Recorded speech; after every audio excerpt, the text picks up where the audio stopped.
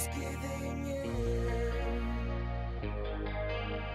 Oh, there's dropping angels everywhere, 'cause the righteous are the ones who disappear. Inescapable, soon you'll be back for more.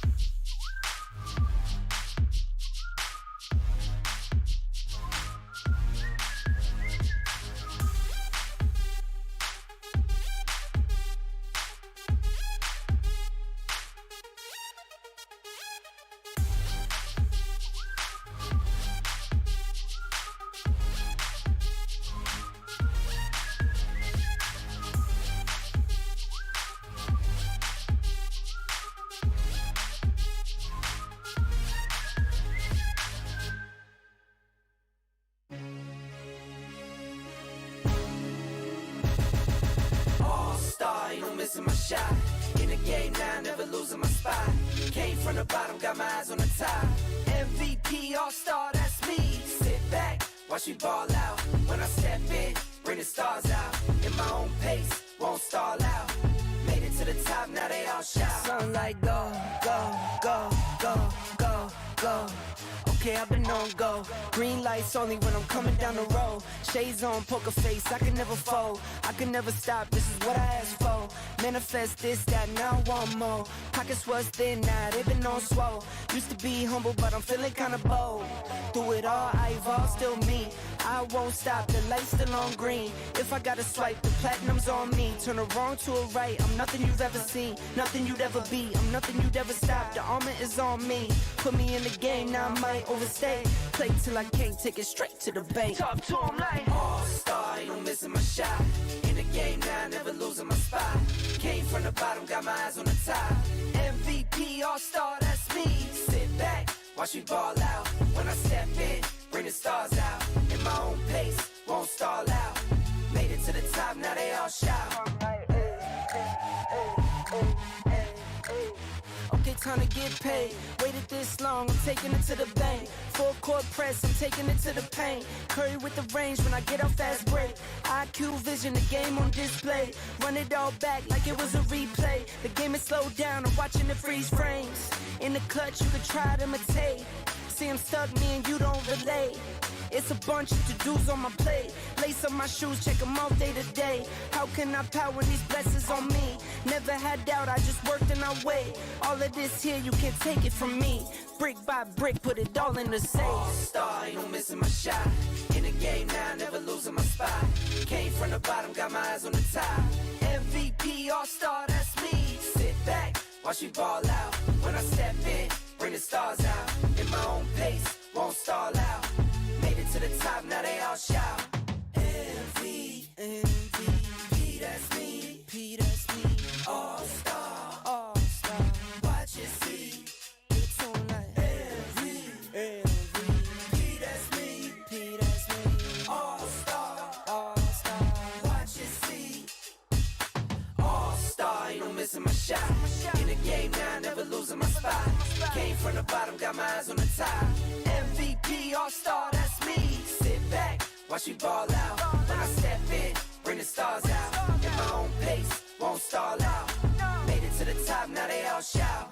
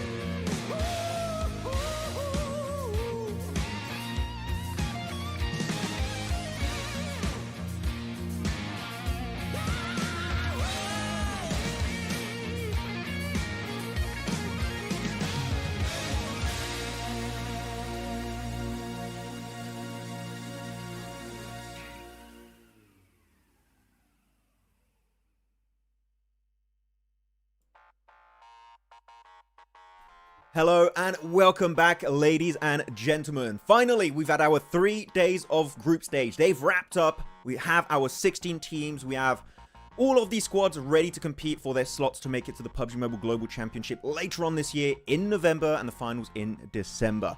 And today we're going to be initiating our grand final to see who will be crowned once again our CSA champions.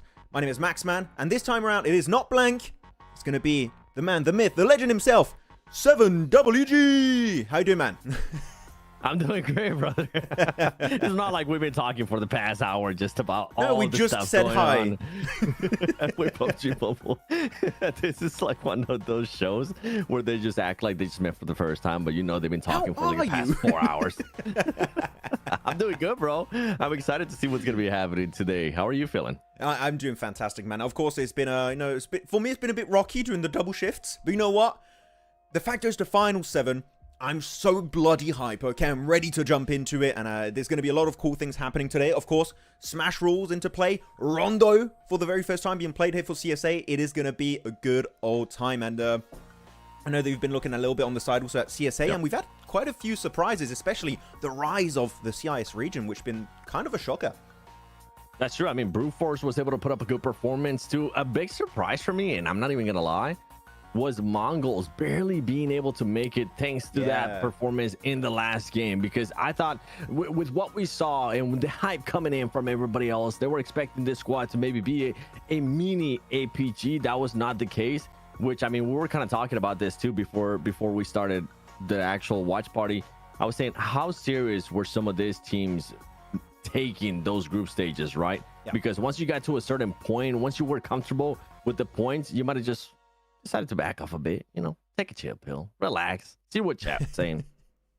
Oh, for sure, for the chill pill. You know, definitely hope the teams don't take a chill pill today. You can't. It's not allowed. Yeah, don't. Right now. Everyone in chat, hello everyone. How are you all doing? Mustafa, Kinley, Tenzin, what's up? I8 Doctor, the man himself, is always in the chat. How you doing? I heard that today's matches, maybe they are, maybe not. I don't know. We'll have to see.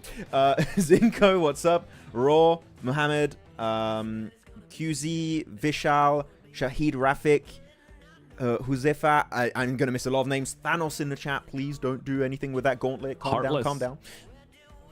Low sound. You might want to turn yours up on your end. Chat, how are we on sound? Yes. Should be sounding good, looking good. How is it? Everything should be awesome. Yo. I forgot we have the power.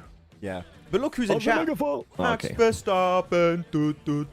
What's up, Syntax? Welcome, everyone. How are you today? Hey. Are we already getting some predictions in the chat too? Already? Inner Circle champion, my prediction. Okay, Heartless, I see you. Yeah, but actually, I like your prediction. 7.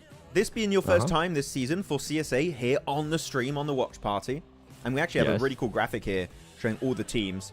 We're hiding Skyforce and Inner Circle, by the way, and I'm too lazy to move our camera. But which team are you hopeful for to do something? Maybe win the entire thing. Like, what are your teams you're paying attention to? Tell me your top 3 with the way your predictions have been going lately, my boy. Hear me out. Usually we would stay away from each other until recently. What were your predictions? For this one, in order from top to bottom, first I was going to go Inner Circle. I got a lot of mean comments from Inner Circle fans already, but we'll see. Okay. Followed up with APG. I think Doc is going to be MVP, but they don't win it. Okay. And third is ARCRED. Actually kind of surprised me in the way they were able to play, and I think we are going to have a CIS team going into the top 3, so I'm going to go ARCRED. I kind of copied blank on that one. Okay. All right. Well, I feel like the first 2 are given to me, right? And this is stuff that you probably, I mean, from what we've talked about in the past, this is probably what you know too. I got Inner Circle as well winning instead of APG. I saw Blank had APG winning. By the way, I already knew your top 3, Max. I just wanted you to say it again. Oh, okay. Thanks. Second place, I have APG as well. Because I mean, it would be crazy not to have APG. And my third place has actually changed, bro, because before everything happened, right? Before we even got those group matches and all that fun stuff. Yeah. I had HORAA, but I don't anymore. Okay. So who now? So now I have, and you might think this is wild, Skyforce. Scott? I want to see if Skyforce can actually step up to the playing field. I mean, they do have a good team. They do have our man Senator working on the background with the team too. So can you just repeat your top 3 real quick in order, just so I memorize it? Yeah, for sure. So Inner Circle, APG.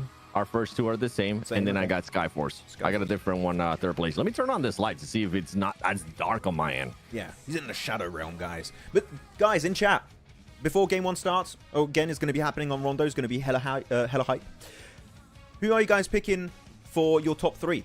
It can be in order, not in order, doesn't matter. I just want to see the names everyone are going to be paying attention to for our matches. I want them to type it in. Yo, chat, 1st place, 2nd place, and 3rd place, please. In order. Can you increase the sound? Guys, is the audio fine or not? The 2nd time someone said to increase the sound. I think it's okay. I think that person is lying. But you know what? I'm not lying about the fact that Rondo's ready. Let's go. Game 1 underway. Hell yeah, Rondo. I was a big hater when Rondo was coming in because Sandhawk was getting removed. Not anymore. This is my favorite map of all time when it comes down to esports, Max. I'm hoping we get Rondo twice next year. Bro, you were so against it when we knew this was going to be happening. I don't know what you're talking about. Hey, look how the turntables.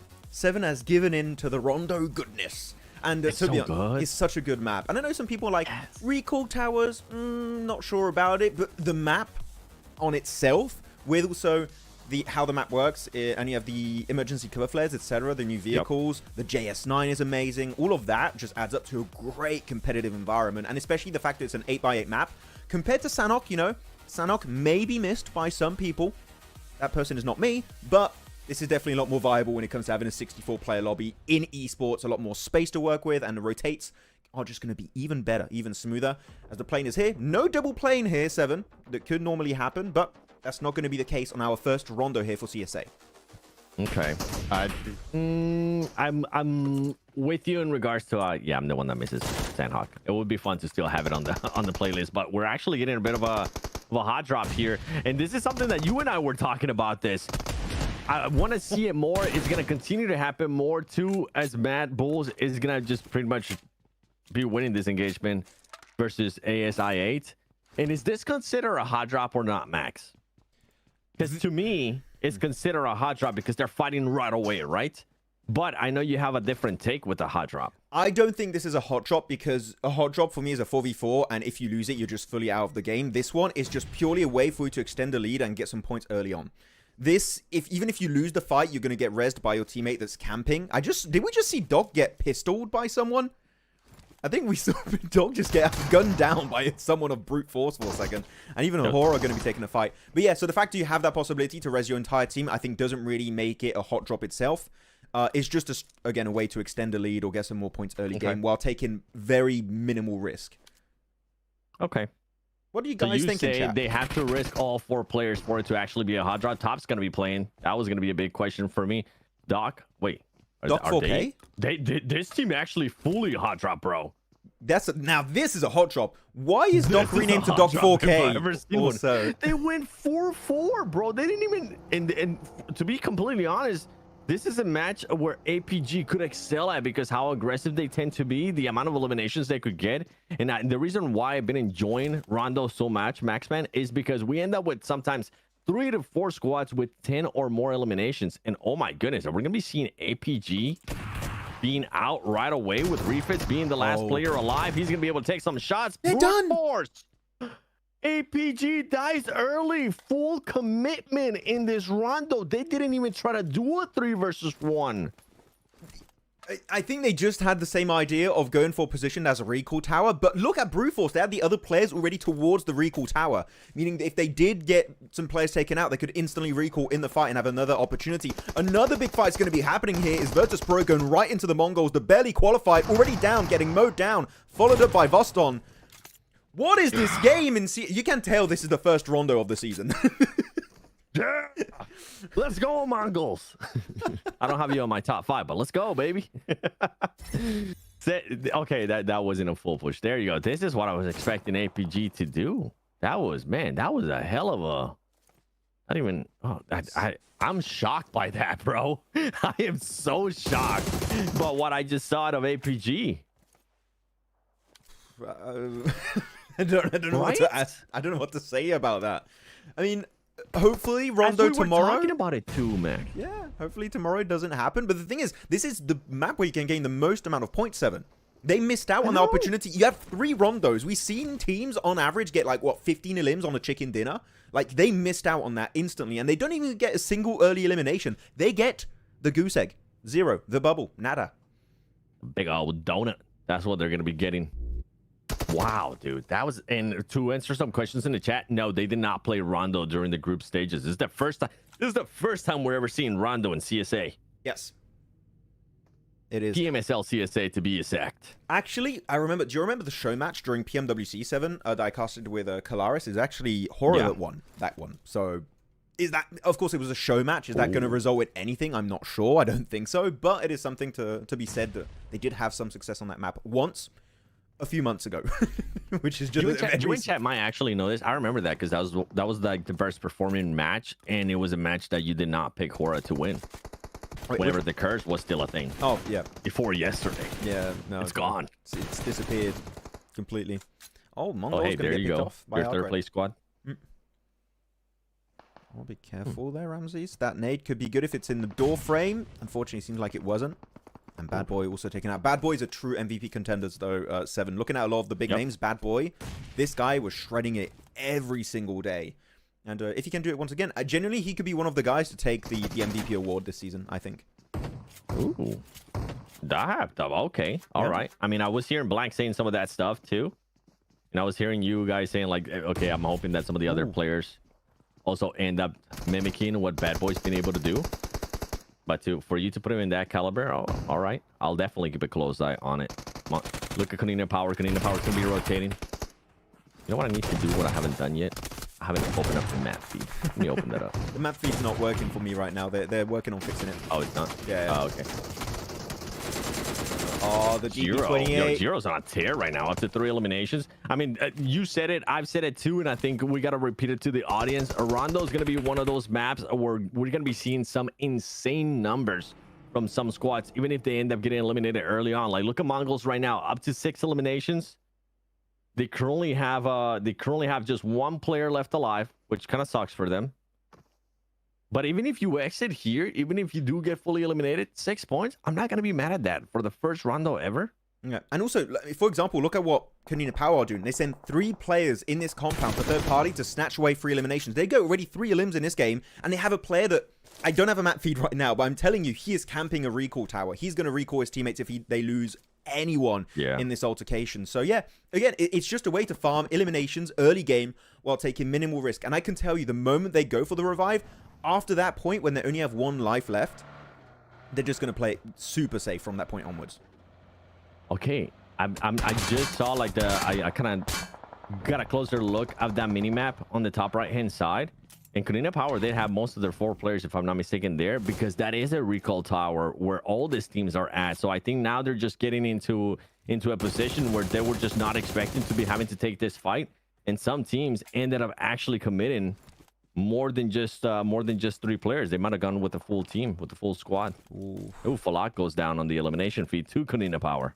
Yeah, that was an unfortunate rotation from Inner Circle. Do keep in mind the recall towers, guys, does stay up until phase 4. Phase 4, moving forward, deactivated. You can't recall your teammates. So early game until phase 4 is really when you want to try and take these aggressive opportunities. Otherwise, you just can't go for the revive. Ooh. Really big nade there, actually doing some significant damage through the window. Sure, has been spotted. Yeah. Use the numbers here. You got to use the numbers. Oh, he's still holding the grenade. Okay, I thought he was going to be able to actually somehow being able to clutch it up. Not gonna happen though. But for MongolZ, 6 points, 6 eliminations. Not a bad way to start Rondo. At least it's not APG with 0. I'm sorry, APG. What do you mean sorry? They should be sorry, not you. It's their fault. I'm sorry. And you have themselves to blame. I brought it up again. Someone in chat was saying that they didn't have a reaction from me about Wolves winning. I'm very happy to see NA finally do something, but they needed Coops. Coops is NA, and NA is nothing without Coops. Like, no, to be fair, the entire team did really well, and I think they played really well according according to the Smash rules, I think they played it perfectly on that final game on Erangel. So yes, well played. Yes, agreed. I mean, now we have seen 2 PMSLs in via Smash rule. I'm hoping it's going to continue to happen, and I'm hoping it's going to happen when we get to our final day. I was going to say to Sunday, but I just realized it's Monday today. To our Wednesday. It's weird to have a finals on a Wednesday. On a Monday. Wednesday. You said Wednesday as I was talking. I was like, oh wait, I mean Monday. Wednesday? What day? Who day? Wednesday, yes. We will have the finals one day, Max, and that one day will be Wednesday. Still a few recalls. It is weird though, right? Yeah. I just realized that it's Monday and we're having a finals like the first day of finals on a Monday. It's throwing me off. Like I woke up this morning, I was like, oh, it's Monday, it's fine. I'm like, wait, it's Monday. It's CSA finals. Like, oh my god, I need to get dressed and showered and everything. Got to get ready. I'm going to show the map feed real quick just so you guys can see what the hell is happening position-wise for these teams. It did shift towards the side of Longhor and Fungtun. I'm going to have to get used to saying these compound names very quickly, as they're not as your typical compound names. And the shift is going to be heading... Is my map feed ahead? I think it is. Is it? I think I just spoiled everyone. I thought it was synced up. It's not synced. You got... Well... Yo, we're not synced up at all, brother. We just peeked into the future a little bit, guys. Just a little bit. It's fine. Don't worry. I'm a professional at what I do. This is how you're getting your predictions right, Max. You just have super advanced map feeds. I don't know what you're talking about. There you go. Should be fine now. Finals on a weekday feels weird. I know. That's what I'm saying real quick. I'm glad I'm not the only one. And we found out there's a new day of the week. Wednesday and Monday combined. One day. Do you say Wednesday or one day? I said Wednesday. It's even worse. No, we can never let this go. We can never let this yeah. Actually, you've covered a lot more Rondo recently in esports because we haven't had it during CSA. Ask me away, brother. I love it. Has the EMP zone been impactful in any way? Has it like been really a hindrance to anyone, or not really? None that we have seen. None that I got a chance to see from Americas. Okay. One thing though that I did get a chance to see in Americas that some players were using was that explosive bow, baby. Hell yeah! I mean, Sook made it meta. You know. No, but actually they weren't using it. So this is the thing though, Max. They weren't using it against other teams. They were using it to terraform. Oh, I mean, I saw D+ do that actually in Korea, so definitely possible. Yeah. Yeah, and I really like that aspect of it. I mean, they could still end up using it, you know, for backup and maybe being able to pin down a team and whatnot. Mm-hmm. But I really enjoy the terraforming use for that. Yeah, imagine if we have a mortar. Jeez. If they add mortar to the game, this is going to be so broken on Rondo. It's going to be so good. Love to see it. Here you go. VIRTUS.PRO versus Regicide is going to be happening. A few eliminations coming out. So currently, look how many elims have been secured already. 7, 6, 6, 5, 5, 3, 3. And we're just like, we're in phase 3 of this game. Again, this is to highlight, if you guys have not seen Rondo played in esports that much in the chat, the points are really just insanely increased that you can gain on average on this map compared to your Erangels and Miramars and Sanox, the old map that was replacing it. So, Regicide going to be going up against VIP too. Oh, come on, you gotta be able to hit those. Oh, you do end up hitting those, Pink Man. Oh, he didn't end up hitting it with the nade, but he got him there with a... Oh, can this hit too? Dang, a little bit too short. 4 versus 2? Is this a legit 4 versus 2? Oh, no, Pink Man's getting the off angle. I'm seeing it now. But it's an off angle from... It's not really an off angle, actually. It's in the same position of Senior and Roshan, so actually their backside on the building is safe. But they're getting third-partied by another team, and I believe that is I8 currently taking a shot. So they're going to be completely pincered, forced back into the building by I8. Eragon actually going to be knocked by Iron. That's a big one. But I don't believe Regicide have nades anymore, so they have to push it with the nades, with the shotgun, sorry, to try and actually get that 2v3. And for I8, I mean, you're not going to end up committing at all, so this fight's going to continue on. Malloy is going to be able to get one knock. VP trying to make sure they finish this off. And they were able to at least get 3 players there. Last player is going to back off. We saw him get in the vehicle so quick. He's like, I'm going to go to the recall tower, boys. We'll be back. We'll be absolutely back. We'll come back with a full team. APG was the first team to die. They're all the way down on the leaderboard. So, yeah. Yeah. That was a bit unfortunate. Again, first Rondo. I think that's going to be fixed moving forward. But unfortunately for APG, didn't quite work out. The game plan was just not there right now. I8, I'm seeing currently, I'm going to show the map feed, though, is now synced up. I worked on it. I synced it up, guys. Dead center of the circle. And when you have a central position that's just surrounded by flat terrain, which is the case currently for I8, it is very easy to defend if one team crashes you. The main issue we see occur many times, 7, is that many teams understand one crashes are happening. We're going to just add up to that, and we're going to commit to another crash, and then third parties just keep happening. I8, if you're good at zoning right here, they could get himself minimum a top 3, but again, do you have the resources to fight 1, 2, 3 teams all at once in that position? That's the question that has to be answered. I appreciate for I8 that they are not going to be doing an insane split here. That's something that throughout PMSLs, a lot of people have been struggling with. Certain teams just overextend their 2-2 splits, 3-1 splits, whatever the case might be, and they're not able to regroup just in time. I see. Gonna be getting an elimination right there. And just to remind everybody, this is the watch party, all right? We're gonna be having some fun here. Yeah. We're not gonna be seeing us like when we are super serious at global events. We'll be serious when we have to, though. When we have some really cool moments happening. Especially towards day 3. Yeah, for sure. Yeah. And cool finishes here. Actually, looking at the play count of Inner Circle, then it seems like they were just not able to go for that full revive earlier when they took some casualties versus, what was it, Konina Power, I think. So Inner Circle really struggling to capitalize on this Rondo inflated point gains. And they already have all their players recalled too, which, I mean, right now I believe is only going to be just one player. Yeah. I mean, you're going into phase 4 now, so they'd be deactivated soon anyway, so there's not much they can really do at this point of the game as a solo. Yeah, but even for IC, like, that's another squad I was expecting to see minimum 10 points after Rondo. So this is going to be a bit of a shocker. Yep. ARCRED, though, your third pick. 6 points. Not too bad. Not bad at all. Lost a player, but we're going to get to the big portion of this game now. Teams are going to have to start committing to breaches. You don't have enough POIs in this circle to actually hold on to. ARCRED actually going to be going for a big altercation with Konina Power. And it seemed like also Konina Power fighting on 2 fronts, fighting 2 teams at once in their position. Noki almost being spotted and taken out of this game. Luckily enough, we'll be able to tank those bullets like a champ. But he's getting chased, and he can't tank that JS9. And that is game over for game 1 here for Inner Circle, only getting 1 point for their troubles. Noki, why? I thought he was going to pull some type of PMWC magic right there. Go up against Alpha 7, scared us a little bit. Oh, that was such a beautiful play. I'll never forget about that. Hopefully, he'll be able to duplicate it here in PMSL CSA with some of the other squads. Meanwhile, though, MadBulls running around, driving around, trying to find this player from 4YR. Now you know he's definitely there. There you go. Nobody gets knocked, too. Goes back to your regular schedule. Rondo. Do you think Rondo in esports arena brings more fairness and balanced field for all teams? That's currently a poll going on in the chat. Make sure you answer it. You can say agree, disagree, or not sure. It was 50-50 when I checked last time. So I was like, oh, actually. Which one did you vote for?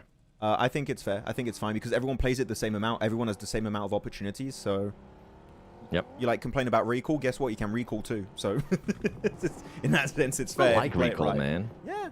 I really like recall. I like it for specific reasons. We can go into it after, like, maybe during the break when we have time, because we're getting to the juicy action here, guys. Going into this game. You know what? On this circle shift, I think we can do a prediction. Chat, everyone in the comments, tell us which team do you think will be getting the chicken dinner on this match. You still have a lot of the big teams happening on the east. A lot of CIS teams still alive in this match, really capitalizing on the potential point gains of Rondo. Which team are you looking at here, 7? Who are you committing to? I'm looking at ASI8, if I'm being completely honest, just because of the positioning that they had. I feel like they should be starting to excel with it. But yeah, I'm gonna stick with ASI8 before the next map. Oh. Circle, where you going? They're still in circle. Brute Force also in the circle. HORAA got himself a decent entry point to the eastern side. Actually, they could play that road. That could be a nice entry point. Yep. But really, you got, what, 4 strong positions in this circle, and outside of that, it's almost unplayable as a full squad. So I think that here we're going to go down to almost top 3 in a few minutes. Okay. Which team are you going to be looking at? I8 also. I8. Okay, cool. Is the best position this game for sure. You have to go for it. MG3 madness here from Zadira, mowing down the competition. And that's going to be able to get himself some nice work done. Though it will be the end as Sleepy puts the nail in the coffin. We'll be able to maybe steal away that MG3, which gets me hyped. But that nade is looking too good from Tixie. And that didn't get him? No way. Ooh. That's the one. That connects onto Sleepy. Okay, and now HORAA down to just Sky. They were just being timed right. That was the main problem there going on. And then they were starting to fall a bit short, but more nades are going to be coming in. Dagestan, more players are going to be pushing in as well. Guy's going to be the last player standing, and there you go. Oh my gosh. From all those nades, it ended up being just a vehicle that exploded that got him to actually go down. Dagestan 77. 7 eliminations. Dude, I'm going to be completely honest. This is the most aggressive Rondo I think I've ever seen. Beating what I saw happening in Americas too. I did not see so many teams with 5 or more eliminations. As I said, I saw 3 to maybe 4 teams with 10 or more, and then some of the other ones just weren't able to put up a good performance. But right now, this is tracking to be even higher than that. Well, 7, welcome to CSA. Welcome back. Now this is the CSA we know and love. Here we go. VIRTUS.PRO going to be taken out of this game, and already we're starting to see teams losing just so many players. But I8, the fact they still maintain all their players has me hyped. But one other thing that I'm excited about I8 this game, 7, they've only got 1 elim, which I know is like, well, that's not good. Well, actually, yes, that means they still have a ton of resources. They have the ammo, their vest, their helmet should still be in a very healthy condition. So I think they have a really good potential this match. But Tixi, looking full of Skyforce. They confirm 1. Godless, I think, is the sole survivor right now. And the spray connects. Dagestan, Tixi.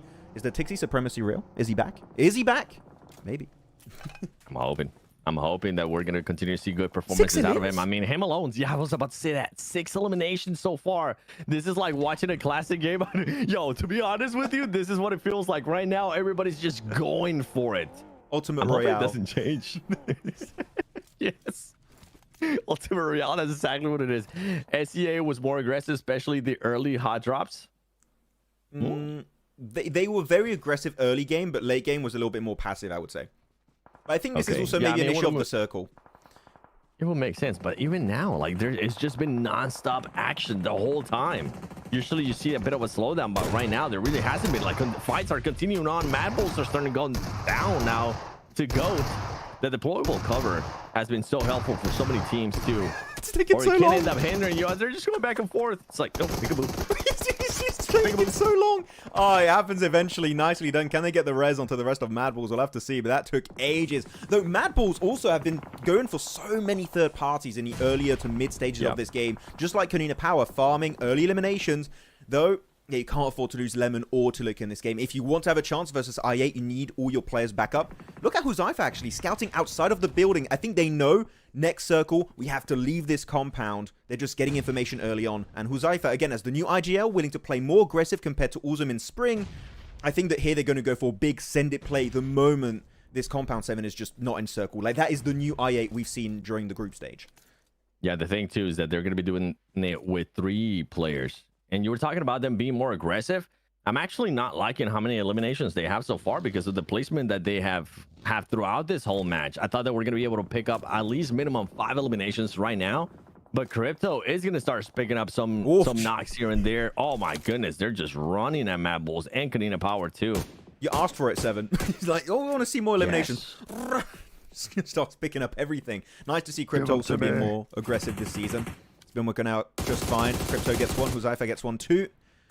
Actually, one question I have for I8 that I currently don't see, do they have a car or do they have like a ton of emergency cover flares? Because you're going to need some way to get the hell out of this compound.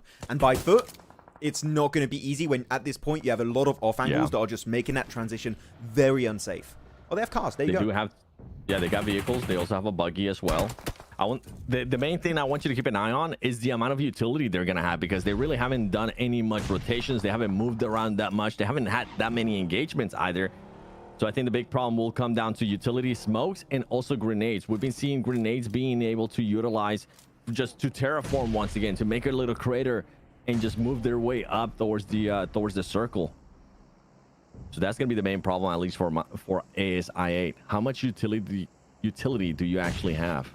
I mean, hopefully a lot. I don't think they didn't have to waste any on teams around them. Maybe they're going to have to use some to fight MadBulls in the distance. You can see Tixi, though, getting pushed against that tree, and he's just going to get completely battered in that engagement. And the thing is, this position that Dagestan have is good until teams get too close, because as we saw with HORAA earlier, 7, you just get naded to hell and back. It's such an easy nade spot, and here you go, brute force to have 1, 2 nades coming in with the Molotov. Shifu getting a great knock, but unfortunately, as he's a solo, that's the end of the line. 11 elims for brute force, again, maintaining that consistency we saw during the group stage.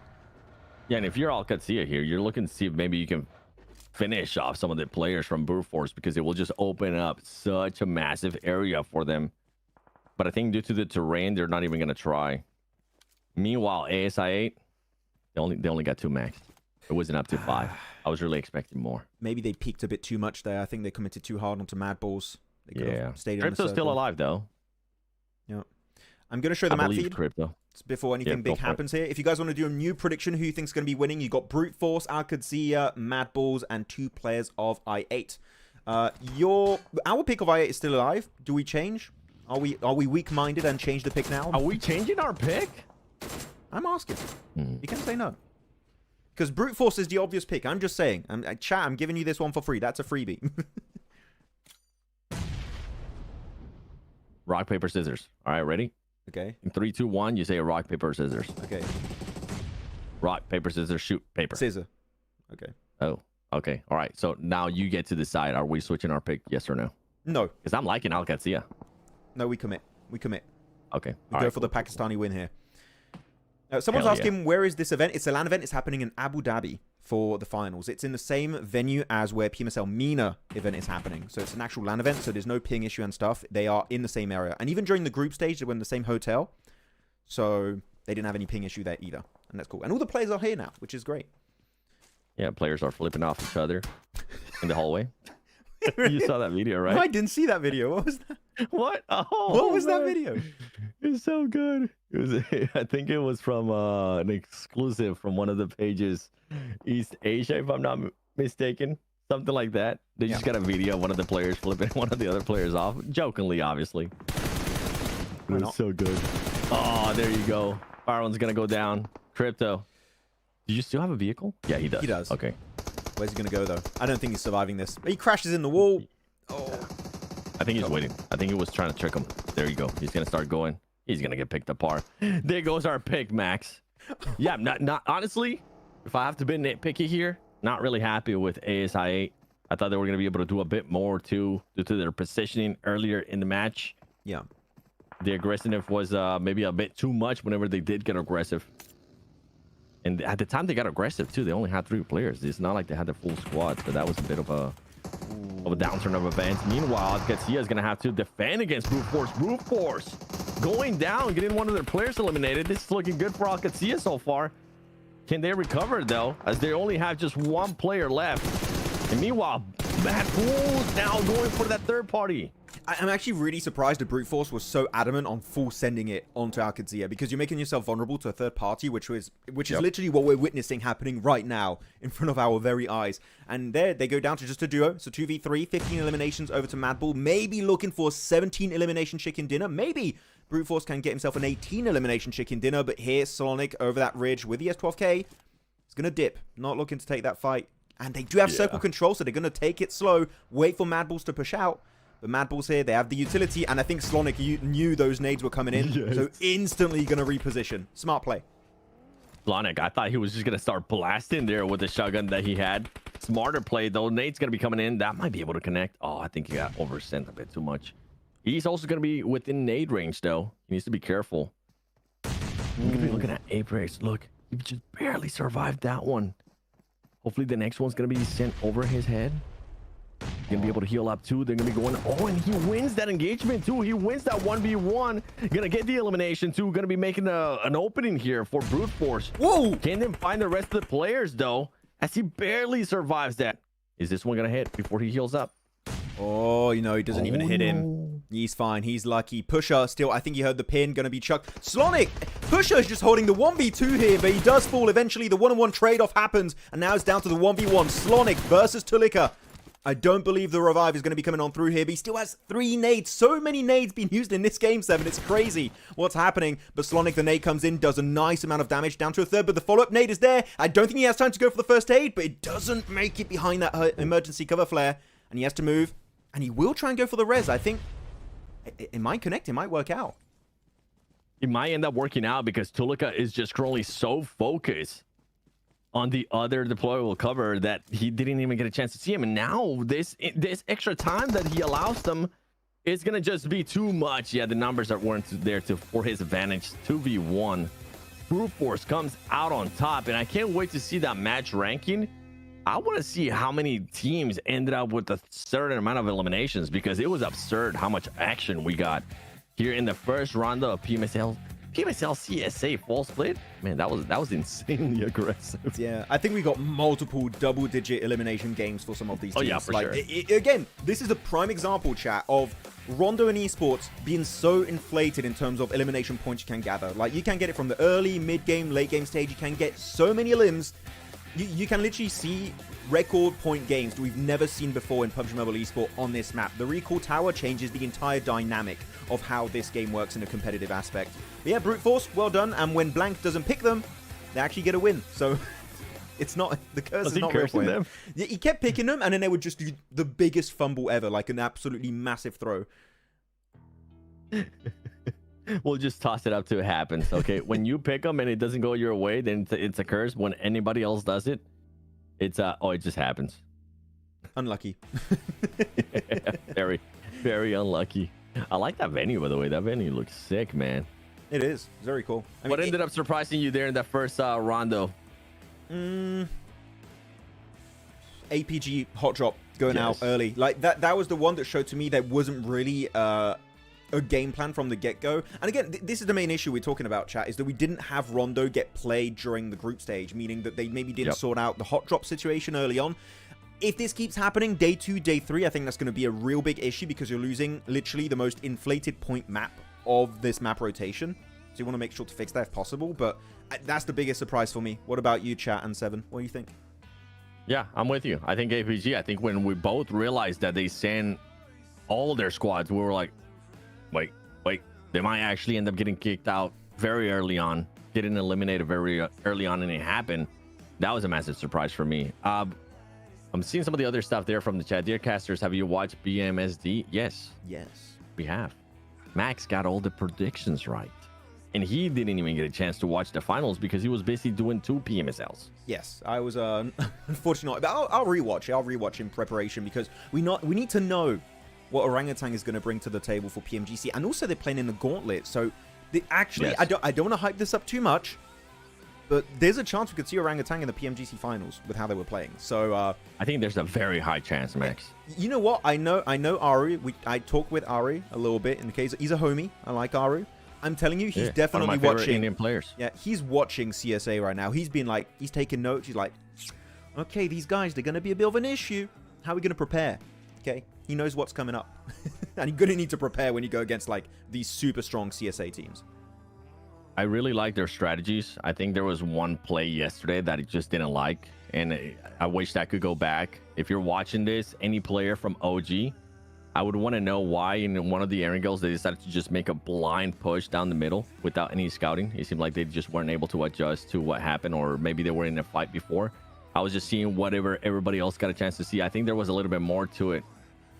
But besides that, man, I really like the way that they end up playing, and the way that they were able to kind of position themselves too, the consistency that they were able to showcase too. I think if they fix some things here and there, Max, they for sure will end up being in the grand finals. For sure. Because it is a bit of a toss-up. This season, I feel like, is just such a big toss-up with a lot of the other teams. It is. Like, genuinely, I haven't been this hyped for PMGC from the group stage, like, for now. And we don't even know all the teams that qualified, and I'm already like, okay, this is going to be a great season. So that's why I'm hoping we get the best of CSA teams to make it, because CSA, we have 6 teams that can qualify. Just to do a quick explanation here, by the way, MVP of the game, Caprice from Brute Force, well played, 8 elims. 8 elims, bro. And you're going to see this every Rondo game, Seven. That's the worst. It's just going to keep happening time and time and time again. It's going to be wild. That's not the worst. What do you mean? I absolutely love it. This is the reason why this is now my favorite map of all time in PUBG Mobile Esports. Okay, my favorite is still Erangel. Cool. I think you're going kind of crazy right now on this. I mean, my favorite used to be Sandhawk, brother. You got to remember, I love the madness. You know what? That's an improvement. The crazy thing, though, is I feel like now we have removed the madness on Sandhawk, and now we have the madness of Rondo, which allows for more crazier changes because of that recall option. You're going to see a lot of variety on this map. It's going to be fun. Yeah. I believe match ranking. So this is basically your leaderboards right now. First place is going to be Brute Force with the 28 points. And look how inflated it is towards the top. 28, 21, 13, 10. And then it drops down quite rapidly. But even then, the average is like, what, 6-5 points, which is a good average on an Erangel or Miramar. And then as we see at the bottom, for Yonko, APG, HORAA, Inner Circle. So the big three of last season, 7, getting a horrendous start. And the other teams at the top already getting a huge gap created in game 1 alone. That is scary for 3-day finals. Yeah, I mean, Brute Force 28 points, MadBulls 21. We ended up actually having 3 teams with 10 or more. So that's nice. But yeah, ASI8, I wanted to see even more. I feel like that squad could have been up there too within the top 3 in regards to just full points. But yeah, big shocker on that second page. APG, HORAA, Inner Circle too. I keep wanting to say IC, and I think I'm gonna end up saying it at one point, Max. It's gonna happen. I don't like that. You know what I almost keep saying whenever I see the players? I almost want to say the previous name. 4 Thrives. Yeah. Yes, 4 Thrives. It is weird to say Inner name. Circle. I need to get used to it or get there. I know. So just to go back to my point before we looked at the leaderboards there. When it comes to qualifications for PMGC, there are 2 different ways to make it to PMGC from PMSL CSA. The first way is ranking in the top 3 of this PMSL CSA full 2025 season. Okay, that's pretty straightforward. And then we have 3 different PMGC regional point rankings. One is for Pakistan, that's currently led by Inner Circle.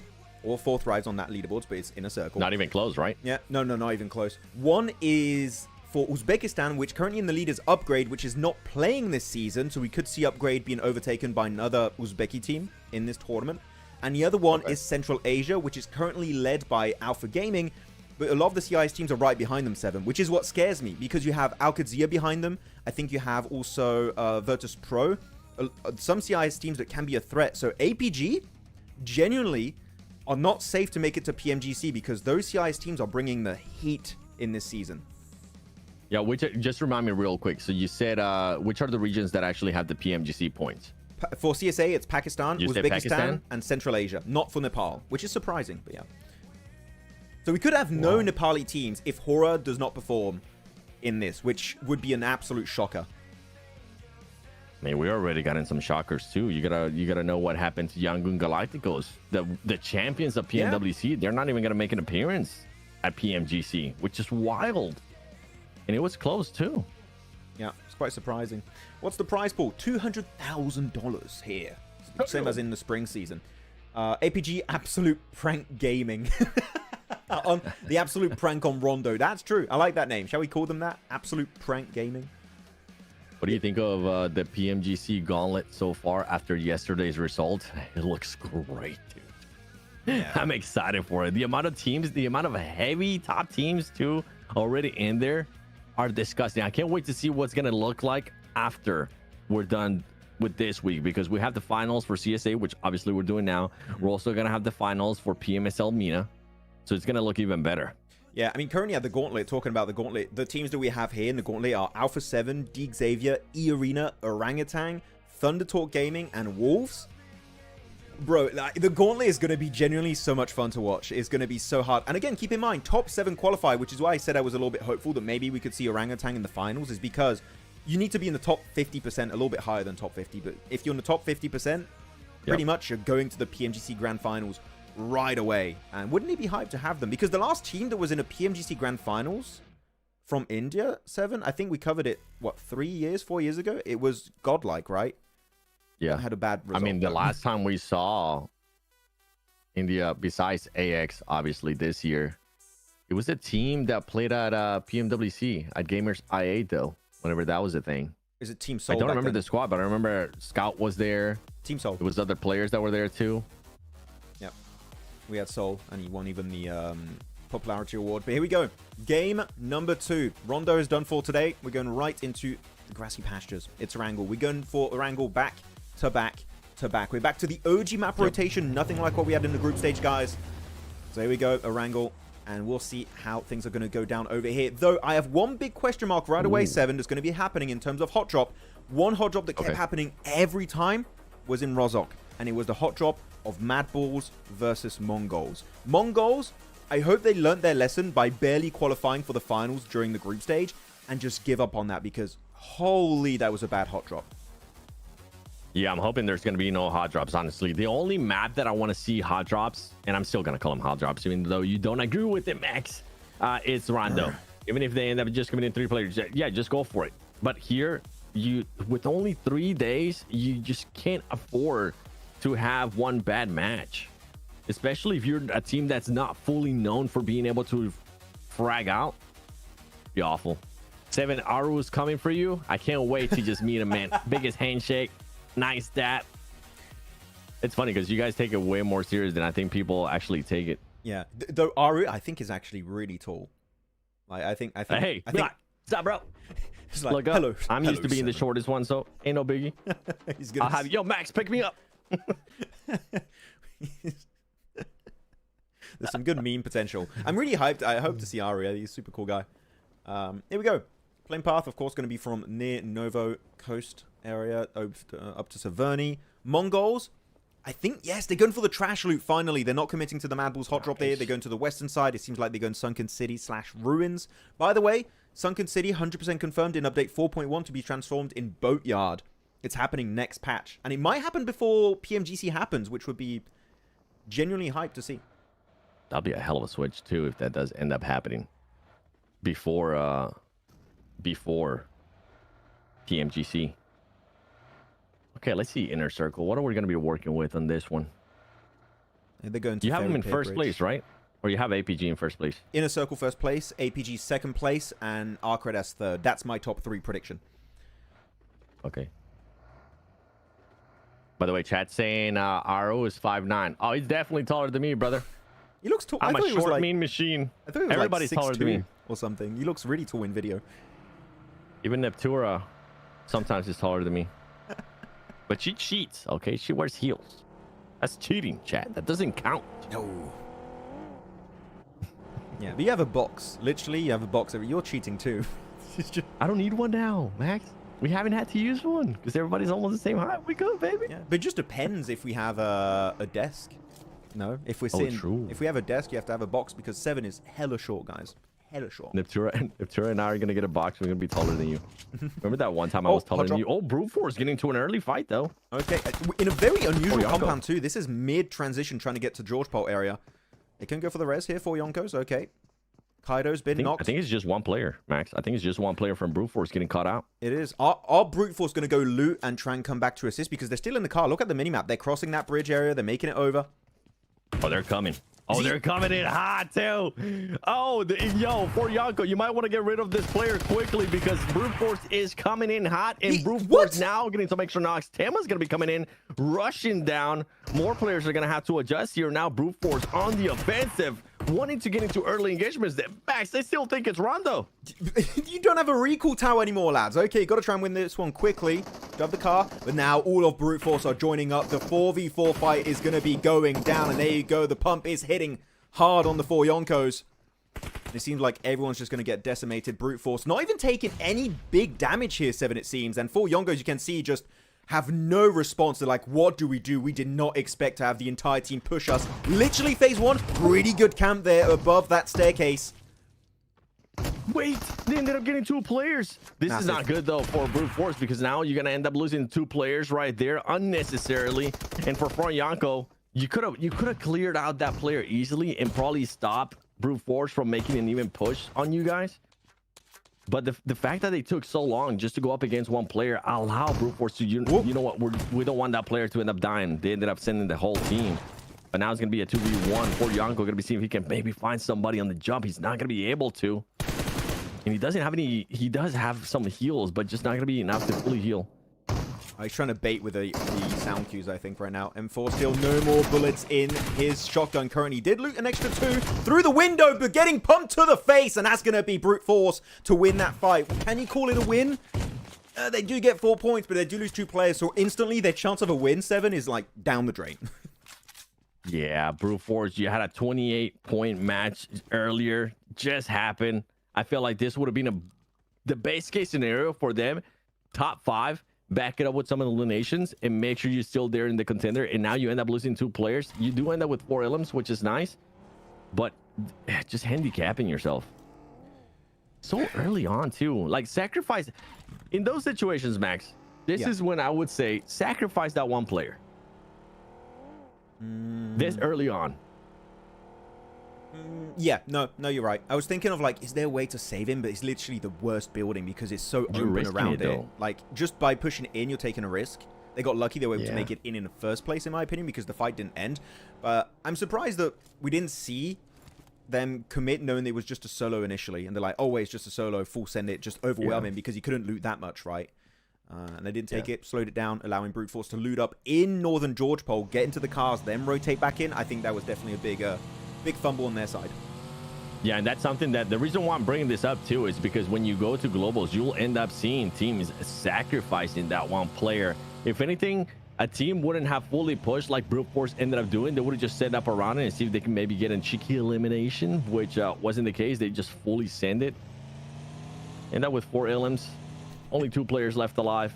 Brute Force looking to see if they can maybe maintain that first place after match number 2. And meanwhile, with this circle that we're going to be getting with, we end up in some Yasnaya fields. Where do you think it's going to go, Max? It could. I mean, you know, when I see Yasnaya circles, I'm like instantly thinking HORAA. Dude, yes. HORAA, like that's their drop location upgrade. They're not qualified in the fall season. They were there in spring. They would be in a real pain. This time around, they don't have to contest their hot drop on the city of Yasnaya Poliana. They don't have to share the loot. So HORAA are going to be completely fine on this one. Though I'm looking at the Western Bridge on the minimap. Look at that. Inner Circle usually don't gatekeep versus APG. They're usually a very passive bridge team. Yeah. And it seems like here they're going to be moving Inner Circle. APG will be able to get himself a very easy rotation into the circle. Qadsiah, pre-pod, finds one out of nowhere. Yeah, Sky Force. They're going to end up losing one of the players there. A team that I wanted to see in top 3. I think that would be a hell of a shocker, too. If that team doesn't end up being in top 3. Qadsiah. I mean, they have pre-pod. They have a lot of experience here as well for this squad. They could end up surprising mini squads. And I mean, you said it earlier, too. We've had some CIS teams being a bit of a surprise. Let's insert some stuff from the chat. Yeah. What's going on with APG? Nothing. They just got eliminated very early on in Rondo. They ended up with 0 points. And Rondo is a match, especially the first match ever. You don't want to get eliminated that early on. If not, it will look like this in the leaderboard. You'll end up looking like you're having just an awful day. Don't worry, though. It's just a second match. Yeah. What happened to APG? Rondo happened to APG. That's all you have to say. Rondo hot drop. I actually have a question for chat here. I'm quite curious to see the audience reaction to this. For those who watched spring and now are watching also the full season, do you guys think, like me, because this is what I believe, the lobby is a lot closer in terms of skill level? I feel like there's a lot of teams contending for the top as compared to spring. APG were flexing, HORAA were flexing, Inner Circle were flexing back then as 4 Thrives. I feel like now it's a lot more uncertain as to who's going to be in the top 3. Of course, we have our predictions still with some of those big teams, but it's a lot closer, chat. So what do you guys think? Yes, no? What are we thinking? Maybe? Not sure? I don't know what your take on that would be, Seven, but that's my genuine opinion that it is super close currently in this region. No, I fully agree. I fully agree with you. In this region and other regions as well. I mean, look what happened yesterday in PMSL Americas. It wasn't Brazil winning anymore. It was actually a North American team, which is awesome, baby. Crazy. Last time it was Knights, no? Like years ago. Long time ago, dude. 2021. And instead, I don't even, to be completely honest with you, it's been so long that I don't even remember who was the last team that actually ended up winning Americas or like PMSL Americas from North America. Oh, there you go, Falak. Gonna finish off GOAT. Killer John's gonna be on the horizon though. Naki, don't get surprised. Cannot afford to lose any players at this stage. Yeah, you got a free compound northwest of you. Just play there. You know, you don't have to go for these weird splits near shelter. It's a bit risky. You never know what's in shelter itself. So it seemed like people are mostly saying yes, super close this time around. I agree, yes. Hard to pick nowadays. I agree. So it seems like chat is on a similar kind of wavelength that this region is definitely tougher, which is cool. Like CIS, after seeing what happened to Team Spirit in Spring 7, that was tough to look at. But CIS now, they're bringing the heat. As HORAA versus I8, ooh, don't go for that. Oh, they're going for it, it seems. Oh, they're going for it. And it's going to be against ASI8 too. ASI8 already losing 2. At least getting 1 knock, 1 confirm as well. HORAA looking to react to this. Meanwhile, Casanova trying to go on that angle. Just staying a little bit behind, but Sleepy getting some more knocks there. Okay, this is when you might want to disengage that last player, Casanova. I think you kind of know that it might be a toss-up here. There's way too many players. Just wait long enough because he's not there within the compound, or Crypto could end up doing something crazy here. Yeah, he got caught. Oh, man. I actually liked what Crypto was trying to do, playing on that wall, because Casanova could have an angle to actually help him stay alive for a little bit longer. Big headshot there from Sleepy. The long-range god here. Can he connect it one more time? Oh, not quite. Nice try, though. That was a really sick headshot. But there's no recall towers. No res. Sorry. Oh. Casanova's taking shots too. He doesn't give a damn. Casanova, you're the last player, bro. Aw, and he's gone. No way, ASI8. This is not what's supposed to happen. It's fine. We still have 2 other Pakistani teams here, so okay, trust the process. We have Regicide, we have Inner Circle. Still a chance. APG taking a fight. Not the one being eliminated this game. Seems like Erangel, they're used to it. They know what to expect. And they're going to be taking a big fight for themselves on the eastern side of prison currently.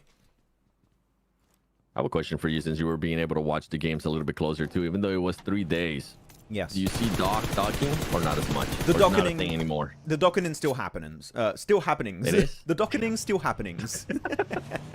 Currently. No, it still goes down. And actually, he got a few of his teammates knocked because I think he was asking them to revive him, and he would get them in a really bad spot. And because they try to force the dock res, they would lose an extra teammate for no reason. Whereas, going back to your point earlier, sometimes it's fine to just sacrifice a player. Especially if it's an IGL. Yeah. Just like, they can steal IGL from the grave. It's okay. I still stick to this opinion. I think he really cost them PMWC. Sometimes when he just ended up getting knocked over and over again. No, it was just one match. It's one match that I have in mind in Erangel. He just kept being in a bad position, put his team in a bad position too, going into the last 2 matches. It's true. But it's such a great freaking player too, Max. I think that's what like pisses me off in a way. The Doc is so good. Maybe the best player in my eyes right now for PUBG Mobile. But just decision making here and there, and with what you're saying too in regards to just making his teammates come and pick him up, revive him if he's too far away, just puts the whole team in a bad situation. Isn't it crazy that the best IGL the best fragger is an IGL? It's just such a wild thing to think about. Like years ago, that was the case too. You had players like Solke, if you guys remember. There was like during a PMGC League stage, Season 0, he was an MVP contender and still being an IGL, because back then you didn't need to have 4 fraggers. But now, even your IGL, it needs to be a fragger. And it's quite common to have IGLs just be up there, but he is clearly like above 99% of these competitive lobbies, and it's just wild. He's just so consistent globally when he makes it. That's the meta, though. Everybody has to be a fragger now. Yeah. We went from just the one team having 1 main fragger to then 2 main fraggers to then you needed to have 3 players, and now everybody feels like you need to be able to get eliminations. And I think that's why we're kind of so high up on Inner Circle, at least from my perspective, because that team, I mean, we've been able to see teams, we've been able to see matches from Inner Circle where everybody's able to pop off. Naki putting up great performances, even during group stages too. P24, IQ, Falak, I mean, we don't even have to say his name. It's already expected. I'm actually asking a question. I'm asking if we're going to have Malta in esports. I was curious. I'm very excited to see. Oh, we can have Malta in esports? Maybe. It would be fun to see. Ooh. Maybe. Very fun. Yeah, I mean, I love the Mortar. I think the aim feature is a little bit too broken. You give that to like Falak, to Doc, to Sook. I'm thinking in particular, man, they're gonna squad wipe with it. If I can squad wipe with the Mortar, they definitely can do it too. I'm gonna show the map feed real quick so we can have an idea. While not much is happening here towards Mansion area. This is down to circle luck, realistically. If you get the circle, if it goes to Heaven, which is where Dagestan are playing, they have a great opportunity to make top 5 minimum on this one. It's still in circle. You only have Heaven. The ridge is up north of Mansion, and Mansion itself, and a few southern compounds. So all those southern teams there, Inner Circle, APG, Qadsiah, they need to just full send it 7, and they're going to have to breach. We're going to lose a lot of teams on this rotation. A lot of teams. I mean, now I see they've been going behind this whole match. Like, they've been taking a long time to just get within the circle, and now it kind of doesn't end up going their way. I was looking though towards the north, Max, because HORAA, they do have their full squad. They do have some openings here and there, and if they decide to be aggressive, they could end up getting somebody from Dagestan, just catching them off guard. Meanwhile, we have Konina power going up against HORAA. Well, there you go. Careful there. Nice. Really good ridge control here coming out from HORAA Esports. Actually, they have a player that's really far on the angle. It's going to be Sky.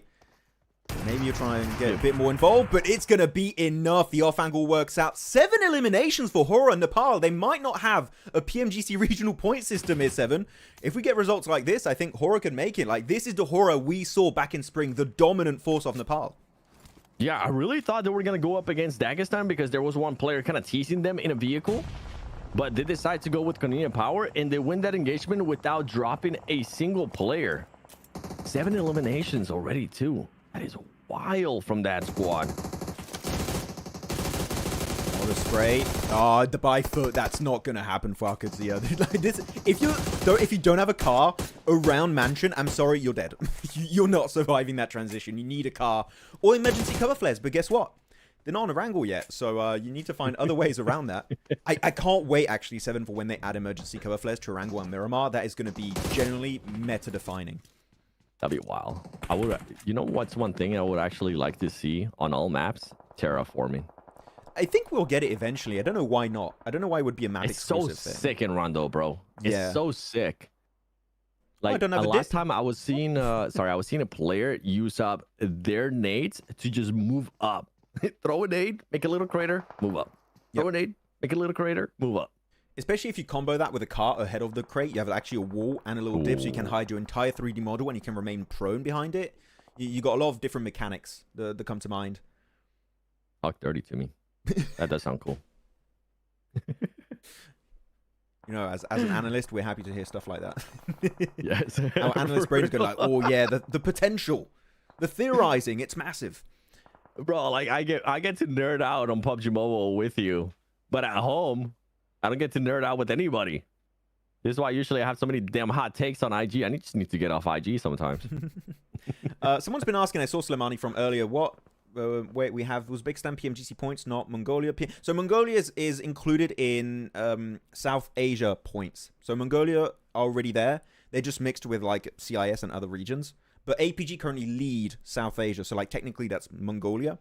I'm just surprised we don't have a Nepali one this time around. But meaning HORAA, we have an updated number on the PMGC points. It'd be fun to keep track of that. yeah, it's only finals, but yeah, we'll check it after today ends. Actually, I think it'll be updated on Wikipedia.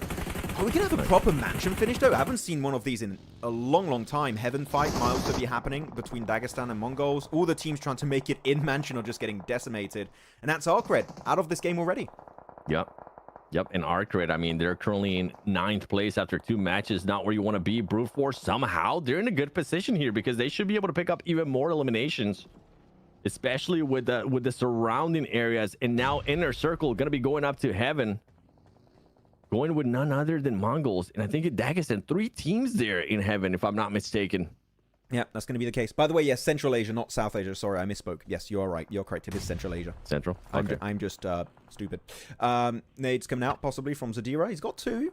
The thing is, the circle is forcing MongolZ and Dagestan to fight each other. Inner Circle have a big advantage here in terms of terrain 7. If they time it right, this could be such a massive third party for them. Yes, you took the words right out of my mouth. Oh, okay. Hopeless. I think Hopeless realizes this, and he's just waiting for the right moment. Look at the way, though, that Inner Circle was able to set up those smokes just to be able to push up. They're going to be getting really close now with Dagestan. And Dagestan, are you going to switch your focus? Because that player was still paying attention to MongolZ. They're sending it way earlier than I expected here in a circle. Oh. Yeah, way too early. But I mean, it's kind of working out for them. They were able to surprise at least 2 players. Now they're up in Heaven, and now they just have to wait a little bit longer to see what's going to happen between MongolZ and the rest of the... and Tixi. Oh, Tixi, actually, the jump shot gets 1, 2, 3. Tixi, calm down. What are you up to? This is not 2021. Almost popped off completely. What was that, Tixi? He just woke up. Inner Circle, now's your chance. This is it. Yeah, yo, great timing, Inner Circle. Let's go.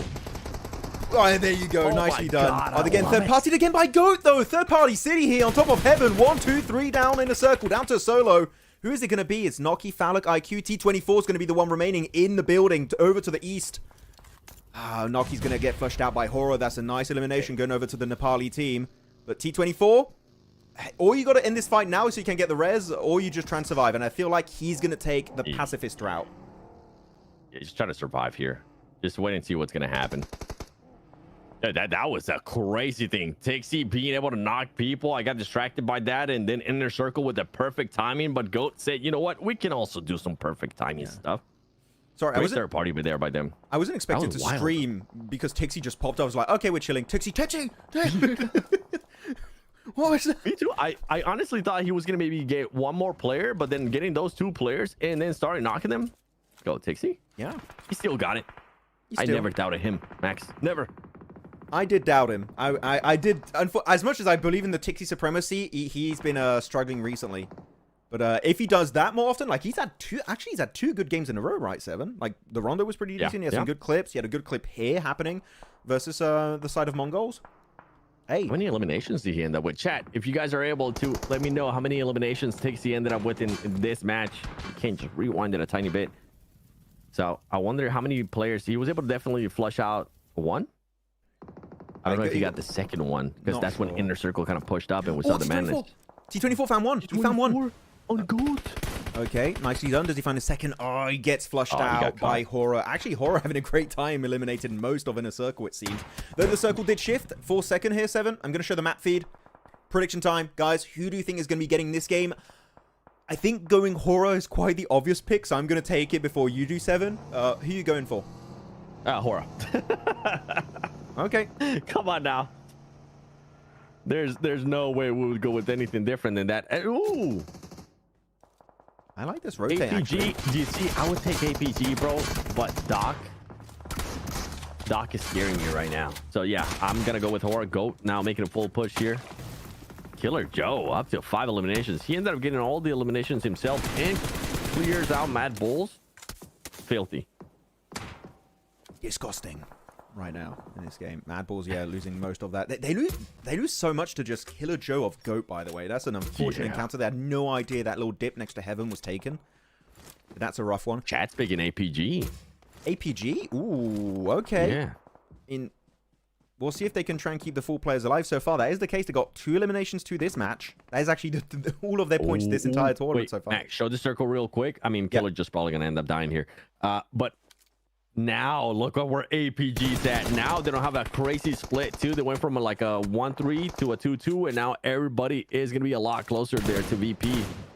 I mean, this means APG want to gatekeep the exit of Mansion. That's the main game plan. They want no survivors in Mansion so they can then refocus their attention onto HORAA. I think they know HORAA have such a good position, they can't do anything against it. So, we're not going to fight HORAA just yet. Let's clear the backside, and then maybe we can start creating off angles. Right now, APG know what they have to do to win this game. I think this is a very strong game plan. As HORAA, 11 elims already. He's knocking people and eliminating people from VIP too. If APG gets rid of VIP right now, if they find a way somehow to do it, I think HORAA is going to have to be a little bit more aggressive then. Oof. I think it is between APG and HORAA. I don't think you exit Mansion safe. Top going to get picked up by Icy actually with the UMP. Is he going to get flushed though? Not sure. Hasn't happened yet. Might be able to go for the res. They are quite close to one another. But actually look at Sky on the minimap. He got very close to APG. I think he's in nade range. That's scary. Yo's going to end up getting Icy too. So I think they will get that revive on Doc. But HORAA, 12 eliminations. HORAA, what are we doing? I love it. This is how you respond after having a bad Rondo too. HORAA have so much control. APG, even them, the champions of spring, can't do anything against this team of HORAA. The control, the 2-2 splits from earlier now turning into a 3-1 split because they're still keeping the off angle of one of their players of no fear, keeping the ridge control safe for this team while getting in nade range, starting to do an absolute mini red zone right on top of APG. HORAA, as long as you don't get knocked by one random nade, you should be winning this fight like 9 times out of 10. Yeah, I want to see some Molotovs being thrown too from HORAA. Oh, no. Because with all that smoke, they're not going to be able to spot it too. Uh-oh, Doc. Doc with the nade. Is this going to end up hitting? They should push this. They got another one. Push it. APG, push it. You need to take that ridge control right now. Oh, they turned it around. That's APG. Hey, that was top, HORAA man. not have enough nades? That was all top. Those nades created a massive opportunity, and they strike instantly, 7. That was a beautiful execution. Top! The man. This is why he shouldn't have been benched on day 1, and now they're just shutting down the entire other rotations from the teams trying to leave Mansion. VP, dead in the water. No way you survive this. Against APG in this form, with those grenades, you're done. Chat, you guys knew exactly what you were doing there, because you guys ended up, most of the chat ended up picking APG, and the way that they were able to react there to HORAA, impressive. I was just surprised that HORAA wasn't throwing that many nades to start off with, so I wonder how much utility they had to work with. Now VIP, I feel like they might be rotating this a little bit too slow. They would have had a perfect time when APG was fighting HORAA, but now you have the full focus from APG. I kind of like what NoFear is doing here. He knows, okay, down to solo, we lost all of our players. He's trying to get a second place for free. He's just trying to stay away from this fight. NoFear's playing it. He's playing it correctly here, Seven. There's not much to really say about that. Yeah, 100%. And I mean, if you're APG, shooting, you're gonna have to end up giving a show right there. They ended up backing off. Oh, NoFear's trying to steal the elimination. He wasn't able to. I was about to say that would be insane. I mean, NoFear right now, 6 elims, 12 eliminations total for this squad. Guys, chat, VP, APG, or maybe a solo NoFear win. Who you guys think is taking this one? VP? Yeah. Oh, did I say VIP? Yeah, my bad, chat. VP. VIRTUS.PRO. Oh, things are slow down. What happens when you end up doing so many PMSLs? You end up mixing up names. But Coops, I mean, sorry, Doc, I mean, Top. Oh. Wait, Top. This is gonna be a bit of a stalemate. I mean, this kind of goes in favor of NoFear, just waiting it out a little bit longer until the circle shifts. Oh wait, NoFear's just rotate around. NoFear's got a P90. Clutches it, Max? He's got the P90. He could definitely clutch it with a P90. He's got himself a 250 bullets. It's a great clutch weapon. And the circle moves away. What if we believe and he clutches it?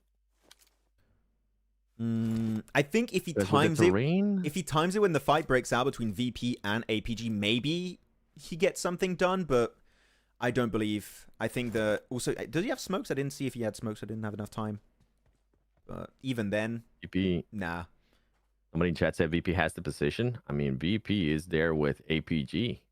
VP are in circle, actually. No, they don't have position. Only team in circle currently is going to be APG. Reefers, Doc, and Top.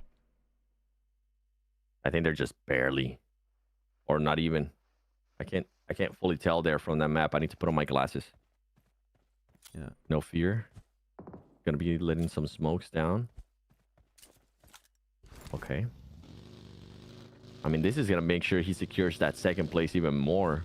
This might even open the door for him to actually end up surprising some of these teams and get the win. Yeah. I'm starting to believe more and more that NoFear might somehow be able to time this perfectly. I was going to say, looking at his ammo, he doesn't have any M4, but he's got the P90, so that's all he's really going to need. P90 also reloads relatively fast, so you can use it to clutch. Yeah. The thing is, he has 4 nades, and in this circle, it's a lot of little dip positions. If he's pinpoint accurate with the nades, NoFear, maybe there's a bit of hope here. But still, it's a top 3 with 12 elims. Regardless of what happens, this is a massive win for HORAA. Same for APG. Yeah. And APG with the 2 at the front. Doc is going to be in the back. Remember, they lost 1 player earlier. And VP, that is just such a big standoff. Been going on for a while now. VP is going to have to do something here.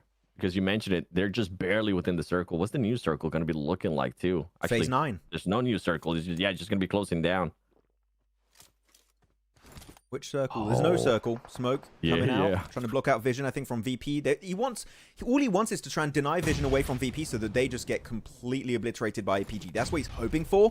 But APG used so many nades earlier, actually, Seven. I don't know if they have any left. Looking at one of the players there, I think it was Reefus. He doesn't have any more nades. Great angle from NoFear. He picks it up with the M4, and he does get the knock. Can he get the flush, though? Might be a little bit harder to secure. Yeah, I don't think he's going to end up getting that flush. Good. These smokes are great. He can maybe get even more too. Look how much utility this player has too, because they got into so many fights. He does have the time. He does have the utilities in his advantage. Oh, and now he's gonna get spotted here. He might go down as NoFear just using that smoke right now, trying to stay alive. VIRTUS.PRO going for the revive. So they're gonna turn it back into a 3 versus 3. Yeah. Oh, he finds Doc as a solo. Can he go for the flush? He's behind that tree. It's going to be hard to connect, but that is going to be Top to put the nail in the coffin. NoFear from the pile, out of the game, down to the last 2 teams. VP now have the man advantage. 3v2, and they're looking to claim control of the center of the circle. APG, I think a big nade there. They're quite close to one another. Could be the end of the match. But Voston able to tank that one. And the spray comes out. Top down as a solo. The 1v2 situation is coming out. Erangel with a nade. Not able to hit though. And Top has to try and reload. He's got himself the S12K, but they're way too far away. And it will be VIRTUS.PRO able to successfully make it out of Mansion and outdo No Fear from HORAA and all of APG in one fell swoop. Yeah, sadly there for Top from APG running out of ammo. It looked like he was going to be able to connect. VP though, VIRTUS.PRO coming out with a win there. And it kind of, I feel like they have to be happy that No Fear was still alive, Max, because No Fear gave them that opening. Once they got rid of Doc, once he got knocked, they were like, okay, instantly they knew what was going to happen and they went for that push. VP, that's a good amount of eliminations too. 9, not up to 10, but I mean 9. I'll count it. That's fair enough considering that you were in Mansion for quite a long time. It's still a really big game for all the top 3 teams, for HORAA, for APG, and also for VP. That was a very well executed match. And look at that, 3 different regions. You got Nepal, you got Mongolia, you got CIS, all showing up big in this game. Happy to see this. It really was a well executed finish, I would say. 7 at the end from all parties involved. I think it was unfortunate for HORAA. They got naded, but Top's nades were pinpoint accurate over that ridge. Despite actually being relatively, they were kind of blind nades too, right? 7. He didn't have full information on their exact spot. So that was crazy. Top hit them and then allowed APG to take full control of that circle. Ola wondering why the S12K. He had to switch to it because he ran out of ammo on the other, on his main gun. So he had to make that quick switch, and then even though they were too far away, he was just trying to do something with it. You end up doing that. W predicting what? No, I didn't get the prediction right. No, we picked HORAA. I say HORAA. Yeah, we lost. But did we really lose when it was such a good game? Actually, wait. I think we all won. Did I miss that earlier? Yep. Wait a minute. What was that replay? That was nasty. That was nasty. I don't think I realized that happened. That's how Brute Force lost to 2 players. Parkour. Whoa, okay. My man, Spider-Man in game. I didn't know Spider-Man was still in game. Holy. Damn. Dear casters, top 3 Indian teams who can compete in international. The top 3 for BMSD. OG, K9, and Team Soul. Team Soul just needs to fix losing so many damn players early on. Yeah. And I like K9. K9 is aggressive. I really like the way they play. They are very fun to watch. Smart aggressive, though. Not just aggressive. They were smart aggressive, man. Yeah. I think I told you, too, before we started the show, how they were willing to back away from fights that just weren't necessary at a certain time. I was really happy with that. And this Killer Joe, my goodness, Killer Joe, that was filthy. MadBulls had no idea a guy was there. It was like, wait a minute, is a solo here? Oh, we're going to just get him easily. And, well, it didn't work out clearly, seeing what happened. Actually, AKOP followed me on Instagram today. Very happy about that. I'll take that. Hey. That's a win. That's a win. Always happy to get followed. Actually, did I tell you? I don't know if I told you. Scout followed me on Instagram after he retired. He waited to retire. I'm like, Max is not gonna be curse me anymore. Like, I can actually follow him. I'm safe. He's a cool person, man. I got a chance to talk to him many times. I haven't got a chance to talk to him after he retired. He's a really, really cool person. He is. There you go. MVP of the game is going to be Malloy. The fact that we're able to make it out of Mansion is so impressive, and also survive against the other teams that will try to take control of Mansion in the mid portion of this game. And Malloy, if you guys used to watch PMPL EU back in the day, Malloy was like top EU player for such a long period of time. And it's nice to see him be also able to transition that success over into what I would say is a tougher region here in CSA. But he's not going to be the top performer because it's going to be No Fear with those 7... Look at that damage! What? Yeah, I was waiting for you to see it. I was like, wait a minute, bro. What is that damage from No Fear? Chill out, No Fear. What was that?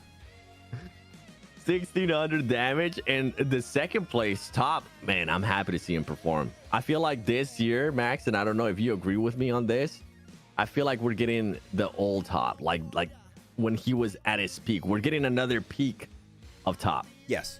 And like, he's definitely not your main core fragger anymore. He is a setup player that can frag out when the opportunity is right. And that, as you said, that's fine. You don't have to be Doc number 2. You can be Top number 1. And that's what he is.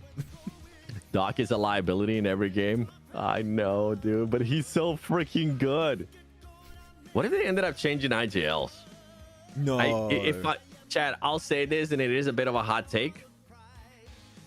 If Doc wasn't the IGL, and they would find somebody within the team that could actually IGL as well as Doc, right, or a little bit below it, and have Doc follow everything that's being called out to a T, meaning that the docketing wouldn't be happening, I feel like that team would end up winning PMGC. Could be. Looking at the leaderboards here, Brute Force MadBulls not going to be moving at the top, but a big jump up from some squads like VIRTUS.PRO +8 ranks, HORAA +10 ranks, +9 ranks from APG, which of course we just had one game of Rondo happening just before this 7, so leaderboards are going to be all over the place. Does make a lot of sense. But actually, you know what? I said this a few times already, 7. Since the old Stalwart days, you know, with Pika, Scry, Top, and Action, I didn't really have a favorite team, and I think I said that a few times on broadcast. I don't have a favorite team. With the way Top is playing now and Refus, I think they're slowly becoming my favorite team, like out of anyone.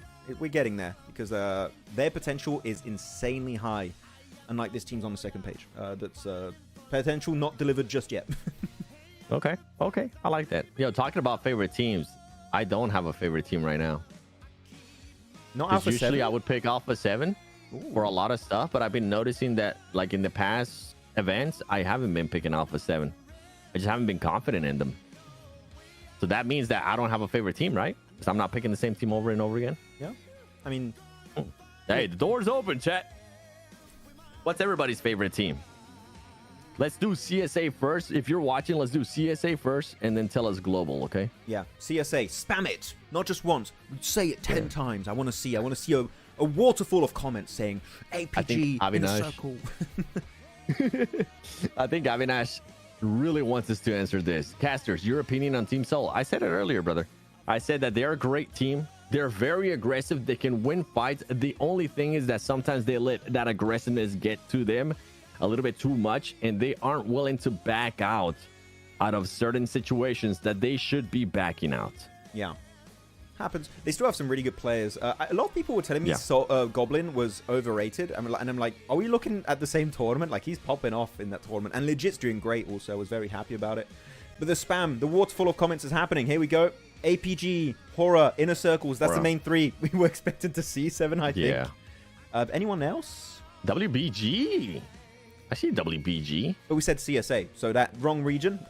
Thank you. Sook is great. We all love Sook. No, I said I said CSA first, and then you can tell us global. So maybe we'll just assume that you put in the CSA pick earlier. Maybe. Or I'm not seeing any CIS teams. Well, I think there is a different language broadcast, so maybe they're all watching on that broadcast. Let's go ask them real quick. Let's go in the chat, guys. What do you think? I saw a VIRTUS.PRO. I see a VIRTUS.PRO in there. Godel. Oh man, it must be a tough day for you, Vinay. Yeah, Skyforce, I think is what you said, real fake. But yeah, Skyforce, that's a fun one. They can make it too. Skyfall? Okay, even though they're so new.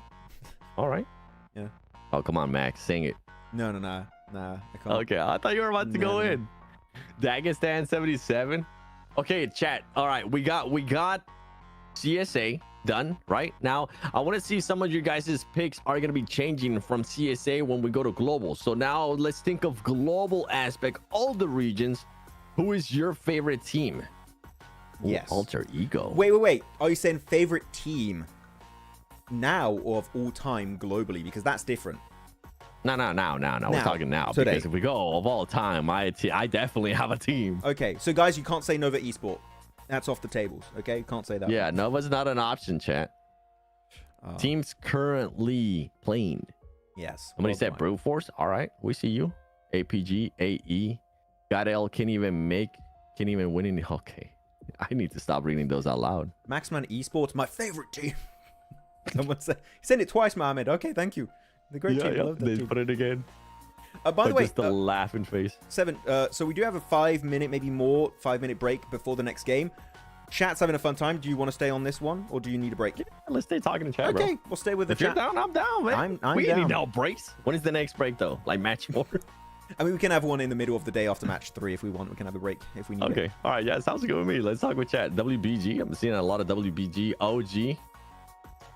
OG's fun, man. OG's fun to watch. I really enjoy watching BMSD yesterday. Yeah, they're fun to watch. Really good on Rondo. It was fun to see them play and then strategize around Rondo. Yo, Miramar, they're good on Miramar too. Yeah? Oh. I couldn't watch the Miramars. They were literally during the watch party, unfortunately. Yeah, I know. But just to give you a bit of a heads up, day 2, they ended up and in my eyes, Orangutan ended up saving their day on day 2 by that win on Miramar. And then once again on the final day, like that team just performed really well on Miramar. Oh, interesting. I'll have to look back on that, see how it's going to go. Heading into PMGC. I feel so hyped we have them back. We have every single region now. Now it's an actual global event. And I said this, I actually said this for the first time on stream with Ocean, but the reason why I'm so hyped India's back is not because like I'm like, oh, I really want to see India play, you know, even though it's cool. It's because now whoever you crown as your champions, going into PMWC, PMGC, maybe PMGO if there's a spot for them, is that you have all the regions, so you're the true world champion because no one is missing, which I like that storyline, if that makes sense. So it just makes it more valuable as a title. I agree. Chat, yo, for all the OG fans out there, would you agree saying that Miramar is OG's best map? Because that's what I felt like. At least from what I was able to see, that's what it felt like. That Miramar is their best map, which is cool to see because that's usually a match that requires even more strategy, I feel like, than Erangel and obviously Rondo.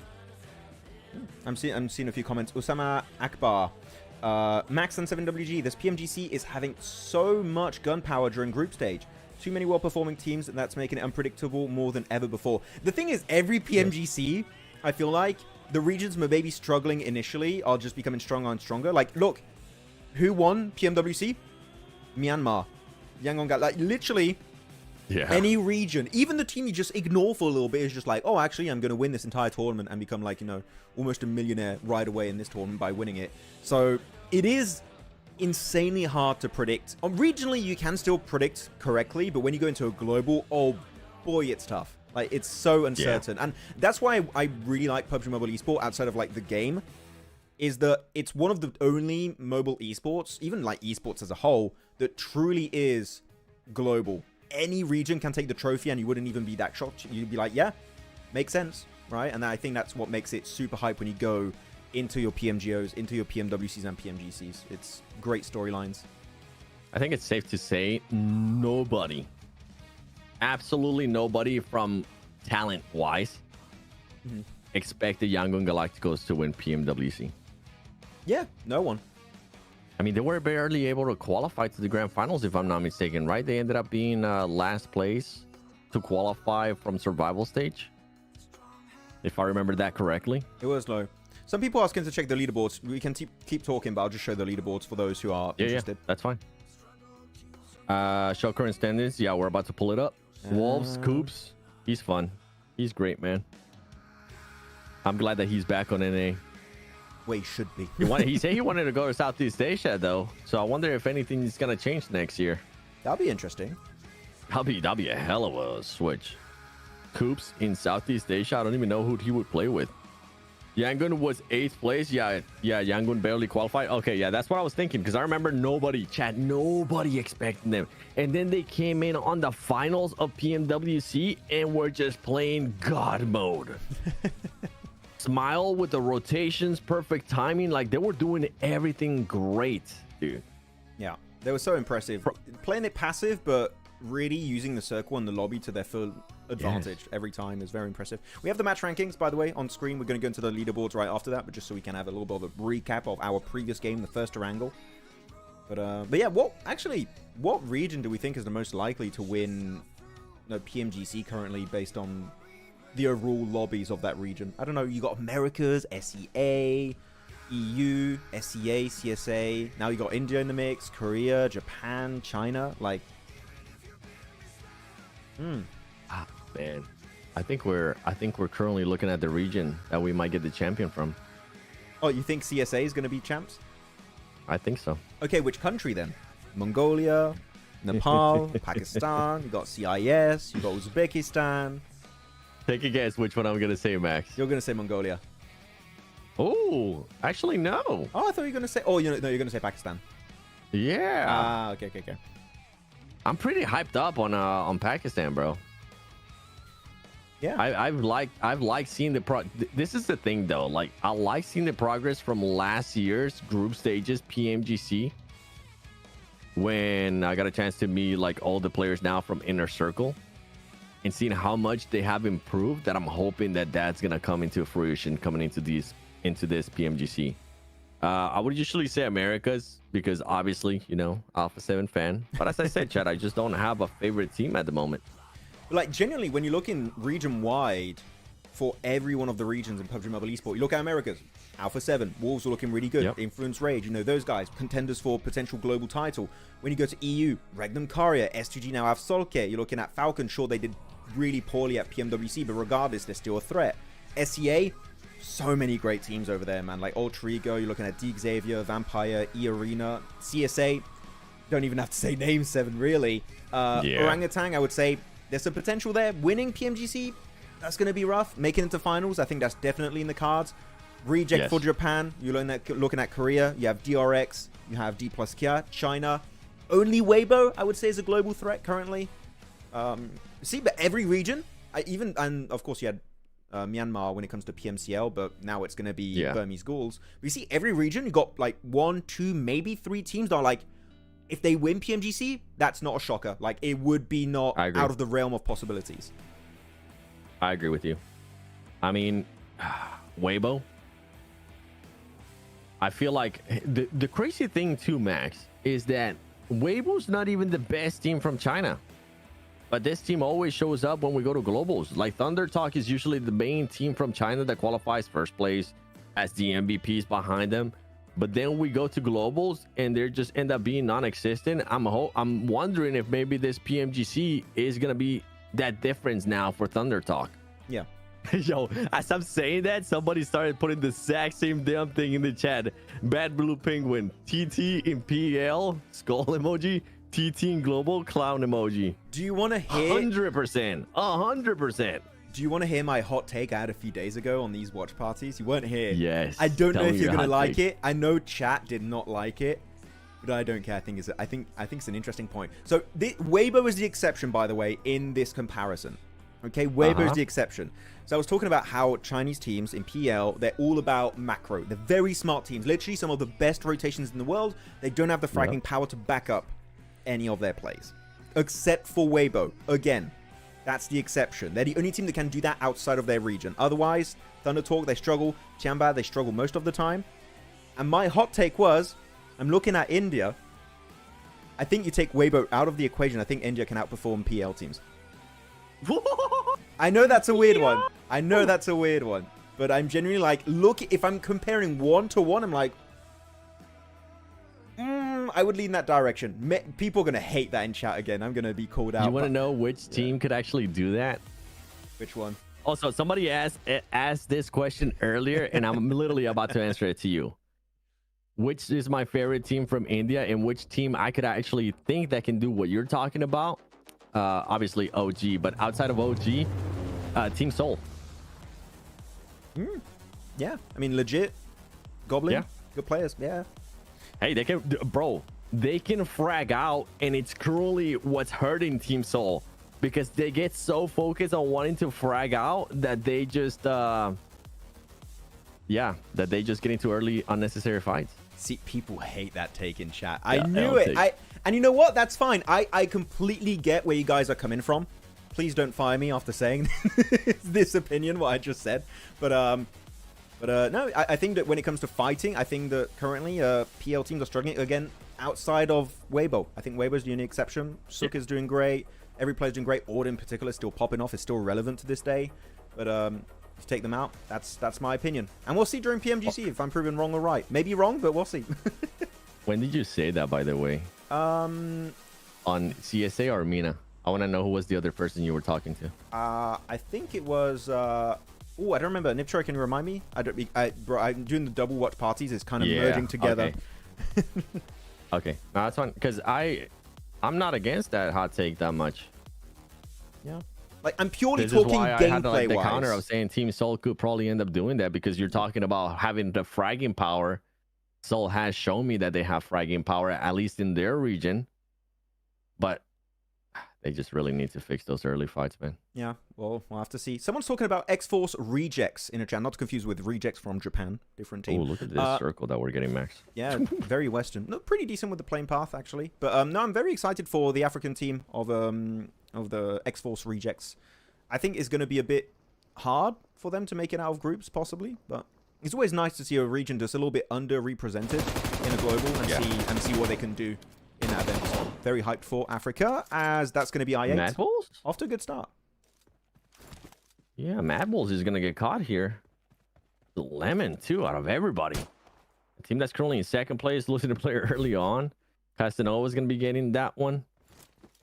Were you seeing a lot of this? Or no, this is just a one-time thing? Maybe the playing path caused this? I mean, because I8 going to... I think it's just a slight oversight. Just not even a playing path issue. Just like, oh, we thought it was going to be fine, and they just get caught off guard. Because MadBulls usually do this split north. I think the I8 never really dropped that close, and it's just, oh, that was a one-time issue. And they'll be a bit more cautious moving forward, especially because now MongolZ don't hot drop on Rozhok versus MadBulls anymore. I think you don't need to go for that spread anymore. Just fully commit to Rozhok, loot up there, and you'll be chilling. How much did you love that hot drop? I hated it.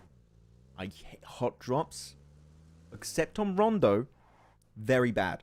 Heartless is saying voice is very low. Guys, tell me if you want the audio levels to be changed. If you want the gameplay a little bit louder. If you want 7 a bit louder, me a bit louder, or something a bit lower. Yes. Please tell us.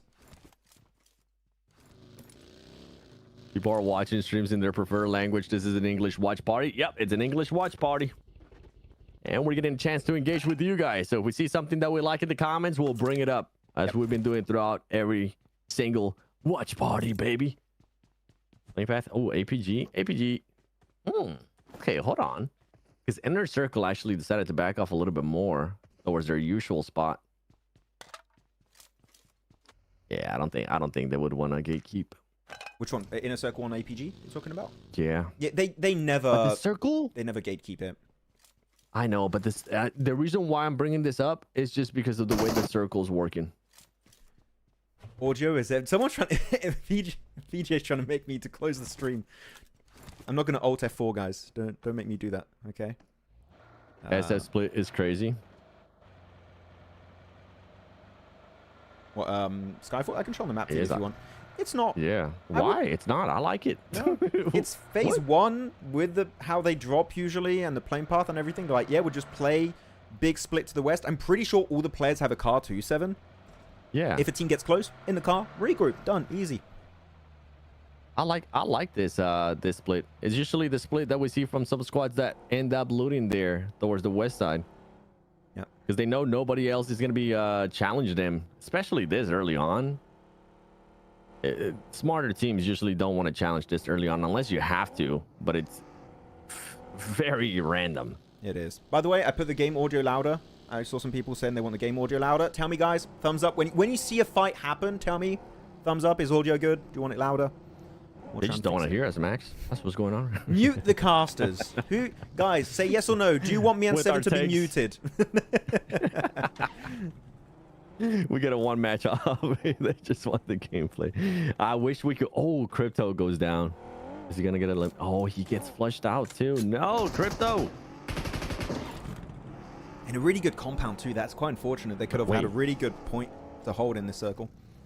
Oh, Konina scared me a little bit there. They were teasing like they were about to go to a full crash. I was like, no, take the elimination and leave. Whoop. GTFO. Not worth it. Definitely not.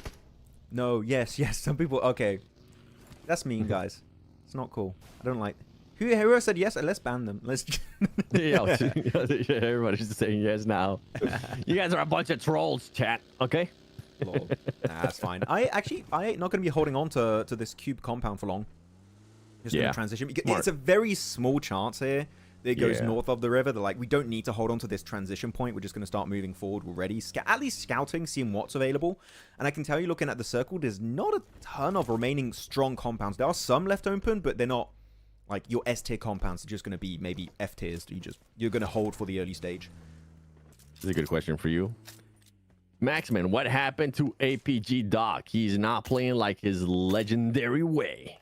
I think he was told off by his teammates to start playing a bit more with his squad. And even then, he doesn't do it all the time. The thing is, Doc is inconsistent. You'll have some games where I feel like he's told, Doc, stay with the team right now, or you'll be in deep trouble. And he does it, and then 2 games later, he starts splitting again and going back to his old self. Yeah. I genuinely think that's what happens internally. Yeah. I agree with you. I feel like it's a bit of a catch, chat. You either want to have a good solo performance, which he has been able to, right? Over and over again, being able to just clutch up those global MVPs, but then it hinders what the squad is able to do. It hinders the performances for the actual squad, which at the end of the day, that's the main focus. You're not really going to be remembered for all those MVPs. You'll be remembered for winning PMGC, for winning PMWC, PMGO. At least that's what I think. Yeah. I mean, you will be remembered as MVP, but you'll create a legacy as being the champions for your entire squad. And I prefer squad success is more important than individual success. And anyways, you can get both. Actually, does Doc share his MVP prize pool? If he doesn't, maybe it makes sense. He's like, I'm getting all that prize pool just for me. Skyforce though, taking a 5 versus ARCRED. So they did go from that split early we talked about 7 to fully regroup on this observatory building. And currently they were getting surrounded by ARCRED, but it seems like ARCRED are going to be taking the more passive approach, trying to leave, not going to go for the res on pre-pod. So he's just fully abandoned, and I kind of like it. It's just not worth committing to that fight when phase 2 has not even popped yet. Yeah, correct. I fully agree with that. Like, you just end up backing off from this engagement. Even if it's just going to be one player, there you go. Skyforce is going to end up confirming that elimination. They end up with 3 there from Qadsiah. And they don't end up losing any players either. Now, Icy, though, he might get caught off guard here by Inner Circle. Oh, Icy just barely survives. Oh, there you go. They were able to find him. But Falak is going to get spotted, overextending a little bit too much there for my liking. And that's a player that you definitely don't want to give up. You'll see players from Inner Circle now starting to go over there. They're already doing that, making sure that they get that pickup. And with how far away right now Skyforce is, they should be an easy pickup. This is kind of the issue I have with Inner Circle 7. They love to go for these wide splits, especially Nock. He likes being off angle, not too far, like not docketing levels of splits, but they like to be far apart from one another. You need to be very careful to not take these knocks. You're lucky Skyforce are not willing to commit to that push, but I'm telling you, if it was maybe 2-3 circles deeper in this game than what we have right now, they would fully push on that phallic knock. Like, you can't afford to get knocked when you are so far away from each other, because your entire formation falls apart trying to get phallic back up. Oh my goodness, that scared me. He's good. He got so lucky. He knew. He was just waiting for it too. Okay, Skyforce. Yo, Skyforce. Let's go with Skyforce. Yeah. Make those teams back up. They have good players. Look at Godless. Yeah, they do have good players. Icy. Not Inner Circle. Icy. The player. Don't say the team tag here. Illegal. Chat, what do you guys call them? Inner Circle or IC? IC? No, you can't. It's so confusing. Nah, don't mess up with their opinion, Max. I want to. I want to guide them towards the light. Don't influence their opinion. Circle went hard. Actually, this is kind of a hard one. I hate when circles do this. They go hard west, then over to the east, and they just ping pong left, right, or north, south, all over the place. But here, one team that has actually, what is that, 30% circle control is APG leaving Pachinki area. They have a lot of room to work with. If we get another Eastern shift, APG, they could be looking really comfortable this game. Look at APG. Oh, dude, they have so much room to work with there. You're just going to have to worry about VP. I see. Rotating. Look where our HORAA is at, too. I see. I've seen a lot of 14. Chat, you're wrong. Yo, I do that, bro. I did that in Americas. I ended up calling them 4 Thrives. It feels nice to say 4 Thrives. Guilty. It does. 4 Thrives sounds so good. Yeah. Here we go. Yo, Inner Circle, we're happy that you were able to pick up the boys and, you know, give them financial backing and org and all that stuff. How? 4 Thrives is just chef kiss. How about we call them 4 Circles from now on? Yeah, no. No, this is not a good idea. Okay, sorry. Sorry for coming up with the idea. I thought it might be a good middle ground here. 7 seconds before the circle pops. Where it's going to be heading? Are we going to Everest? Are we going to Ruins? Where the hell is this circle going to end? Everett's still in play. Konina actually got a great 2-2 split currently. You got me with that one, bro. I know you weren't even trying to as well. Or the 4 circles. Yeah, 4 circles. Oh gosh. It's not that funny. Please don't. It is to me. I don't know why. I'm glad I got you with that at least. Someone's happy. You got me. Hey, you look at that inner circle being able to clear out one of the players there from brute force. Nice one. Oh. Someone asked in chat, from Pranjal Sharma, who do you think has the best gunpowder in APG? If I'd say this tournament, Reefus, on a wider period of time, Doc, definitely. Top. Wait, nah. Top is great, but he serves a different role than just like Fragger. He's a bit more versatile. You'll always be a fragger in my heart. Yeah. The main fragger. What if Top shows up to PMGC if they make it to PMGC with red hair? Oh. Yo. The best era for Top was when he had that red hair. Red hair Top was #1. That's what I was saying. Yeah. That'd be so sick. The throwback too. Oh man, chat. You know you would love to see it too. Top, red hair shows up. Oh, I'm here to dominate. He means business. Hell yeah. That actually would be a sick entrance. Like he has a hat on his head and he takes it off. It's like, which top you have? It's the OG top that just pops off here. Uh-oh. Oh, Doc fan. As Oh, we're talking no. about. Damn it. No. Shouldn't talk about APG. Doc goes down. Where is he? Oh, of course he's super far away of his team. Of course, he's going to get flushed, isn't he? Yeah. Hold on, now I had to rewind my map feed, but now it's... Wait, look, they're going to lose Yol because they're trying to res Top. Doc, this is exactly what kept happening during the group stage. Doc is knocked out of position. They're not willing to sacrifice that one-off angle player, and then they lose 2 players for the price of 1. This keeps happening, and generally, if they don't make it to PMGC, I would say this is the issue that will cause that demise from happening. Brother, it's not just this event. This is PMWC in a nutshell for this squad. Yeah, I mean, it's like it still happens this season. It's still a reoccurring issue. Yeah, I know. Yeah. It's just annoying. It's like, come on. You got to be able to fix that. You got to be able to adjust that. And this is why I'm not picking Doc. Top. The glazing. The glazing. 7WG glazing Top. I mean, not really. He deserves it, man. Yeah. He's been playing for a very long time. Oh, big Everest fight here. Dagestan, actually, if you third party this fight with even just nades, I would be happy. You need to get involved on this western position of Everest. For Yonkos, though, they don't want that heat, 7. They're just getting the hell out of here. Like, nope, moving on. Getting in circle. See you later. Yeah. And then, which kind of allows for no third party to end up happening here. Skyforce, 5 eliminations. And Sheer did end up getting eliminated. All right, come on, IC. Oh, I did it. Oh, no, IQ. Wait, why would you go for that push by yourself, though? You have numbers. Wait for your teammates to at least get some heal up. And now Inner Circle is down to 2 players. Yeah, they're not even in the circle. This is going to be the end of Inner Circle here. That's Yikes. not going to be working out. Outer Circle this time around for them. And I think ARCRED aren't going to push this, I believe. I think they're just going to be waiting for the circle to push in, like, what is that, 8 seconds now? And then they're going to start just trying to hold them off as they try and exit the buildings. That's what ARCRED's going to do. They've done a lot during the group stage. They're very smart about it. And I think they're just going to try and repeat it. Can they find Brute Force? Can they find at least an extra 4th elimination? That nade might be good. Doesn't connect. Oh.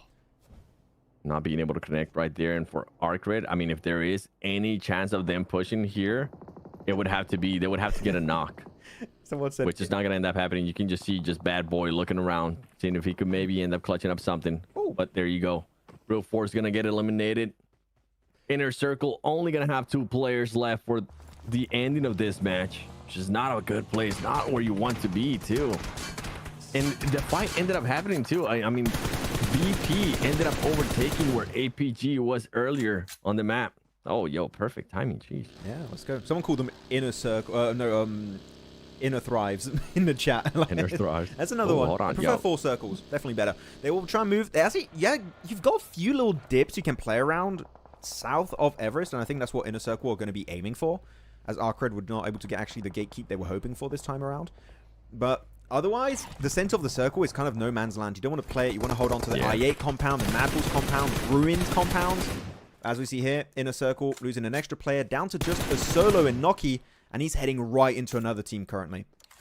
Yeah, and that's the thing too. When you take such a long time on being able to do anything, you're just gonna have to full send blind pushes like that. I don't love seeing them, but it is what you have to end up doing it. Right now for Noki, it somehow ended up working, but I don't think it's gonna end up working for too long, as the nade's gonna be coming in. Oh, the nade falls short a tiny bit. Noki gonna have to start moving around, and Noki actually wants to take this fight, even though he's currently not in full health. Meanwhile, Dagestan's been chilling at the top of Everest for the longest time here. And there you go. Inner circle gets eliminated. 15th place, 3 eliminations. Not a good start here, honestly, for this grand finals for inner circle. Yeah, no, they got a decent points last game, but when you look at HORAA, how many points they got, APG, VIRTUS.PRO, you're not able to play catch up here at this point. It's not enough if you want to be, you know, top 3. Sure, they're fine when it comes to the Pakistani points for PMGC ranking, but you want a little bit more, right? And currently, they're not able to deliver that. We're only 3 games deep.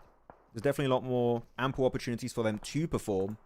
It's not been the best start for them in these finals. Dagestan looking to leave all of Everest. They're going to be forced into 4 Yonkos. Actually, 4 Yonkos did a great leapfrog. They just left the western side, avoided that fight with also Skyforce, I believe it was. Going to the east and trying to hold off Dagestan. That's a very, very good rotate.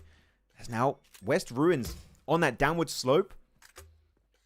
We can do a prediction game now, chat, if you want to try and predict who's going to be winning this one. I have literally no idea. You don't like HORAA? No, not for my this. map is so far behind now. The thing is, there's a lot HORAA has to do if they want to win this game. If they win this game, I'd be super impressed, but it's definitely not going to be a high elimination win if they get it. But I feel like it varies a lot depending on the circle, what's going to be showing there. Yeah, I would go I8. I would go I8. With that position, I think I8 can actually hold off the Everest team and use that high ground potential to their advantage to start controlling all of the circle if the next circle is pretty decent. So I'm going I8 for this one. I'm not going to go with I8. I'm going to go with VP, VIRTUS.PRO. Hey, that's a fun one. Yeah, a lot of room to work with there. It's going to keep them from the madness going on there towards the center, which it should allow at least just some third party. Meanwhile, Dagestan for Yonkos. Oh, Tixie's going to go down, though. And top ends up getting knocked to on the elimination feed. Just to get wiped. Come on, you got to be able to clutch this up, Dagestan. Oh, they're losing so many players, though. You think they got a little bit too passive here in Everest? They were just here for such a long time that they just kind of fell asleep? Yeah, I think so. Because now they're getting forced to make a fight based on the circle, which is forcing you to make a lot of mistakes in the process. You do a little bit earlier, you don't have that time pressure added to it, and maybe you come out on top, but here it didn't quite work out. Shifu, Zadira, a little bit split from one another. Actually, I kind of like it. Shifu's taking care of Regicide, making sure third party doesn't happen, while Zadira's trying to take the 1v1. But meanings you have to take a 1v1. Luckily enough, Zadira is goated with the Org, and he does get himself that one done. Nice 5th elimination, and they are the only team remaining now on Everest. But as you see, it's not Everest is not in circles, so they need to start going downhill pretty much right now. Yeah, which way are they going to go to? Are they going to go north? They're going to go maybe towards the south, towards where IA is? Or are they going to do exactly what Inner Circle was having to do earlier, where they just fully send it down the middle and hope for the best? Well, we're about to find out because they're going to be in the vehicle. All right, come on. Let's see what you got. Oh, no, no. I wanted to see. I think they're just sending it to the middle, too. There goes Goat. Eliminated by MadBulls. Dagestan. It's going fine so far. IA. Oh, this is a good little ridge. Make sure you don't make yourself open to a third party, or not a third party, sorry, a full-on push from MadBulls, because MadBulls are leaving their compound. They're hearing the car. You should hold this compound. You should not go too deep. I think what IA are doing here, trying to hold the ridge, is a bit of a mistake. You're very vulnerable to these car drive-bys. Oof. Please go back to the compound. IA, this is so risky. Why is he so far downhill? What are we doing? Yeah, they're not using it here to their advantage. I think they're maybe wanting to be a little bit more proactive. Stop what happened earlier in the previous match. But now Dagestan somehow made it here too. And they were like, it seemed like they were just doing circles in the vehicle there for a bit. But now they're going to be hindering IA. Oh, Max. They had a position in circle. It was literally one of the strongest positions in circle 5, the previous circle, and they just gave it up. to maybe Dagestan, maybe MadBulls. Now they're out in the open. They will be trying to go for that res. They do get on Casanova, but they're still not in a good spot. The third party of Dagestan is looking so impactful onto I8. And now, free compound. That was a very, very cheap push here from Dagestan. And they get all of that position for free. Yeah, for ASI8, I'm really confused at what happened there. There you go. Cypher gonna be getting a knock there with a nade, but where's the rest of the squad too? You only have one player left alive. Byron's gonna have to make a push on this and hope that he's gonna clutch it up. He does have the high ground working for him, but it's not gonna work at his disadvantage, and it does, as MadBulls ends up winning that engagement, and ASI8 is gonna get eliminated. I thought he was going to try and go and raise his teammates, but he was very aggro on MadBulls, it seems. Yeah. Damn, yeah, that could have been such a good game from I8 here, but I feel like they kind of fumbled, not able to get any placement points out of that one. Quite unfortunate. Dagestan, Shifu able to take, again, a great building out of the hands of I8. Now going to be able to use it to their full potential. VP versus MadBulls happening on that same ridge, and that's going to be the end of the line. MadBulls out. 0 placement points, 5 eliminations, so definitely a decent game for them. But VP, you talked about them earlier, Seven. They had a lot of space to work with, and here, that was a great timing on that push onto MadBulls. Yeah, it's exactly the reason why I ended up picking them. A lot of room to work with. We're going to let the mayhem happen a little bit. And then with the way that they were able to kind of third party some fights in the past, I was hoping that that was going to be happening here in this match. And right now they're up to par. And the crazy part too, with that engagement that we just saw, they should have even more room to work with towards the south. They just have to make sure they time it right between Dagestan and between Regicide. What's going to happen here? But it comes down to just timing the third party right, and hope that Dagestan at least knocks some players, or at least knocks one player here from Regicide. Even though it's just 3 players from both squads, chat, the timing, it's everything when you go to third party. And you're saying Dagestan is just Shifu at that point. Yeah, he's going to have to deal with that one solo. He's holding off 2 teams. It reminds me of that Chris Pratt meme where he's holding back like 3 dinosaurs all at once in Jurassic Park. Like, that's what Shifu's trying to do here. He has the blue zone, he has Regicide, he has VIRTUS.PRO all at once.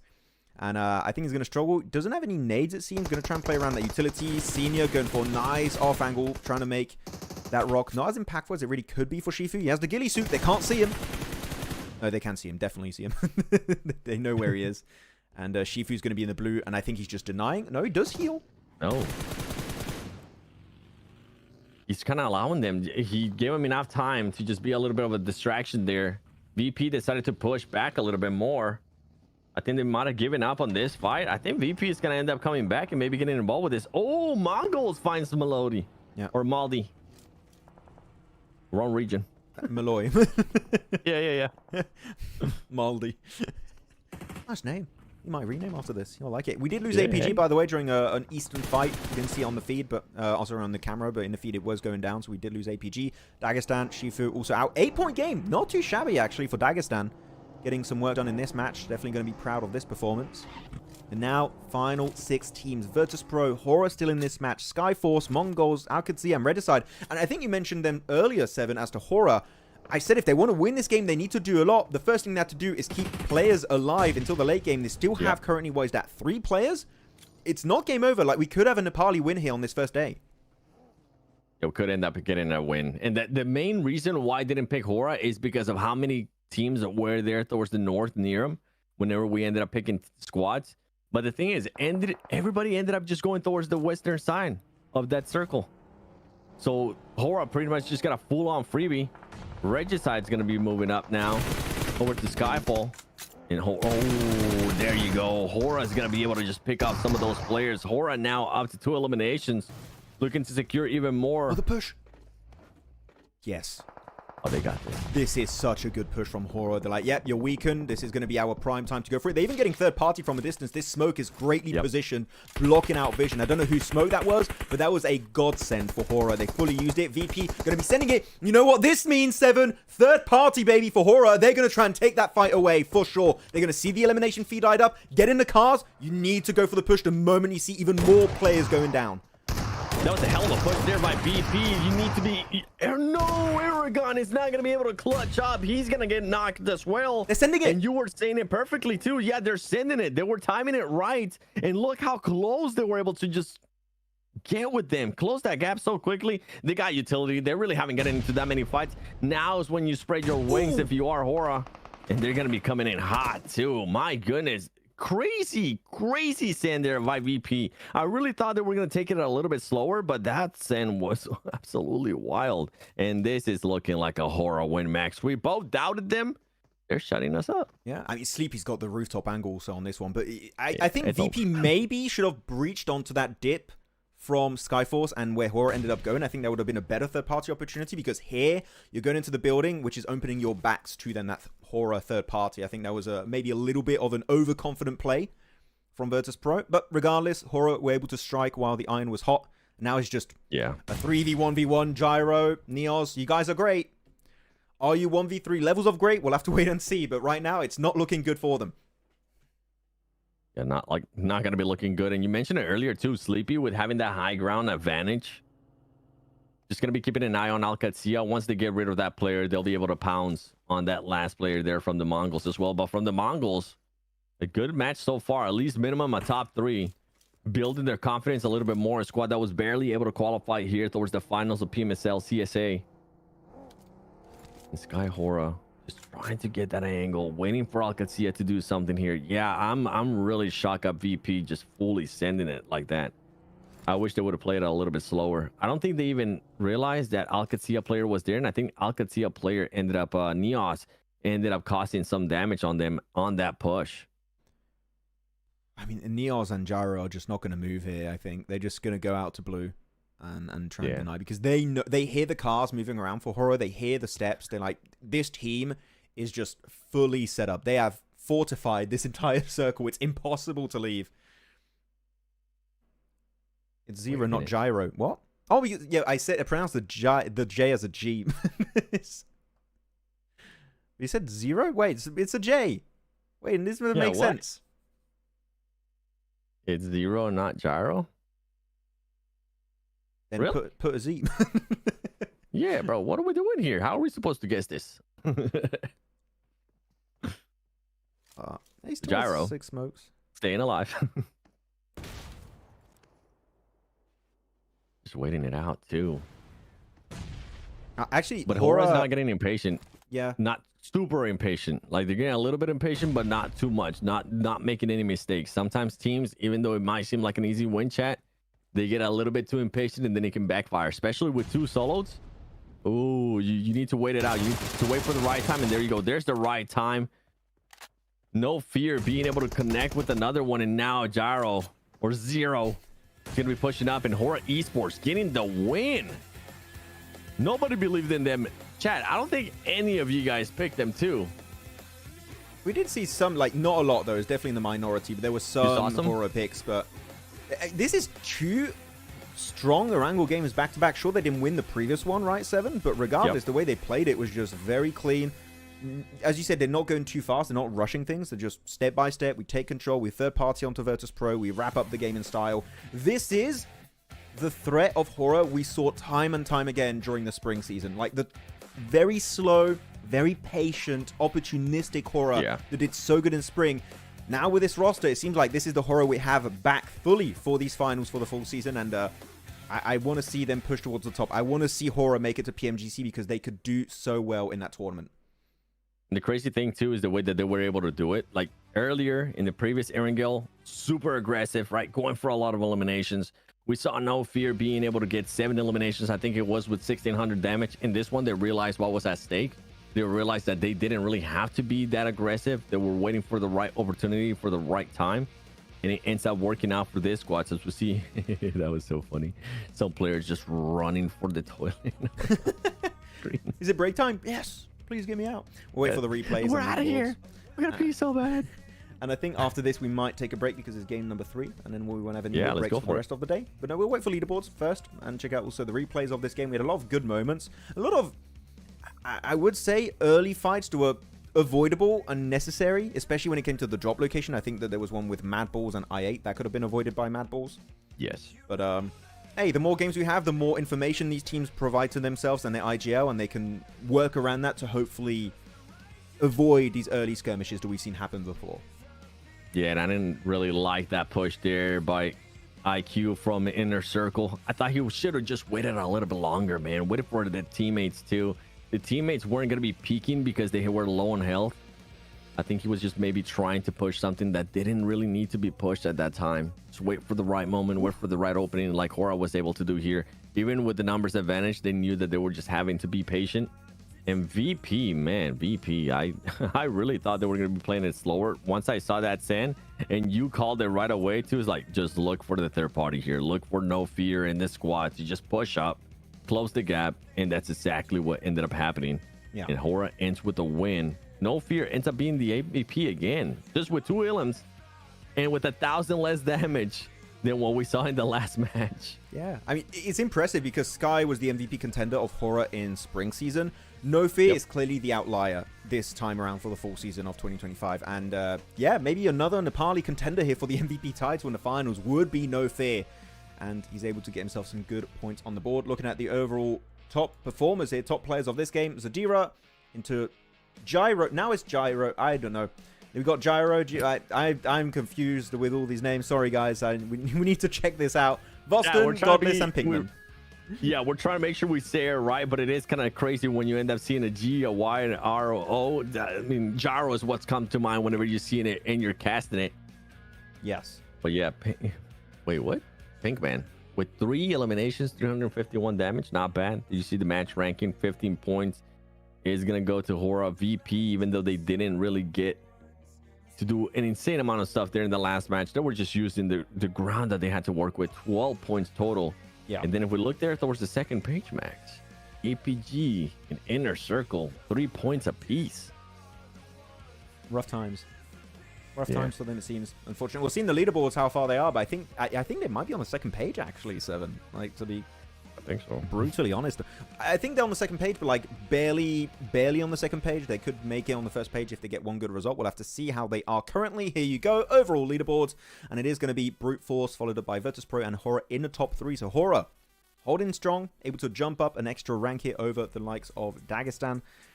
And looking on the bottom, Mongol, Skyforce, like Mongolia's here to play. These two teams are currently outperforming what they've done in the group stage. So all of Mongolia, Skyforce, APG, Mongols next to one another. The brotherhood is real in the leaderboards. Yeah, for Brute Force, using that advantage that they got earlier after winning the Rondo match, getting a lot of eliminations. But right now, with the way that they're trending, I'm feeling like Brute Force might not end up being in first place after the next match.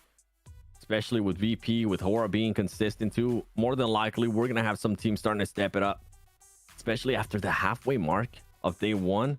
We need to see teams being able to step it up. Inner Circle, ASI8, Qadsiah 2 GOAT. I mean, Konina Power. This lobby is just so stacked, man. It is right. Hey, if anything, wild. If anything, it goes to show that this season compared to spring is so much tougher to stand out. Like, you're looking at Inner Circle, they're down here. You're looking at ARCRED at the group stage, they're struggling too. Qadsiah also, they're almost by a singular point missed out on PMWC in spring. I don't know, man. I think that we're going to enter the third day and be like, we have no idea what to expect. So many teams are going to be in the Smash Zone possibly, and depending on how the Rondo games goes too, because we saw it was a crazy first Rondo. But with that said, I believe, Seven, it is time for us to take a very short break, and we'll be back after that one for our third and final Erangel of the day, followed up after that with 2 Miramar. So if you want to check those out, stay tuned. We'll be back very shortly with some more CSA PUBG Mobile Esports action. Oh, yeah. Oh, yeah.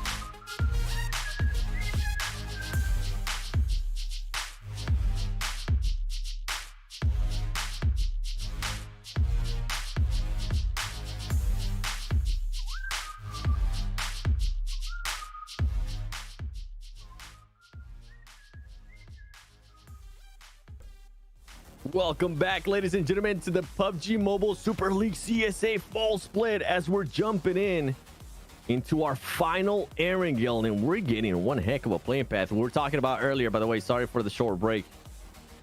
I know a lot of you guys were expecting 6 minutes, 5 minutes. No, we're back. We want to get right into the action with this circle, though. I'm looking at teams like APG. I'm looking at Inner Circle, ASI8. We need to see a bit of a step up from them, Max. Would be nice to see. Would be nice to have one. I just want to see some small mistakes be fixed, like I8, that previous game, unnecessarily pushing out of their compound, getting backstabbed by Dagestan while also taking a fight at the same time with MadBulls. Stuff like that, I'm going to be honest, not PMGC level. If you want to have a chance at PMGC, that kind of stuff needs to be fixed right now. And luckily enough, you know what? It's a 3-day finals. You can fix it. You still have one more Erangel, 2 Miramars. You can go back to the hotel room tonight, say, hey, that didn't quite work out. Work on it, fix it, and come a better version of yourself heading into day 2 and day 3. Playing path is done. Where's the circle going to go? We'll have to see which teams are going to be given a bit of an advantage. And it is going to be dead center on Inner Circle on the Western Bridge. It is going to be favoring Inner Circle. And the crazy part, too, is we're going to be getting a little bit of the South Island. Maybe we'll get a military circle. That'll be kind of nice. Especially because a lot of teams are going to be expecting it to go towards Main Island with the current split that we have for that circle. Skyforce is going to be going Novo. We have APG. Nobody's going to challenge them. Absolutely nobody challenges. You know what? APG. Question for chat already. An early prediction. Where's the circle going? Is it going mainland? Is it going to military island? What we thinking? Because that's a thing. I'm doing this prediction for a very specific reason here, Seven. Okay. The teams are making that decision in their minds right now. They're like, damn it. Yep. Where's this circle going to go? What do we do? Do we take a big gamble? Do we play it safe and play around the water and we do a quick transition based on if the circle moves away from us? They are thinking about that right now, and they're stressed as hell because of it. MadBulls is just hunting down for Yonko. The squad is currently in last place of the standings. MadBulls making sure they secure 2 eliminations, and then they decide to back off. But I'm thinking bridge. I'm being a little bit toxic. I kind of want it to be on the, like, right where Falak is at the moment. So yellows. Okay, I'll show the map feed for you guys for a second, just so you know what he's talking about. But Falak is currently northeast split of Inner Circle, away from the bridge. Yellow's finish could be interesting. Fairy Pier finish could be a fun one. We don't get to see those often. It's quite rare. It is quite rare. Actually, one thing that's really cool for Inner Circle on that position is that they kept hot dropping in that position where Falak is versus 721. 721 didn't qualify, so Inner Circle are just know they have full control and pick of the litter when it comes to those positions next to the Western Bridge. So, yeah, eliminating that team early on actually helped them out a lot. They should thank MongolZ because they're the one who kicked out 721, really. Just freedom for days there. The crazy thing, though, is I'm seeing Brute Force on the map. Oh, man, I got to rewind this. For some reason, I'm either behind or ahead on the map feed. Yeah, I need to retime at the start of every game. It gets desynced a bit. Yeah, I'm trying to make sure I time it right, too. It's like, at times it's too far ahead, at times it's too far behind.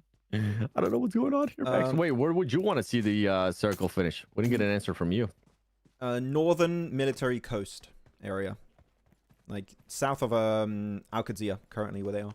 Around there is my pick. Oh, but on military side. Yes, on military.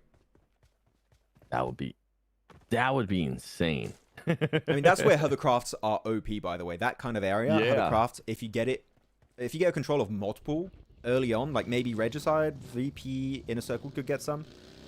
That stuff is insanely powerful in circles like this. By the way, someone's telling us in chat, Harjley Debama, 2 different teams. MongolZ, you have Giro, and for Yonkers, you have Gyro. But it said Giro, not Zero, because people are saying it's J pronounced as a Z, which I've never seen before. Yeah. Yeah, Chad, don't try to mess us up here, okay? Maxman, ever watch Claw like Aquanox from 8-Bit? 8-Bit didn't make it to IC, sadly. Yeah, that's unfortunate. We won't be seeing that Claw. It's Crypto. There you go. There you go, Crypto. There you go, ASI8. Show us that aggressiveness. Quick little eliminations, too. You're not going to be risking too much. Get a 1-2, or at least just a 1. Get some ground as well. There's a poll currently in the chat. Are recall towers in Rondo adding more excitement for you? Yes or no? Make sure you guys answer it. Yes. For me, I said you yes. know what? I'm not answering myself. I said definite yes. Hell yeah. Somebody said no. People are saying, yo, it's actually insanely close. Gonna say hi to a few of the new names we have in chat, by the way. We have Goku, Slimani, Pepperport. What's up, Pepperport? If I didn't say hi, welcome. Hyper King, Unique, OM Moonot, Killerboy, Nothing. Everyone in the chat, welcome to the stream. Hope you're doing good. Hope you're having a great day, a great Monday for the PMSL CSA finals. Again, very odd. Finals on a Monday, but it is what it is. And I like it. It's a good way to start the week with some good old Pokimogi Esports. Hell yeah. What was it? One day? One day. The Wenday. Welcome to the one day. Welcome to the Wenday. He doesn't use thumbs? Wait, he doesn't use thumbs? What? Okay, now I'm intrigued. Now I'm really intrigued. How? Like... What the heck? Damn. Peppa Port, please, people vote. No, Peppa, quit it. Stop trying to. I love recall towers. Don't do this to me, please. Leave them, please. We like them. A lot of people saying hi. What's up, Chizumi, Rahul, welcome, Ayush, Max Verstappen, as always. How's it going, guys? Heaven? Max Verstappen. Okay. I thought you were gonna go with it, bro. Max Verstappen.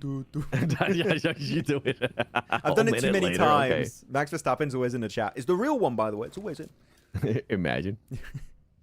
Sophia said 3. I don't know what that's replying to. Let's go, baby, once more with the old 2020 vibes. I think it was nothing. It'll come. I think it was an answer to Clot asking how many slots for PMGC. Just to re-explain for those who are maybe not too familiar with how it works, we have 3 slots for PMGC from this tournament, PMSL CSA Fall 2025, and we have 3 regional points, which are going to be 1 for Uzbekistan, 1 for Pakistan, and 1 for Central Asia.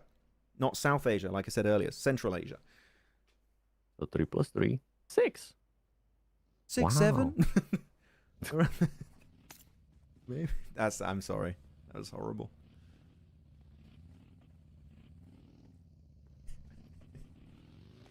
You guys want to look at the map feed real quick? Let's look at the map feed.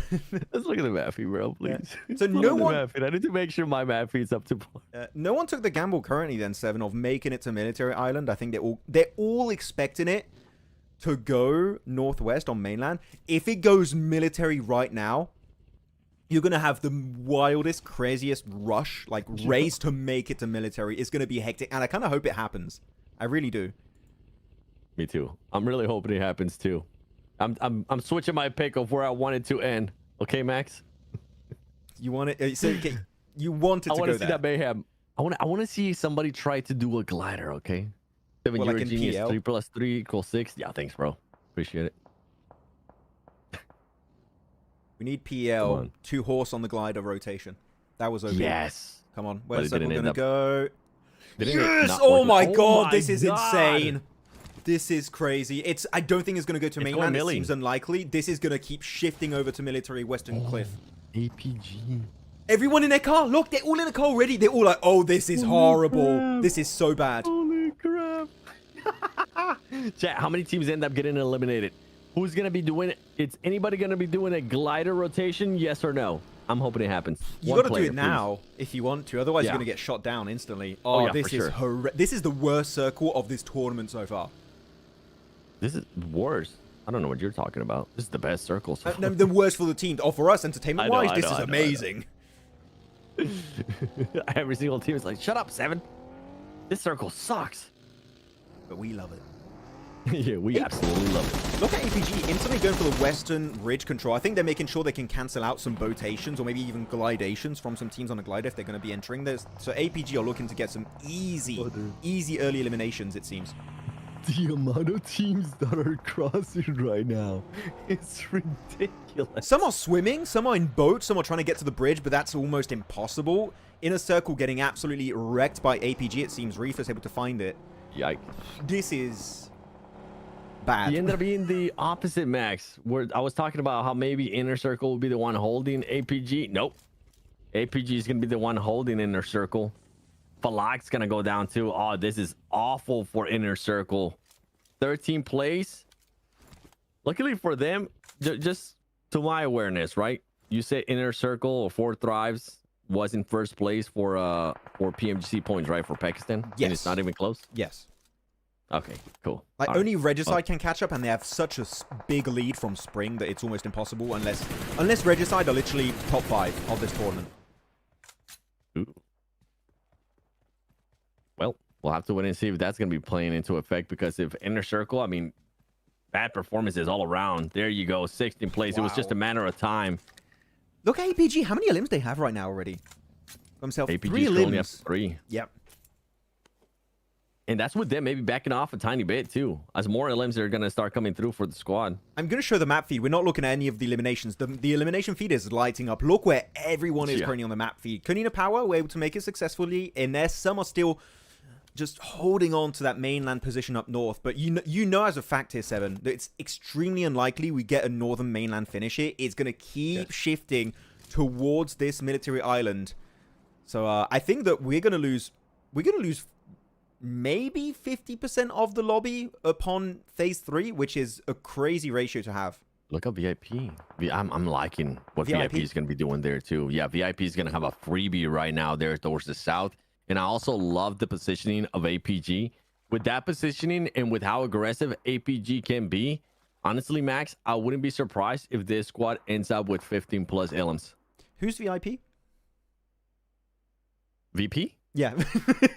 I was like, I'm just waiting for you to. I was like, VIP? You trying to mess me up, boy? No. I said just one time. Just one time. I said it twice in a row. I said VIP. You said, we have VIP. I'm like, okay. Sure, you sound very confident. I didn't hear the first time. You bastard. It's fine, it's fine. Here you go, fight on Ferry Pier is going to get fully committed to, it seems like, brute force. I mean, the thing is, because there's a team right behind them, MadBulls can't even swim across here. They need to eliminate brute force before even just thinking about making it to Military Island.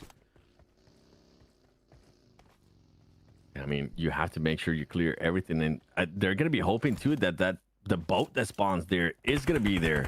Because if not, then APG is just going to have freedom. They're going to be just popping everybody that's going to be swimming over. The boat was taken by Inner Circle earlier. I don't know if you saw that. They took the boat. There's no more boats here, I think. Unless there's like another spawn I just don't know about. But I don't think you have boats anymore here. They all gone. Ooh. Waited around. MadBulls. Oh my gosh, look at the Keystone Bridge too. Right, sorry, I had the camera hiding for a split second there. But yeah, HORAA going to go right into I8. They're trying to bridge campaign, farm some eliminations. And so far, it's been successful. HORAA dropping like flies. Down to just now No Fear and Jiggle making her way. Sky going to be remaining on the northern side of the bridge. And he's just running it. He is going to be running. I was just laughing. Pepper Port VIP sounds better than BP. I don't know what you're talking about. It kind of does. Yup. Nah, Chad, I didn't call it VIP. It was just one time. Leave me alone. Yeah, even they were saying, who's VIP? Who is that? Yeah. Wait a second. I don't know what you're talking about. Suffering from success, Mongols. doing too many regions. Yeah, imagine.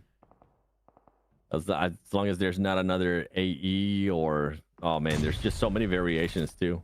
Wait until we get to the finals. If VIP gets in there, too. VIP?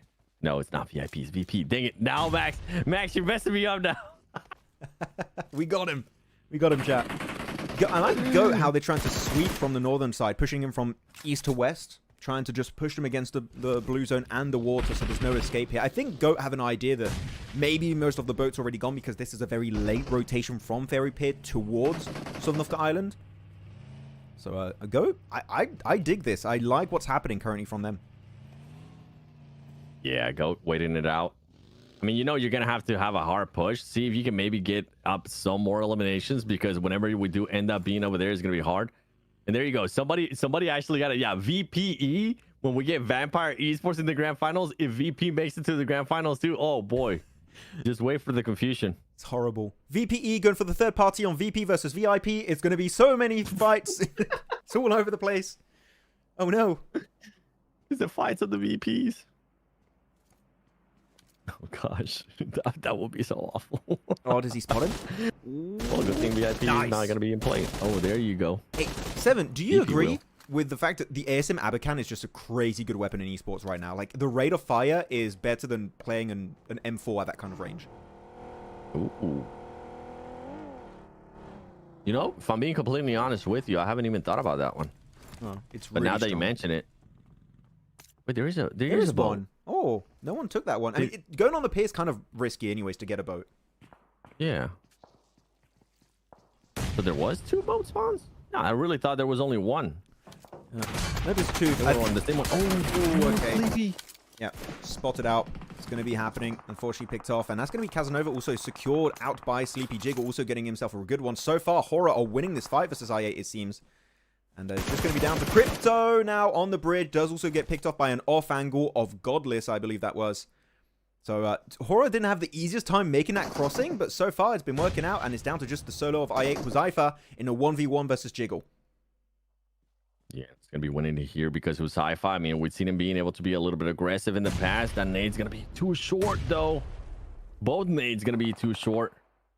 And Jiggle gets caught off guard by Sanchir from SF, from Skyfall, none other. So now, ASI8, I don't think he's going to have enough time. Yeah, he's going to be sacrificing Crypto. There you go. Crypto ends up going down to the play zone.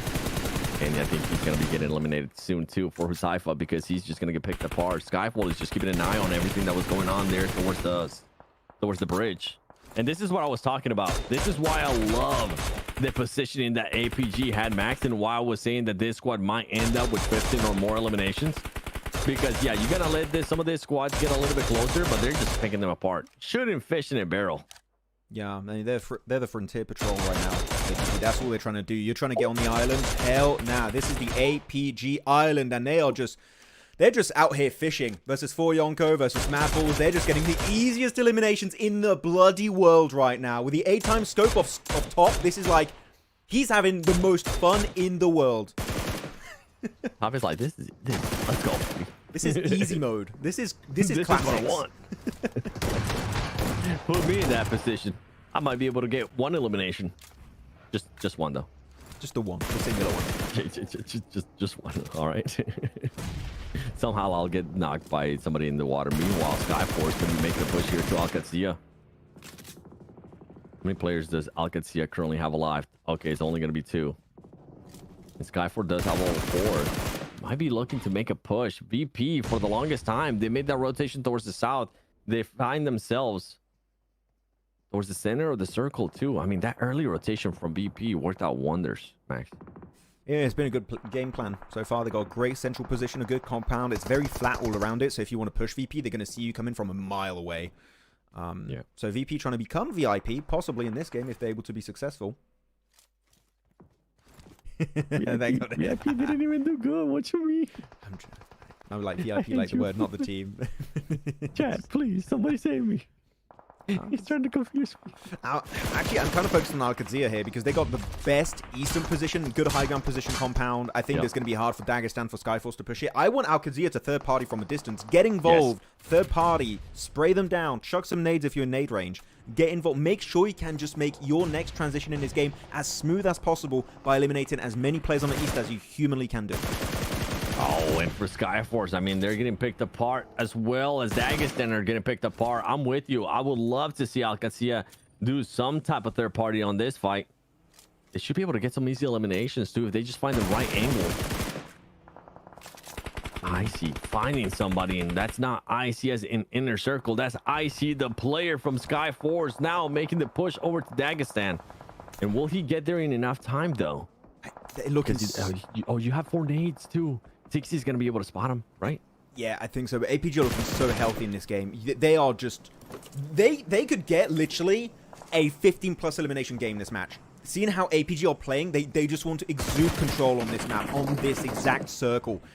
Circle 5, guys, let's do a prediction. Chat, who do you guys think is going to be getting this win? You still have 7 teams alive. Might be going down to 6 very soon if we do lose Zadira from Dagestan. But now Zyol holding the front line on this rock versus Konina Power. Obli, Zerich looking for the push. He does have the S-Cross K, and he connects it. The pincer move connects, and that's going to be Konina Power struggling to make it away from this rock formation. And I think that's going to be another squad wipe. Go into the name of APG. Yeah, for APG, they do have a player knock. There you go. There's the cleanup for APG. I said I wanted to see 15 or more. Right now, they're up to 11, Max. And if it wouldn't be for even more teams pushing up, I mean, I have APG, by the way, winning this. What do you have? Same. The way they're playing, there ain't no way. The way they're playing, you just have... You know what? For the sake of it, I'll go VIRTUS.PRO just to be a little bit different. because we can have a split desk. That's fine. I'll show the map feed for a split second for you guys to make a more educated guess on your prediction. APG to the west. You have Eva over to the east, Skyforce, Qadsiah, center VP, then a bunch of solos for Dagestan and ARCRED, and also Skyforce a solo up north. Fully committing to APG. Lock it in, 7. You're done. Yeah. Oh yeah. Mine's locked in. Mine's locked in since before we even started talking about this. Whenever I said 15 or more eliminations, I was thinking already they were winning. Okay, he's committed. He's going for it. And it seems like most people agree with you in the chat. They're going to APG. Okay, we'll see if VP can do it on this one. The thing is, too, with that position, when you have such an aggressive team, I mean, you're going to be able to continue to see what's happening here. Skyforce doesn't fall far behind, though. I mean, Skyforce right now, 9 eliminations for the squad. VP is just going to be chilling, Max. If anything, this is going to be a resemblance of what happened in the first Erangel. Yeah. Where VP is just going to be waiting for the long time, waiting for the right opportunity, and we might get APG versus VP again. If VP get a win here, it's going to be a very low elimination win, for sure. They're going to get less points than APG, despite getting that chicken dinner. Oh, great spray from Sancha. 3x scope on the M4. At that kind of range, though, ASM Abakan is not as good either at the M4. M4 there just beats the ASM Abakan every single time. So this is definitely the best weapon to have. Scar, though, in the hands of IC with a 4x scope. Hey, you're getting some picks in the chat too for VP. So some people are arguing with you, but as you mentioned, yeah, most of the chat was thinking of APG, especially with the way they're currently playing. 11 eliminations. I'll say it again, Skyforce really happy with the amount of elims they've been able to put up so far. Godless is going to be the player that's already eliminated. Oh, I see. Yeah. With the nasty Molotov.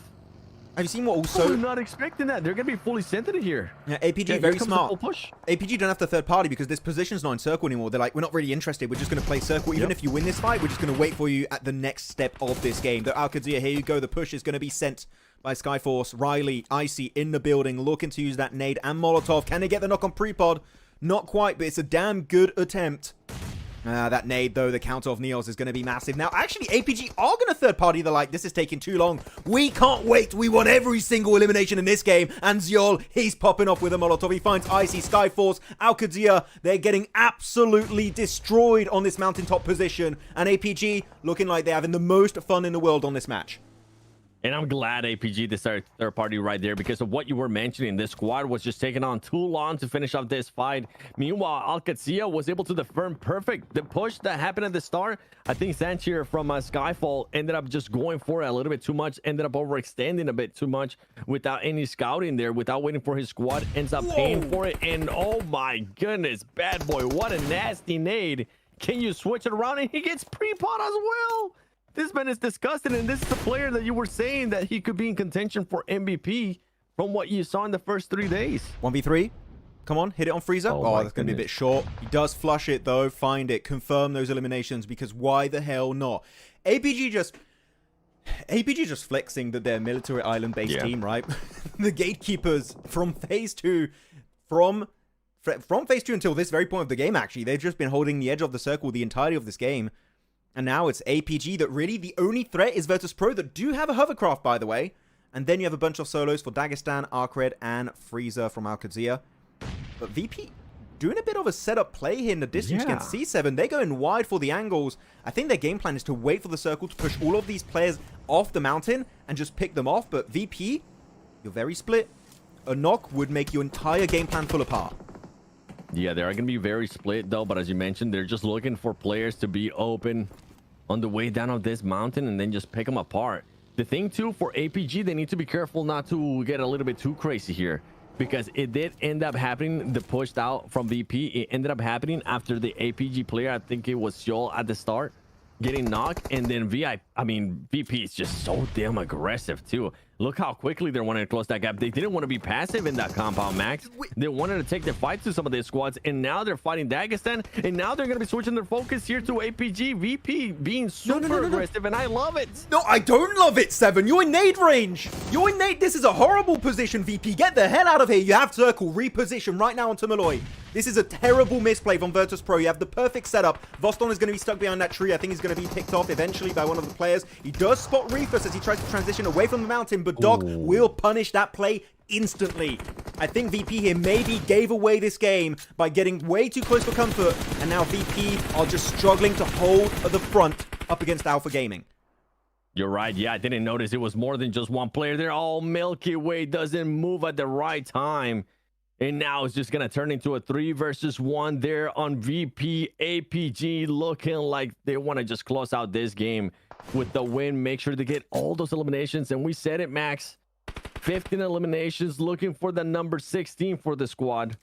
As Reefus is going to be the only player that ends up getting eliminated. Hey, we called this perfectly, almost to a T. 18 elimination game? I really thought it was VP only sending one player. I didn't see that second player up there too. I thought they were doing a 3-1, and there you go. APG closing it out with the win. If there was any doubts there after what we saw from this squad at the start in Rondo, they're able to shut any doubts and just throw them away, because this team is looking to be the champions once again of PMSL CSA. Alpha Gaming here, 7, giving us a little taste of what to expect for the rest of this grand finals, and such a good execution. And they were proactive this game, right? From pretty much phase 2 onwards. They were gatekeeping the western coast, wide rotation on the northern side, gatekeeping a few other teams up there, third partying that big fight between Qadsiah and also Skyforce. And look at all of these players, Top and Doc. The new fragging duo of this team, man, is on absolute fire. They're 7 elims apiece, 14 eliminations for the squad out of this duo alone. It's crazy stuff. Crazy stuff indeed. And my goodness, like, I ended up going back and just taking a quick little brief look at the circle. If VP would have just stayed put, if VP would have just ended up doing like a 3v1, what I thought that we're actually doing, it would have ended up working out wonders for that squad, because it was their compound in the circle. Yeah. I feel bad because this is still a very impressive win from APG, but I do think VIRTUS.PRO fumbled the bag. Oh, yeah. Big time. You get way too close. You get in that nade range position against Doc. That is a mistake. Unfortunately, you don't come back from, and it's not going to work out. And Top were just so pinpoint accurate with the sprays too. It was just going to be crazy. And I'm seeing some people saying in chat also that their VP were just getting impatient, and impatience in a circle like that is going to cost you big. And in this case, VIRTUS.PRO, it cost them what could have been the easiest win wrap-up of, I think, their entire PMSL CSA full season journey. I mean, yeah, circle ends up going their way. I stick to what I'm saying here, Max, is I would have loved to see a 3-1 split from that squad there. I really thought that's what they were going to go with. And then all of a sudden you said it's more than one player. And then I looked around and you were absolutely right. I got absolutely blinded there. Oh, man. It would have worked out wonders too, because then you have that one player, right? You're willing to just surrender at least one player there towards the front, especially with the circle that you had. But for BP, I agree. Whoever was saying that they were just getting a little bit too impatient, that's exactly what it came down to, because that squad did not do anything there for most of the lobby, especially after they rotated south, got into the center of the circle. They were just waiting for the right timing on their end. APG, meanwhile, I mean, they were fighting anybody that they could end up fighting with, and there you have it right there. MVP, the man, the myth, the legend, Doc. Okay, now I'm gonna go on a bit of a rant here. Doc, go for it. See what this guy can do when he sticks with his team. Like, come on, man. That was an absolutely beautiful game we just witnessed from APG. One of the best games I would say we've seen in PMSL this year. Like, that was so well executed from minute 1 until minute 24 of that game when they wrapped up with a win. So well executed. If he just does this more, Doc might not be MVP, Top might be MVP, maybe Rufus, I don't know, but they could win global tournaments, man. This is what peak APG can do. Genuinely. It is. It just comes down to the squad staying together. If Doc can actually stay within this team, if Doc can play with the squad, this is what we're going to be able to see. Doc overrated, it seems? No. Hey, Mongolia all over the place, though. Dog, Top, Godless, Icy, and we got one player from ARCRED here in the middle with Bad Boy. Hey, Mongolia on fire. And it was one of the players that you were talking to me about it earlier. Yep, Bad Boy. Bad Boy being able to put up those numbers. And boy, did he put up those numbers too. And not in an easy way, because he was by himself. 28 points, APG. 18. 28 points, and then you go down second place, 11 points. It's not even half. It's less than half currently. So, yeah, Skyforce, VP, also, despite getting second place, don't have too many eliminations, which makes sense. I'm not going to fault VP for not having that many elims because of their compound. They couldn't get directly involved in too many of those fights. I think they should rely more on the placement points than the elims for a game like that. But now, checking out the leaderboards, who's on top? It's going to be VIRTUS.PRO, despite the huge amount of criticism. They're number 1, but they're tied with Alpha Gaming. And this is what I was talking about in regards to some of this squads. Brute Force, I said it in the last match. More than likely, after this match, they weren't going to be the first place just because they were trending to go down. They weren't really trying to keep players alive. They weren't really playing towards the late game. They were just living off what they were able to do earlier in Rondo. VP passes them there with 45 points. APG, I mean, they're both currently tied with 45 points. HORAA somehow staying there towards the top. One squad, though, that we're not seeing here in the first page, Max. Don't say it. And at what point am I going to hit that panic option, that panic button? Don't say it. Inner circle. Oh, he said it. Chat, he said it. Ban him. Ban him. No, but it is true. Inner circle. Keep getting caught off guard. They went for a big send from Ferry Pier across the water early on, and that's because of the setup of APG, right? They're just able to instantly shut that down. And though you're not going to make the rotate, you're not going to be a threat. They make sure they get rid of those threats. They become a major issue of this game. And one of those issues would have possibly been Inner Circle. They're in 15th position right now. A team that was contending for the championship in spring, 7th place in the PMWC Grand Finals, is struggling on the opening day of their regional finals. Now, Inner Circle, it's not game over. As you said, it's a very small sample of games here, 7 earlier, right? It's 4 games done. But this is scary, and I'm going to start having to hit that panic button in the next few matches because this is not the start we wanted from this roster. Is it too early if I hit the panic button now?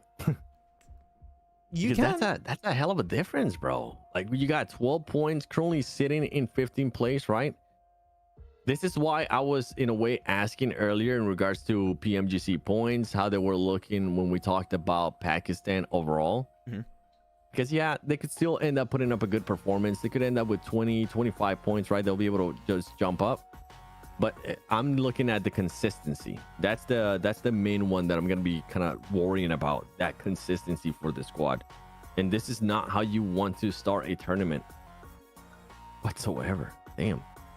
I mean, yeah. 1 placement point, too. 1 placement point is wild.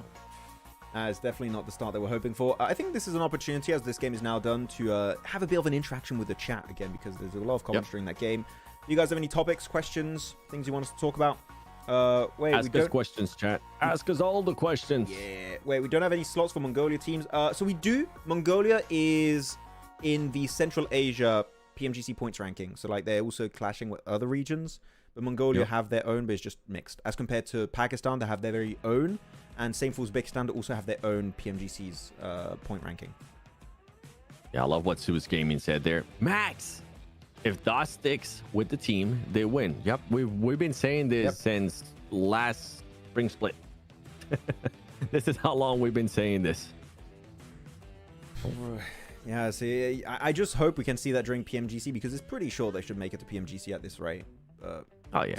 Where should Doc go? I'll be shocked. Stop capping. He's asking an interesting question. Where should Doc go? Wherever the team goes. Or not too far away from the team. Literally, you should put a limit. You can't go more than 100 meters away from your teammates. That's the limit. 100? That's not too much. Yeah. You'll see him sometimes 250, maybe sometimes 500 when he's going real Doc mode. Yeah, I think 100 is fair. I'm with you. 100 is fair. How are PMGC points calculated? As Darth Rake. I think it's based on finals, right? Yes. PMSL finals only? Yep. Yeah. In a circus. Yo. No. Actually, funny comment Max, there. No, Max. That's our pick. It's just a funny comment. Come on. Hey, that's not mean or anything. That's just a funny comment. Come on. You got to be able to take on the chin sometimes. Why no Niptura? Because there's no team spirit. We asked her and she was like, nah, there's no team spirit. I don't want to be here. Like, check it up with her. I don't know. We're in S2G tried to pick up one of the players from Team Spirit, but then due to the new rules, it didn't end up working out. I can't remember the name of the player at the moment. Nomi. Yeah, there you go. Yeah, actually, he got asked in game by the owner of S2G. I think he sent him a bunch of gifts and he's like, hey, you want to join the team? But because of the PMSL rules, apparently he couldn't join in time for PMSL. Maybe next year. But then who would be sub? Nomi would be sub, I guess. Because you have such a good roster on SGG right now. You have Solke, IC, HamCG, Qadsiah.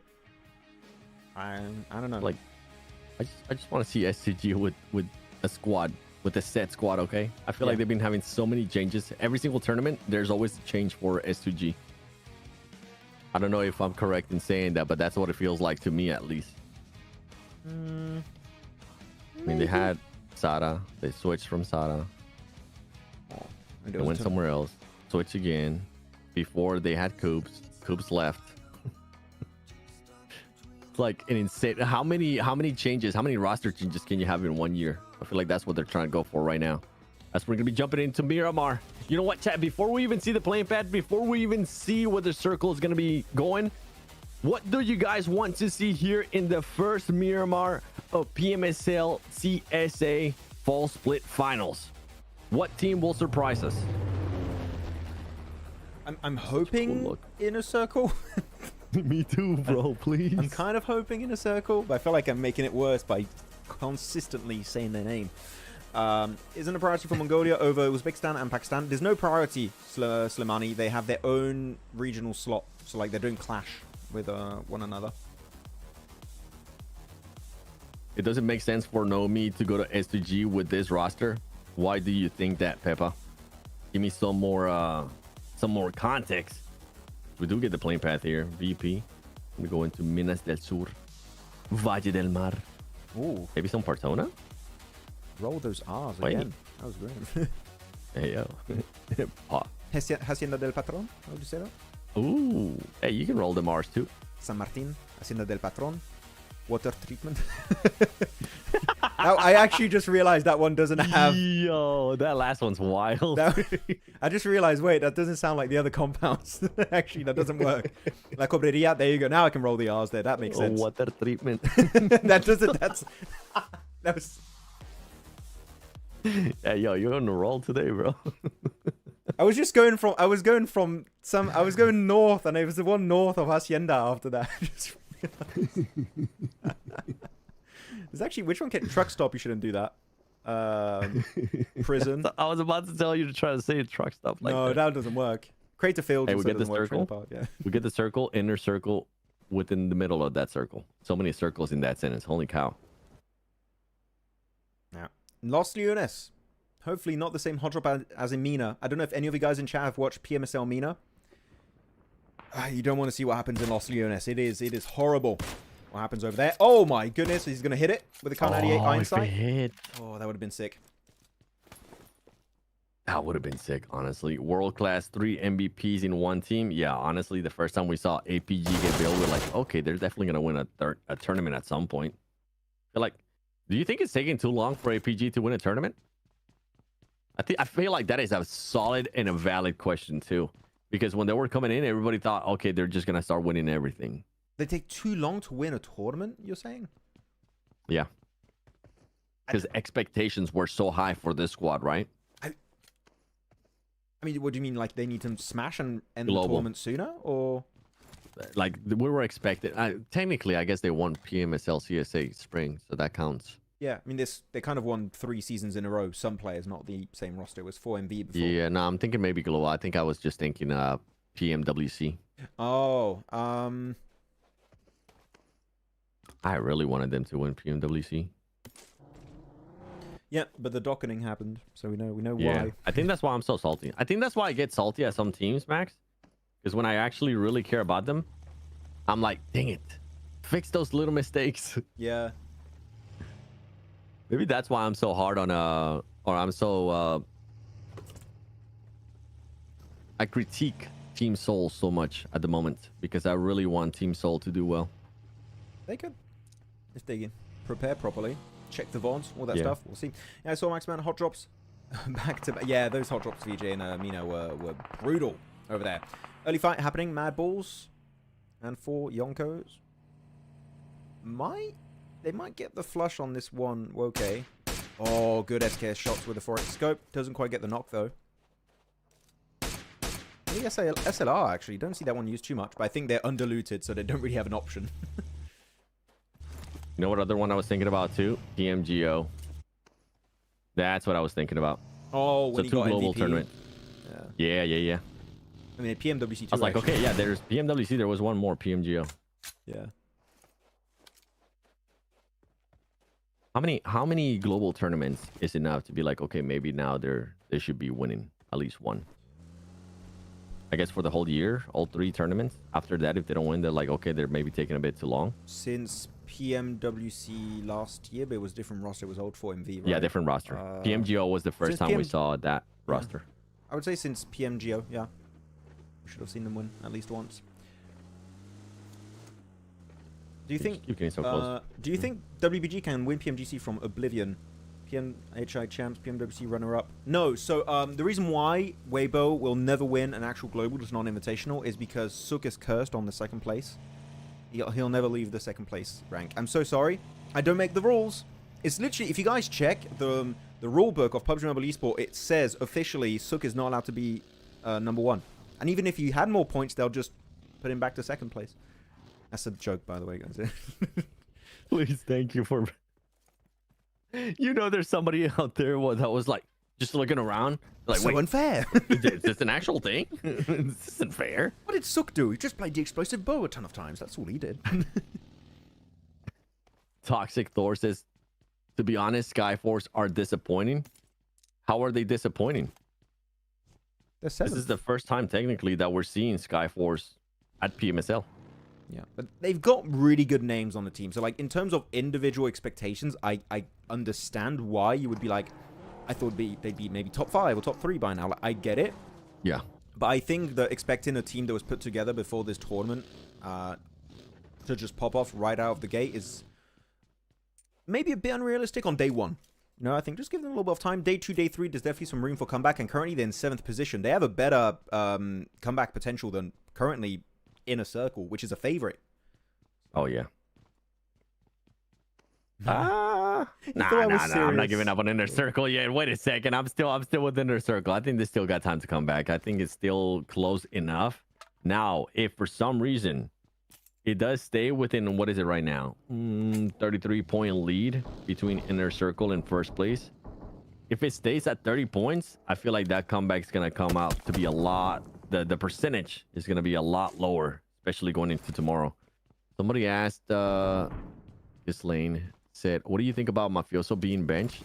That was expected, to be completely honest, for me, because Mafioso kept doing those same mistakes that he did in the past, especially in 2023 or early 2024, just overextending, getting too caught, and the clutch factor just wasn't there for him. So I was expecting for it to happen. I was kind of impressed with Qadsiah and Obscure. How they... Obscure did great. They're good players, but like with Alpha 7 not going to be able to perform on the same level. But Qadsiah was... He was MVP, right?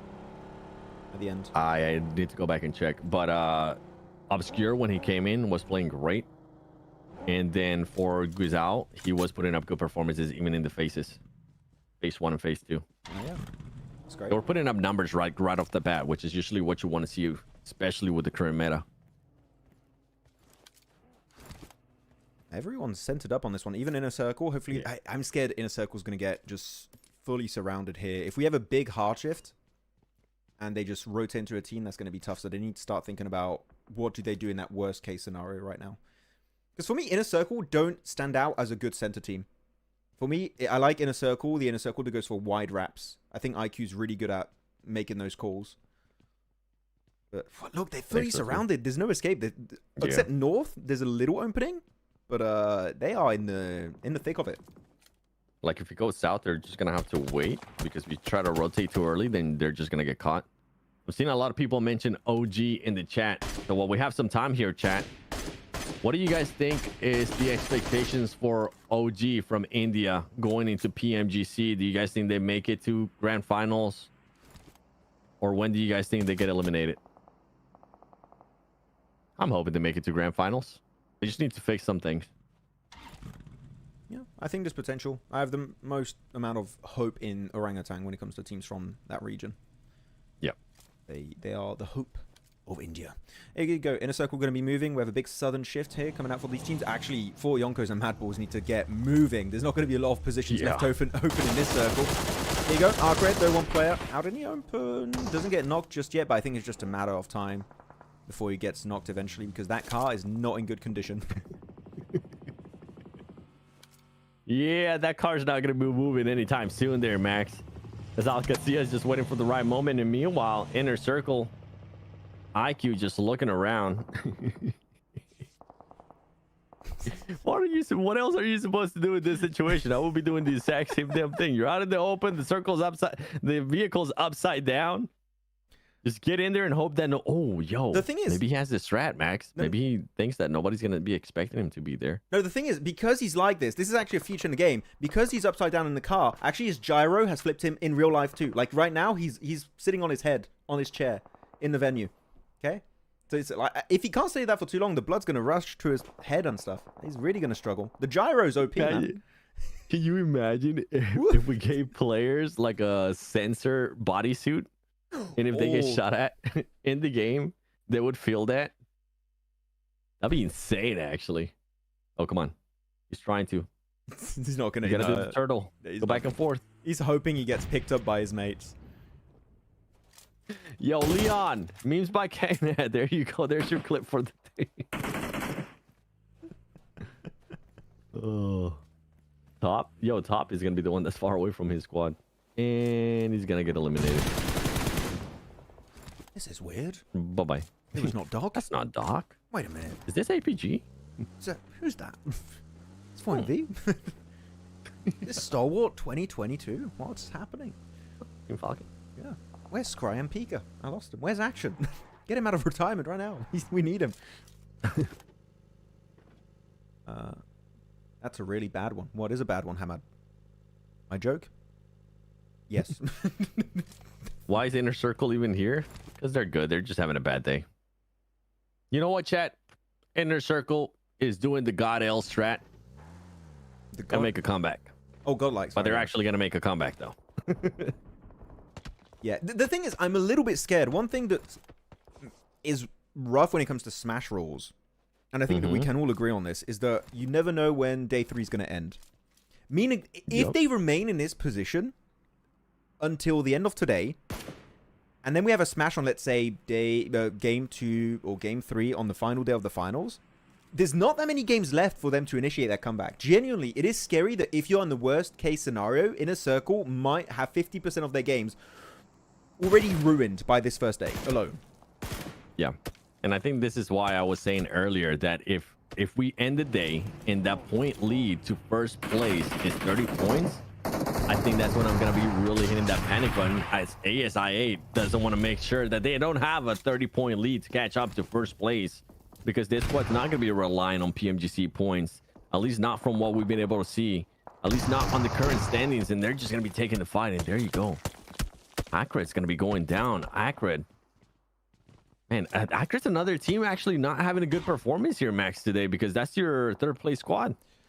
Yeah, unfortunately, not performing on the same level as what we did see from them back into the group stage. So far, they are struggling. But I think that also now going into this, the big names, they bring in their A game, right? Like, they mean business. Like, looking at APG, how they played that previous Erangel game with that win, that was just flawless execution from start to finish. They were not messing around. And I feel like we've seen that a few times from HORAA. VIRTUS.PRO, the way they played it, or making it out of Mansion early on Erangel 2 was just completely on point. So, very small room for mistakes. And ARCRED, I feel like, did go for these splits sometimes and lost players very quickly. And it's a very unforgiving lobby now, because any mistake is instantly going to make you lose a player. And as a 3-man squad, man, those wins, they're not coming your way. Yeah. And the reason why I kind of panic a little bit, and I'm talking about the panic button and all that stuff with Inner Circle, going back to them, is because I know that these players, they're still very young, Max. And I seen them crumble, especially at PMGC last year in Malaysia. They kind of started getting into their heads. It happened as well at PMWC. And I just don't want to see that happen here in this situation before we go to PMGC. If they even qualify, honestly, because this performance continues, then you start having to raise those questions. Can they even qualify from their PMGC points? Even though they have such a big lead, anything can happen here, right? Yeah, I mean, for sure. It's going to be... It's a very hard region, again, to predict. Anything could happen. Your second day, I think you have some teams that are going to get a bit desperate. Teams at the top maybe getting a bit more oppressive to assert that dominance in this lobby. You're going to get picked up by an M249, actually. So APG in a full-on clash with Brute Force in the leaderboards. Well, leaderboards. In the elimination feed. But APG really suffering and actually losing 2 players. They lost top earlier. They lose Ziol, now down to a duo. It's going to be Reefus and Doc. The Wombo combo might be real, as Inner Circle getting also completely decimated. And it's versus the side of HORAA, it seems. And Falak being that player that goes down quick, and now Brute Force wanting to take the action here to Reefus and Doc. Doc trying to see if he can maybe end up catching a grenade. There goes down the nade. He's going to be being pushed here. We've seen Doc clutch up this moments before. Great Molotov right there from him. Controlling the area that they're going to be fighting from. And Brute Force now just looking to clamp them down. Looking to just make sure they go down. And oh, Doc responding. Making sure that they get one more knock. Do they have any more utility? Oh no, take me back to this fight. Yes, stay on this fight, please. Yeah, that nade bounce was such a good attempt from Reefus. Really good try. Didn't quite connect, but it did force him a little bit further into this building. Here you go. Play around your shotguns if possible. Brute Force going to try and force that man advantage here forward. They're trying to get the fight. Unfortunately, misses every single shot. Right now, the duo is working out. The nade is going to be doing so much damage. They are forced to push their way forward. And APG, unfortunately here, going to be going out first in this game. That's twice today here, 7, and 0 eliminations to show for it. Yeah, not the performance, the consistency we want to see out of APG. But luckily for them, whenever they do put up good performances, it has been some massive performances. But everything's so close, man. Like, anything can change here with just one game. And I feel like this is going to be the storyline going for the whole tournament as well, Max. Some teams are just going to be bouncing back and forth, and it goes to just what we've been talking about, saying how unpredictable everything is within the PMSL CSA. It is. Like, you don't know. Look at that. APG just losing a fight like that, losing players very early on. Very unlike them. At least in a circle, still keep 3 players alive. HORAA able to get himself some nice angles, getting 1 elimination in this game. But CIS, again, CIS, it's been proven during the group stage, even during these finals, are looking incredibly powerful. VIRTUS.PRO, Brute Force, MadBulls, Dagestan, Qadsiah, Go. Like, they're all relevant on the first half of these leaderboards almost. So it seems like the other regions like Mongolia, Pakistan, Nepal are so far getting outshone. They're not doing as good as them. I was like, wait, how do you decline that one already? You said it right. You said it right. Yeah. Outshine. They're definitely getting outshined. And Brute Force, I'm happy to see them being able to win that engagement against APG. And the thing that I'm most happy about is that they were able to do it without losing any players. That was one thing that I was a little bit worried about with the squad, and why I was thinking that they were just going to keep going down the leaderboard. This is a good response from them, and this is what they need, because we really haven't seen much out of Brute Force besides what just happened with APG, unless we go all the way back to Rondo, and that feels like an eternity already today. It's been a while, for sure. The elimination feed's still going to be quite active, it seems. Phase 5 is going to come up. That's when we're going to be doing our typical prediction game, guys. We'll see who's going to be taking home this dub on this first Miramar of the finals for CSA. But center of the circle here, 7, it is completely unplayable. No man's land over there. You go there, you're instantly going to get completely surrounded. You might survive in a dip, but when it comes to actual potential of winning a game, you don't want to play center currently in this match. And because of that, actually, I'm kind of looking on the teams that are on the edge of Los Leones. I'm looking at I8. Yep. I think MadBulls have potential, maybe even Qadsiah, and for Yonkos if they rotate southeast, depending on where Phase 5 goes. But currently, Los Leones teams could have a really good potential to make that successful transition from city to open land. Yeah, I'm looking at any teams that I might want to pick. If we were to do predictions right now, I don't even know who to go with, to be completely honest. Okay, now that we at least have a circle shift. Even on this one, Konina Power hasn't really shown me that much today, so I wouldn't be just instantly picking them, even though they do have an area to work with within that circle. Which one would you be looking at, Max, in regards to that circle? I'll wait for this fight to break out, and then I'll show it again for the viewers so they can make their predictions. But actually, this is going to be a very important fight to the West. Brute Force, Regicide. Whoever wins this fight has pretty much, like, what, 25% equity in this circle to hold on to. Yeah, a lot of room to work with too, because VP, they decided to back off as well.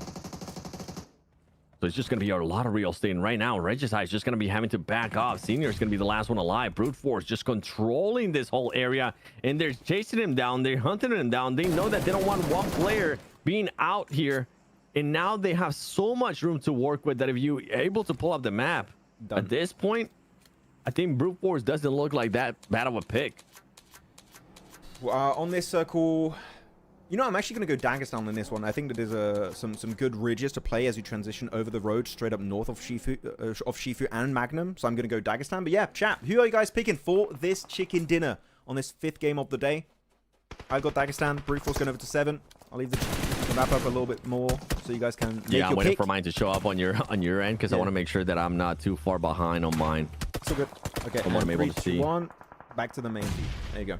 Yep. Make your picks. Tell us who you think is going to be getting this one, and if you win, well done. I actually don't mind Brute Force with only the amount of room that they have to work with for this squad. I don't know if it's my final pick though, because I kind of like what VP was doing there with the 2-2 splits. The only thing with VP that I would maybe be a little bit hesitant for is that some teams might end up crashing there. You know what? I'll lock it in. I'm gonna go Brute Force. Brute Force, done. Okay, Brute Force. Yeah. I got Dagestan and chat. Got a lot of variety. Someone said Seoul, wrong region, but I respect it. HORAA, Brute Force, Inner Circle, Brute Force. So a lot of Brute Force. Few different ones otherwise. See some VIRTUS.PRO. So VP. Yeah. So people are favoring then teams that are currently already in circle away from the city, except for people that are picking Inner Circle and HORAA. But so far, actually, Sleepy able to carve a little bit of space in the circle, able to get a nice knock onto MongolZ, and maybe actually able to successfully transition over the road. So far, you can see Jiggle made it over. 2 players made it over. If they can get the entire squad in this dip, maybe HORAA can live further in this match and make it to phase 6 minimum. V-Boy Malloy securing an elimination there on the MongolZ and continuing on. You said Dagestan, right? That's who you want to win this match? Yeah, Dagestan. Just want to confirm. I don't know if you said. The what? Sorry? Confirming which team you ended up picking. No, Dagestan. Yeah, Dagestan. I do. Dagestan. Okay, cool. DG. Yep. Qadsiah Esports is going to be getting caught out in the open here, though. Luckily for him, those smokes, I mean, working now, but right now with Neos there towards the top, I think it's just a matter of time here until Sierra ends up getting knocked. He's going to get spotted. He does get a knock first, though. Enough time that he's going to force that player to get up and close. This could be an opening for some of the other players from some of the other squads maybe nearby. Try to third party this. And Dagestan trying to do just that. They do end up losing Sadira. And now Qadsiah just looking to see if they can maybe recover those players that were knocked. They will be losing 1 though.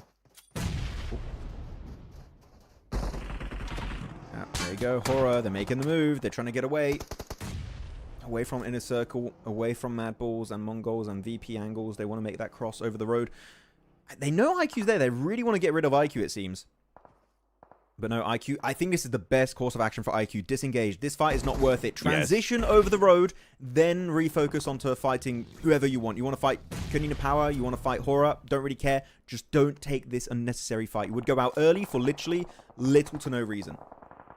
Fully agree with you on that one. And with this one, how is Inner Circle going to be rotating into this? Because now HORAA has full eyes on them and just waiting to see what they're going to be doing. And here comes the push. They're just going to be sending it, honestly. And they're going to hope that this ends up working out, because if not, this squad, I mean, they're not going to be moving up the leaderboard that much anyways. IQ slowing it down with that horse, and now Sleepy just waiting for the right opportunity. And somehow T24 is still alive, Max. He's trying to make it work. I like this Inner Circle push, actually, just surrounding all of HORAA in this dip. I'm surprised we're not seeing big nades coming out from Inner Circle. I don't know if they're just fully out of nades, but these utility throws would be really impactful if they could get it. Or maybe they just want to hold on to it to use it against KP. Here you go, nades coming out from Noki. But the thing is, you keep losing Phallic early, I feel like, 7. So he just doesn't have the opportunity to flex his great utility that he's known for at this point. And, yeah, and done. I was going to tell you, I was a little bit worried with that push there from Inner Circle before it happened because of Konina Power being so close. I was scared that they were going to end up getting pinched, and that's exactly what ends up happening there for that squad. Meanwhile, HORAA now going to be changing their focus and switching it to the team that's closest to them, which is going to be none other than VP and as well MadBulls. VP just being aggressive here, taking matters into their own hands. And this is I feel like this is exactly what VP has been doing throughout the whole day, Max. Just wanting to be aggressive, wanting to third party. They see an opening, just going for it. Yeah, I mean, it's cool. We can see a very passive VP and also a very aggressive VP. They show adaptability, which is a very good sign for team in terms of like their potential if they do make it to PMGC at the end of this tournament. So definitely happy to see that coming on through. Now taking the high ground control, trying to apply pressure onto MadBulls, onto the remnants of HORAA, maybe even Konina Power based on how this fight unfolds. But that's it. MadBulls losing Flip down to now just a singular player in Tulika. Yeah, VIRTUS.PRO here, playing it so good. I think we're looking for a double-digit elimination game. Maybe not the win, but at least high elimination match. And they confirm that one and send MadBulls right back to the lobby. VP now looking to take care of HORAA. HORAA's going to be in a bad spot here, but they find an opening as Sleepy's going to be able to just knock one of the players there from VP. Jiggle making the full push here. And boy, did they get a full push on this hill as this mugs from VP are going to be coming through. Erangel was that player that ended up getting knocked there from VP. Milky Way, Malloy, the nades are going to be coming in. The angles are going to be coming in as well. Where's the rest of the squad for HORAA? There's only two. that's the entire squad. There's only two players. Yeah, no, that last player, there you go. He's right there. Okay, I was like, it's taking a little bit too long. I just didn't know if he had a vehicle or not. This is actually good for VP. They have a little bit of a dip, and because it goes downhill very, very rapidly on the incline, it's quite hard for HORAA to hit those nades. Don't waste the nades, HORAA. Hold on to it. You want to make sure you're accurate when you throw those. But it's bullying VP out of position. So far, VP, this fight, not worth it. They're in circle. Guess what? HORAA, not in circle, meaning they are forced to try and push towards VP, and they're just trying to set up a proper defense. I think VP are playing this extremely well. Malloy's just T-posing, moving forward. Yeah, I think they are too. The smokes that they were able to put earlier too when Sleepy was making that first push. I think now they're just going for a bit of a bait there too. They might have realized that they have the numbers advantage. Milky Way, you don't want to get knocked. Gets out of the way early on, and Konina Power once again just third party in this fight. They end up getting Jiggle, and Sleepy ends up dying to Erangel there with the nade. The first player that got knocked there from VP is the one that comes back around and makes sure that they end up on top. And now VP is just spreading their wings here, Max. Brute Force, we haven't even gotten a chance to see Brute Force. Dagestan is out too. Both of our, your pick is out. My pick still hasn't really been showing themselves. VP is looking good. If I'm not mistaken, I think a lot of people from chat ended up picking VP as well. Yep. They did go for VP, actually. It makes sense. Just to go back to that final fight with HORAA before we move on to the rest of this game, if they held on to that utility, as I talked about earlier, 7, they actually could have gone maybe a triple knock in that little dip. It's such a small dip, a small amount of landmass. I think they could have easily got it, but wasting nades, it really hurts you in the long run. When you don't have that utility, you can't use the terrain to your advantage, and I think that did cause HORAA from losing full control of this match and going down to not only Konina Power, but also VP. Now, down to the last 5 teams. If you guys want to do a prediction in chat, feel free to do so. You have VIRTUS.PRO, Brute Force, Qadsiah, Konina Power, and for Yonkos. Again, very CIS heavy here, 7. And I think we're looking towards a CIS win here this time around, as we do lose Freezer from Qadsiah. Now down to the last 4 teams. I think that's what's going to end up happening too. Unless for Yonko, this all just ends up doing something insane. But Brute Force right now, driving around, trying to see if they can maybe find an opening into this circle. It's going to be rotating too. They're going to have to fight Konina Power. I think this is definitely looking like a VP win. VP, if they for some reason smell a third party, they're just going to go for it between Brute Force and Konina Power.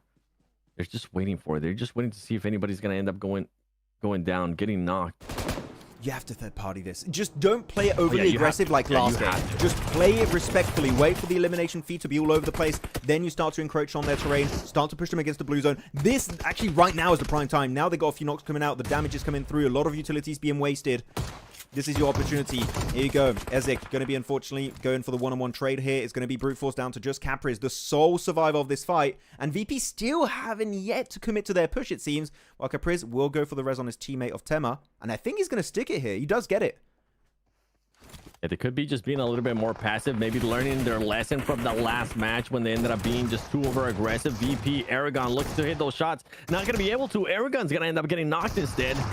And Konina Power now looking for an opening, but Eugene gets shot down by Milky Way with that nade, and now Brute Force taking the fight there to VP as well. Konina Power, 1 player left, and while all of this is going on, poor Yonko's just chilling. They're saying, you guys do your thing. We're looking to see if we can maybe clutch up a 2nd place finish with just our solo. Free 2nd place on this. Free 2nd place they're getting for 4 Yonkos. Having a great time. M249 though, I'm seeing for Obly.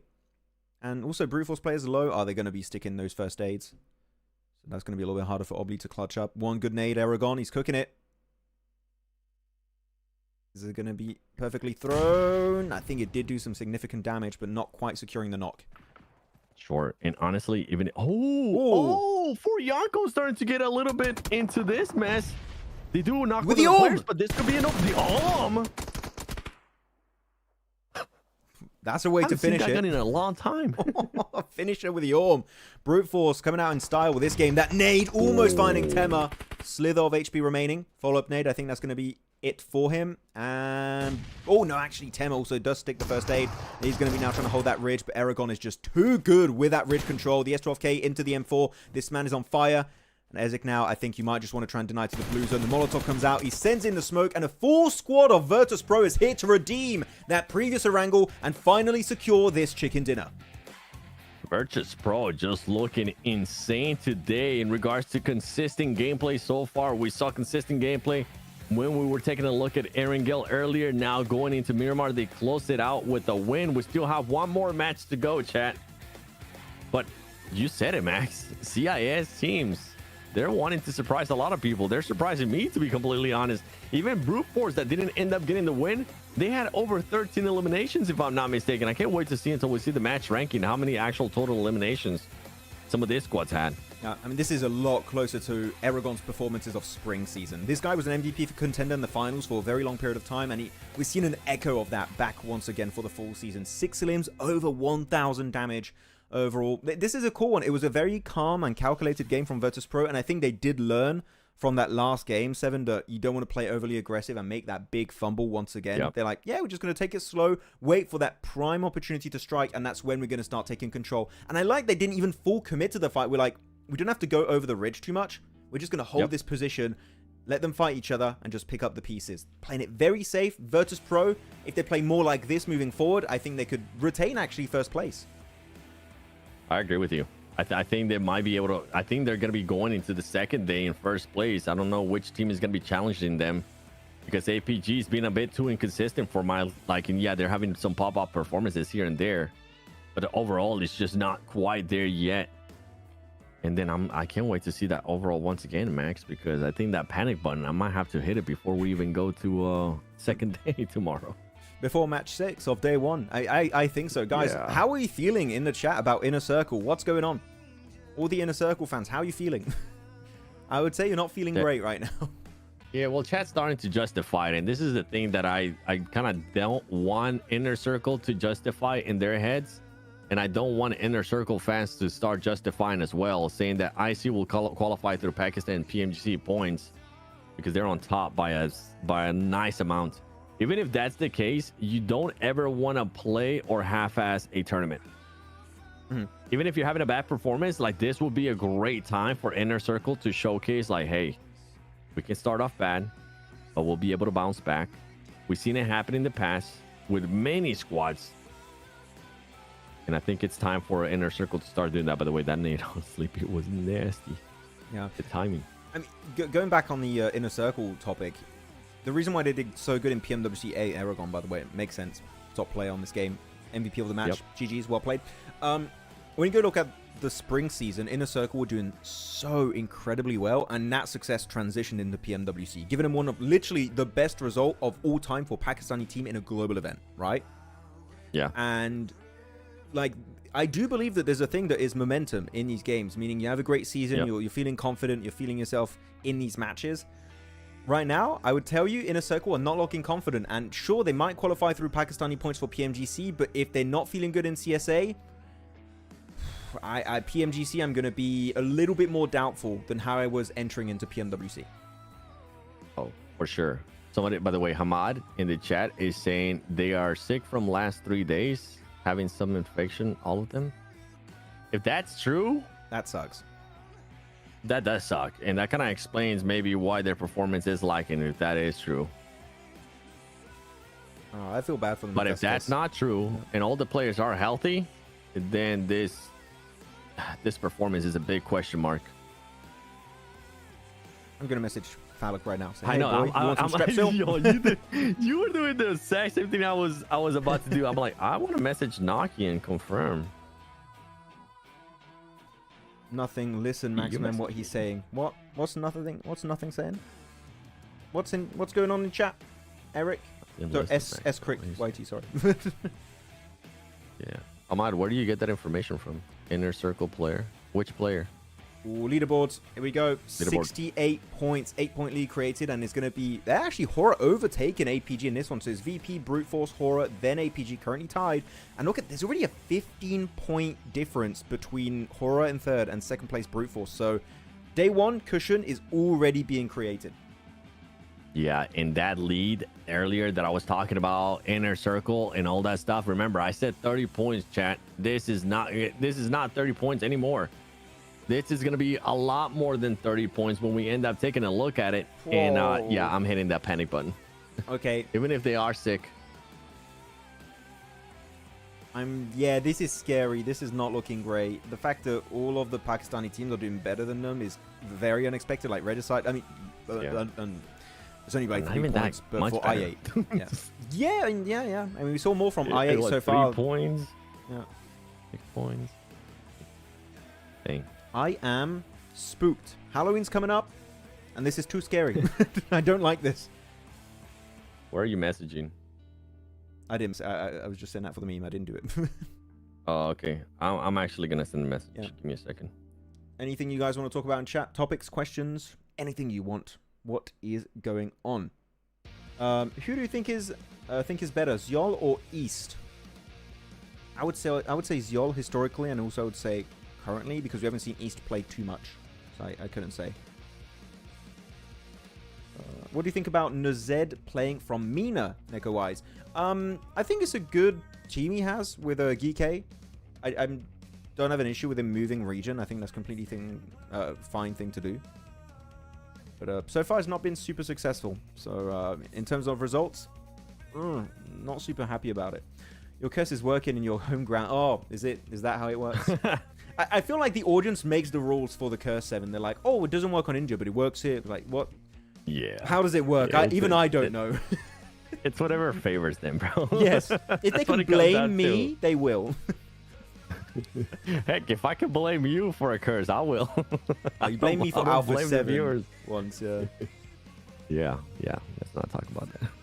It's not. Okay, all the wins of today: Brute Force, VP, HORAA, APG, and VPC. Yeah, again, double win for VP, 1 chick. Could have been a 3 win in the day when you really think about it for Virtus.PRO. They got 2 wins.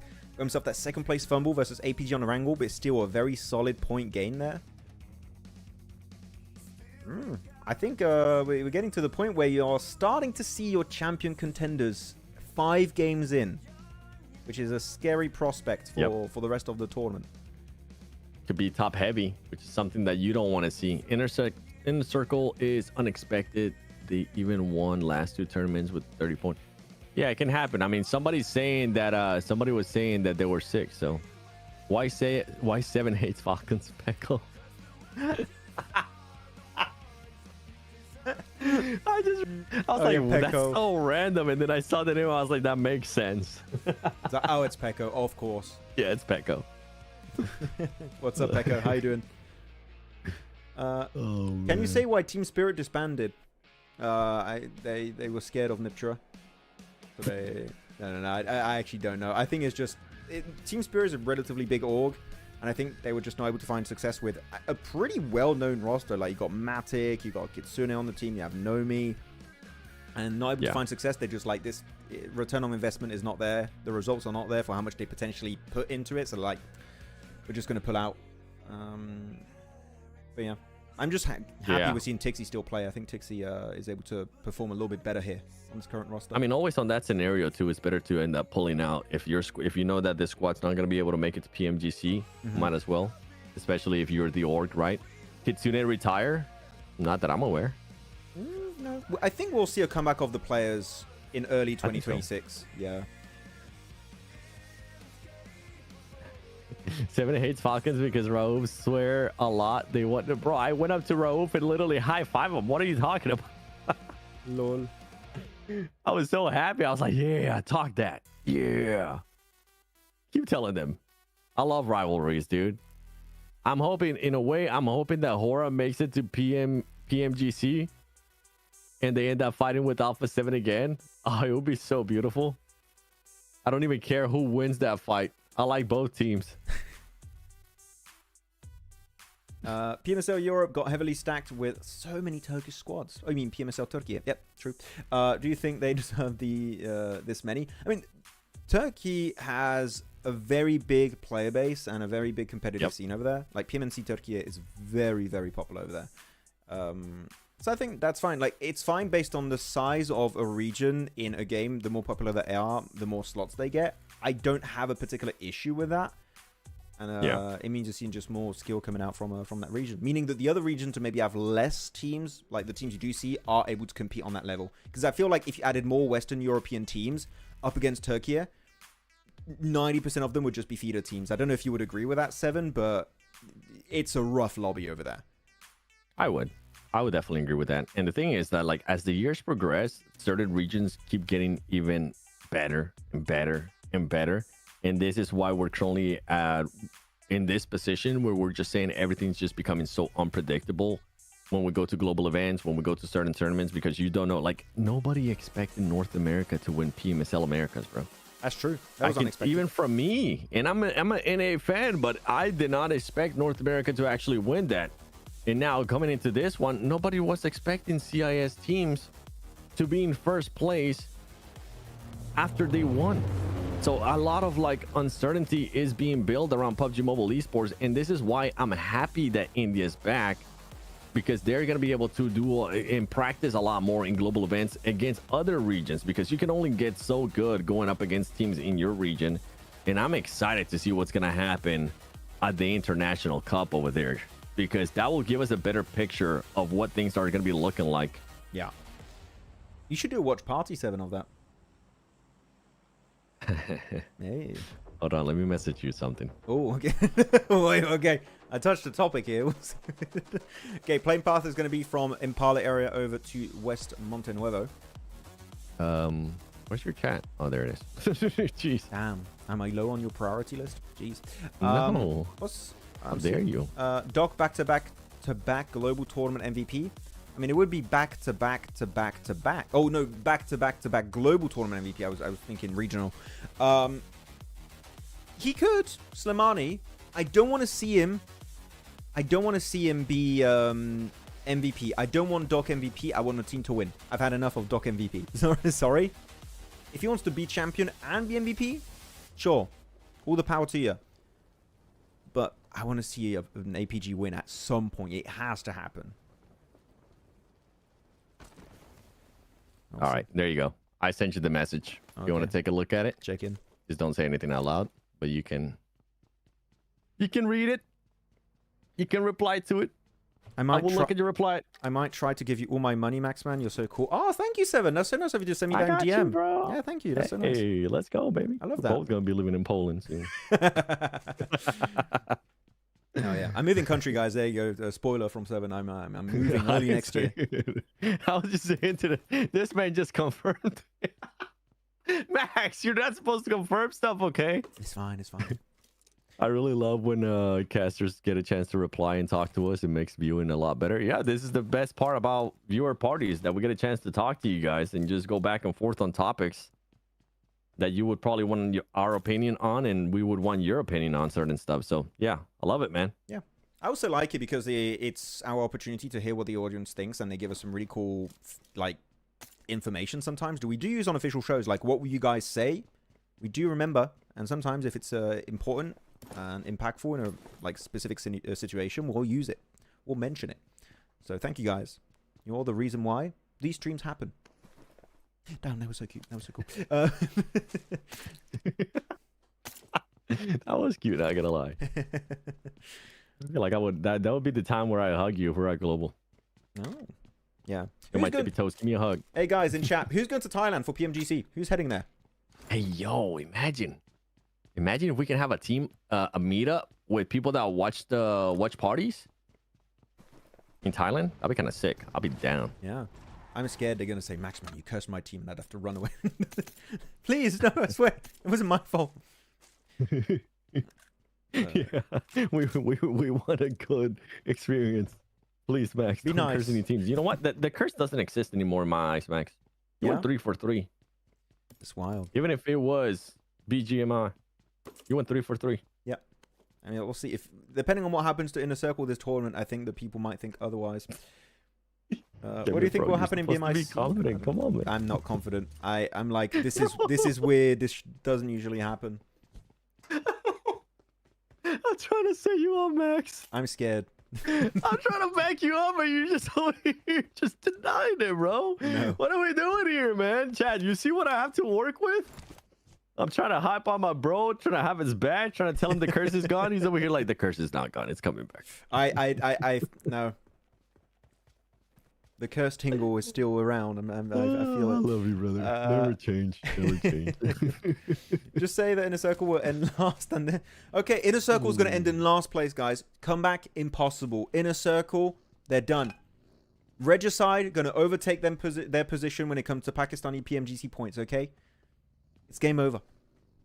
Actually, I'm not believing right now. I think they're too far behind. I think with the smash rulings and there's a big lead. I think that Inner Circle, when it comes to this tournament, I think it's early to call, but I think it's game over.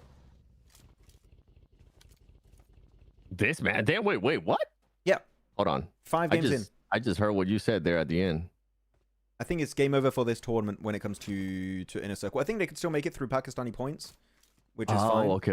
But I think when it comes to like being podium, which is what like matters here, you want to be podium. I think reaching podium is not happening. I swear, Inner Circle, if you start doing well after I said that, I swear I'm going to lose it. You better not make me look bad. I think there's still a chance. Okay. I think it's not. It is like super. If it's like this, after this match, I'll stick to it. Then I'm with you. Then I fully agree with you. I like it. How he's like, we do not care, which is also valid. That's a valid opinion. That is fine. We're just talking about stuff as the start. Whoa, Crypto, what was that? He was just flipping the car in the middle of the fields. Okay. This is a great one, Max. Who will win BMIC according to you? BMIC DRX. Ooh. I think DRX are going to win it. Who do you think? What is chat thinking? I'm not going to lie. I have to double check to see who's already qualified in PMGC. I know D+ is qualified. Reject. Those are the only two? And Orangutan. Yeah. Yes. Okay. Give me a second, and I'll tell you, actually.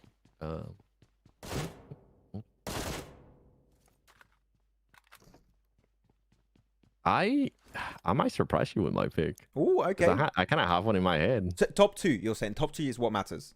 What's your top 2? Top 2? Okay. Oh, I can see why you would go with DRX. Yeah. I'm looking at something real quick. I'm making sure this is correct. Okay, it is. I'm thinking Nongshim. As first. And yeah, first. In second place, I'm thinking Team Seoul. Why? Can you expand on that? Yeah, I can definitely expand on that. Because of what I saw from them at BMSD in regards to like being able to win fights and be aggressive. Mm-hmm. And that's something that's gonna currently favor the meta because they can be aggressive, they can win those fights, they can get the eliminations, right? But the big but is what I've been telling you this whole time. They need to make sure they don't get into early petty fights, unnecessary fights. Okay, so you're basing that prediction on they fix that one glaring issue, and then there's a chance. Correct. Okay. If that issue is not fixed, who do you replace them with? Who do I replace them with? Ooh. You have a backup pick. Yeah. I think it's safe. Thanks. Appreciate it. I think DRX is a great pick. DRX? Okay, so you would have Nongshim DRX, top 1, top 2. Yeah. Okay. Because I do feel like D+ and Reject could win it, but I don't think they're going to be that hungry for it. Correct. As compared to other teams that are very desperate for literally their last 2 opportunities to make it to PMGC in first and second place. Yeah. I think they're going to go guns blazing. Like, they're going to go super hardcore in those matches. I feel like for teams that are already qualified to PMGC, if they don't start off like hot, if they don't end up being in like the top 3 after day 1, then they would just take a breather. Yeah. Because they're already in PMGC, so what's the point on showing maybe some of the strategies that they'll be working with, you know, all that fun stuff, which it's valid. It happens in the past. Ooh. But yeah, I'm really hoping, bro, that Team Seoul can fix that glaring issue. Would be great. I'm looking at this circle, though. There's going to be a glaring issue for these teams. There's going to be going Hacienda del Patron, San Martin. You're going to have also that big valley northeast of Picado, which is currently where Blue Force are, and also Graveyard in play. I do like these circles a lot, but they're not the most obvious ones to play around because there's a lot of variety. You can have cliff finishes, high ground finishes, low ground finishes, open area finishes, city finishes, field finishes. You just don't know what you're going to get circles around here. So you better be ready to adapt, because if you can't adapt on a circle like this, you're going to go out very quickly. Though I'm currently seeing on the elimination feed, oh no! A big fight's happening between Inner Circle and I8. The Pakistani fight is going down. And Crypto is also not currently. Inner Circle are winning this fight versus I8 and are looking to wrap it up very quickly. Yeah, Naki's going to be pushing that P24 now. Going to have to defend himself there, as players from ASI8 are going to be very close by. Going to be able to hit one of the shots. The nade's going to be coming through, though. Is that going to end up connecting? They need to be careful. Casanova's going to be in the back. Naki ends up getting knocked in the elimination feed as well. The nade's going to be coming through, and ASI8 comes out on top. Can they recover in enough time, though? Because MongolZ is very close by. They could end up third party in that. Yeah, with that right there, with what just happened, Inner Circle is not going to be anywhere near top 3. That nade just destroyed the entire team. They could have had a full reset, but that nade was perfectly positioned. It did damage in the 2 smaller side rooms of that church. And in squad wipe, Casanova able to bring it back in this game for I8. And it was such a good initial fight too, but they got so bottlenecked in that entrance, then it just got completely smashed, demolished. That's very sad to see. I was reacting to what was happening there. Chat, if somebody can, please rewind and see who ended up getting Naki on the elimination feed, because I want to know if it was ASI8 or I want to know if maybe one of the other teams ended up third partying, because MongolZ was technically close by. And last we saw Naki, he was out in the open pushing up. And I want to know if it was ASI8 or maybe MongolZ or a different squad. Thank you. Thank you, chat. We're going to fight here in Hacienda del Patron. Ooh. Oh, the roof angle, though. Got to be careful. Sleepy, super opportunistic when it comes to taking those shots on the off angle. He does find it. Actually, on this game, I was going to say HORAA because they drop northwest at La Cobreria.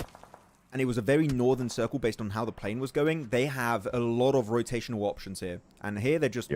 We're not taking too big a risk. We're just scouting Hacienda. If you're in a bad position, if you're on the roof, which is exactly what happened, we're going to strike. We're going to get a free point. We're just going to start feeding ourselves early. And it worked out. So I do like how HORAA are playing somewhat passive-aggressive in this game. The Reefers got knocked, I believe, from APG. So be careful to not get the flush. And actually, I think he did get flushed out. So that's APG down to a trio. And now for Yonko having to lay down as he's getting stopped from the back as well. And there you go. Last player for Yonko eliminated. Last place for day 1. Oh, man. This is rough. I was not expecting day 1 to go like this for some squads. Not gonna be lying to you, Maxman. Especially IC. I am perplexed by what I'm seeing. I really want to know now if it's true what we were told in regards to some players being sick. Because that would explain it. Because if that's not true, then like, what's the excuse? There's no excuse. Yeah, the fights are a bit wacky. They're all over the place, not looking very, very good. Doesn't seem like there's a lot of synergy currently. Reefus, as we said, was taken out. 3 players in 1 car. Top, Ziol, Doc. Just going for the wide rotate through Hacienda. Sorry, through San Martin currently. And they're just going to stop. I think their game plan is survival. Wait for the next circle. You're already in the play zone. Wait for the circle. Does it move? Does it go for a hard shift? Do you remain in circle if you're very lucky? They don't want to take a big risk here because if they lose a big game, I would say to wrap up day 1, they could fall out of contention for like top 5 for day 2. Like you want to remain as high as possible to make sure you have an easier time making those comebacks. You really do, especially with like the point difference that you were talking about before we jump into this match too. 2nd place from 3rd place. Before we jumped in, it was a 15-point lead. Like that's not, it might not seem like that much because we know some teams in this region can definitely frag out, can definitely put up the eliminations, right? But that's still not a place that you want to put yourself in because going into tomorrow, Rondo's going to be first. I'm pretty sure a lot of the squads are going to be adjusting to what Rondo's going to be giving out as we're looking at Brute Force and VP. This is a fight for 1st place at the end of day 1. VP is going to be losing Malloy here as Brute Force is just wanting to be aggressive, wanting to go for the push. I think a big mistake happened here. VP just gave that high ground position for free pretty much. So Brute Force is going to make full advantage of that high ground. Was he able to find it? Really, really good one from Capriz, and he's going to be instantly confirming that on. Actually, APG also able to take himself a little bit of a fight as they are going for the push uphill, north of the circle. As you said, fight for first place currently, and it seems like the first place team of VP is slipping and might be found in second place after this match. Could be Brute Force wanting to finish off the day with the way they started it. With the win backed up by a lot of eliminations. Remember, Brute Force was able to put up an insane performance as Milky Way is going to end up going down. Last one alive, and there goes VP. They're going to be out in 14th place. They're going to be getting 0 points, and this is up to Brute Force now. This squad could end up being in first place, and they could honestly build a healthy lead, not only to HORAA, to APG as well. This is a rough season. I don't know. Last year, 2024, right? So top heavy. You kind of knew it was going to win it. Here, in fall of 2025, so unexpected already. What we're seeing, it's all over the place. And I think that going into day 2 and day 3 is going to be getting even weirder in terms of results from the teams. Seeing on the map feed, though, HORAA are going to be making that ascent towards APG, it seems. Or they're just going to be looking to share the high ground and that warehouse. It seems like they're going to be willing to coexist for the time being, but HORAA always willing, 7, it seems like, to go for these big splits, the 2-2s, the 3-1s. Currently it's a 3-1 with Sky left solo in San Martin itself, and you just make sure to not fight directly APG if you don't want to fully regroup. Yeah, and for HORAA it comes down to just other teams willing to give them the respect, willing to give them the room to work with that. The only thing with all this, like, I'm thinking if for teams that end up going to global, sometimes they get away with certain things in their region, and then we go to global, and those teams don't give them that respect. Yeah. Don't give them that freedom. And that's when we see teams having to readjust the way they play from their region to now globals, and that's not something you want to see.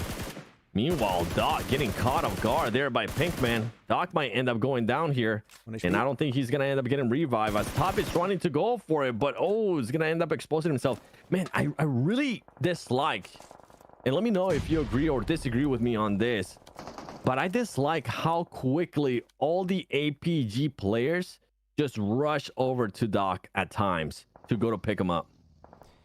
I feel like it's okay. It's okay to let him die sometimes and not put yourself in a bad situation. It's very one-sided. It's like, save Soldier Doc. If it's another player, we'll take a little bit more time to make sure we can go for the safe res. But of course, him being the IGL, maybe he's just like very putting the fist down. Like, yes, res me right now. That is an order. I am the IGL. Yeah, but if that's true, right? And we're just speculating here, chat. Yes. If that's true, like, that's an awful way for the squad. Because now you're just forcing your players to put yourself into bad situations, which has happened in tournaments over and over again, chat. Let me know if you guys agree or disagree with what I'm saying. I would love to get your opinion on it. But sometimes they just got to be able to just press that brake pedal and be like, hey, man, we can't pick you up at the moment. They just need to be willing to let him die at times. I saw your comment, Ali Hader, and I do agree. They did do good in spring also. But yeah, some unfortunate issues did happen later on. We are going to be having Circle 5 when that pops up. We're going to be making a prediction in the chat. We'll see who's going to be trying to win this game. So start thinking about it if you want in the comments. Get your comment ready and press enter. How big of a difference? You might know this from the top of your head. How big of a difference is the Brute Force squad from this year to last year PMGC? Because I know Prepod was in that squad. He's no longer there. He's with Qadsiah. But I can't remember some of the other players off the top of my head. I'll have to recheck. I don't know off the top of my head right now. Okay. That's fine. We'll check You're good. You're good. There you go. Circle about to pop. Make your prediction when it does go. Actually, you can make your prediction now if you guys want. When it comes to Circle, I8 don't really have the numbers. A lot of fights are going to be occurring on the western side, even the eastern side. I don't know. It depends on, can you keep your full squad alive on the next transition? I'm not sure, but currently if I had to go for a pick, Circle pops. MongolZ. I think a crash on I8 is going to happen. I'm going to go MongolZ on this one. I think they have the most straightforward opportunity to go for that compound and take it away from I8 if they send it before anyone else. Okay. Gonna be looking at it. Skyfall? Skyfall? Actually. Yeah, Skyfall, sorry. I keep calling it Skyfall. It's a nice name. Singing the damn song. ASI8 is winning this. They only have a duo, though.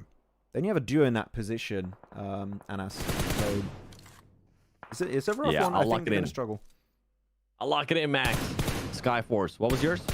MongolZ? I went for MongolZ. Yeah, I think they have a pretty nice rotation potential into I8 and take that compound away. Also, they've got some good ridges southeast of the circle. They can delay that push for the time being. But Brute Force, here you go. That's going to be another big fight. Again, taking down the first place team of VIRTUS.PRO this match. Don't even lose a single player during that engagement.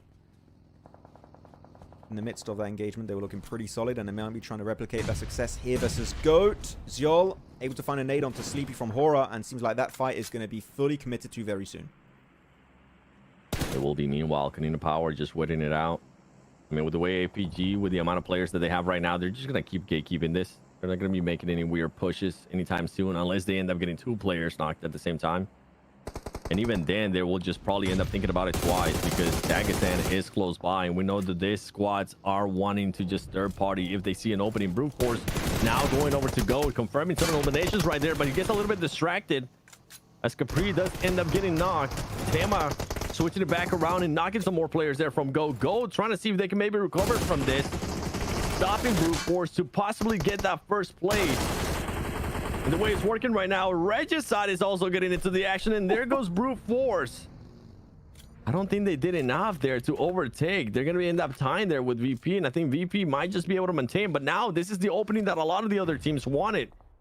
Maxman wanting to close that gap that VP and Brute Force was able to do for APG, for HORAA, for MadBulls as well, and some of the other squads like Konina Power, ASI8, even with the duo. And MongolZ as well. Yeah, this is a big catch-up opportunity for these teams. If you want to play comeback in this game to wrap up day 1, this is definitely your golden opportunity to do so.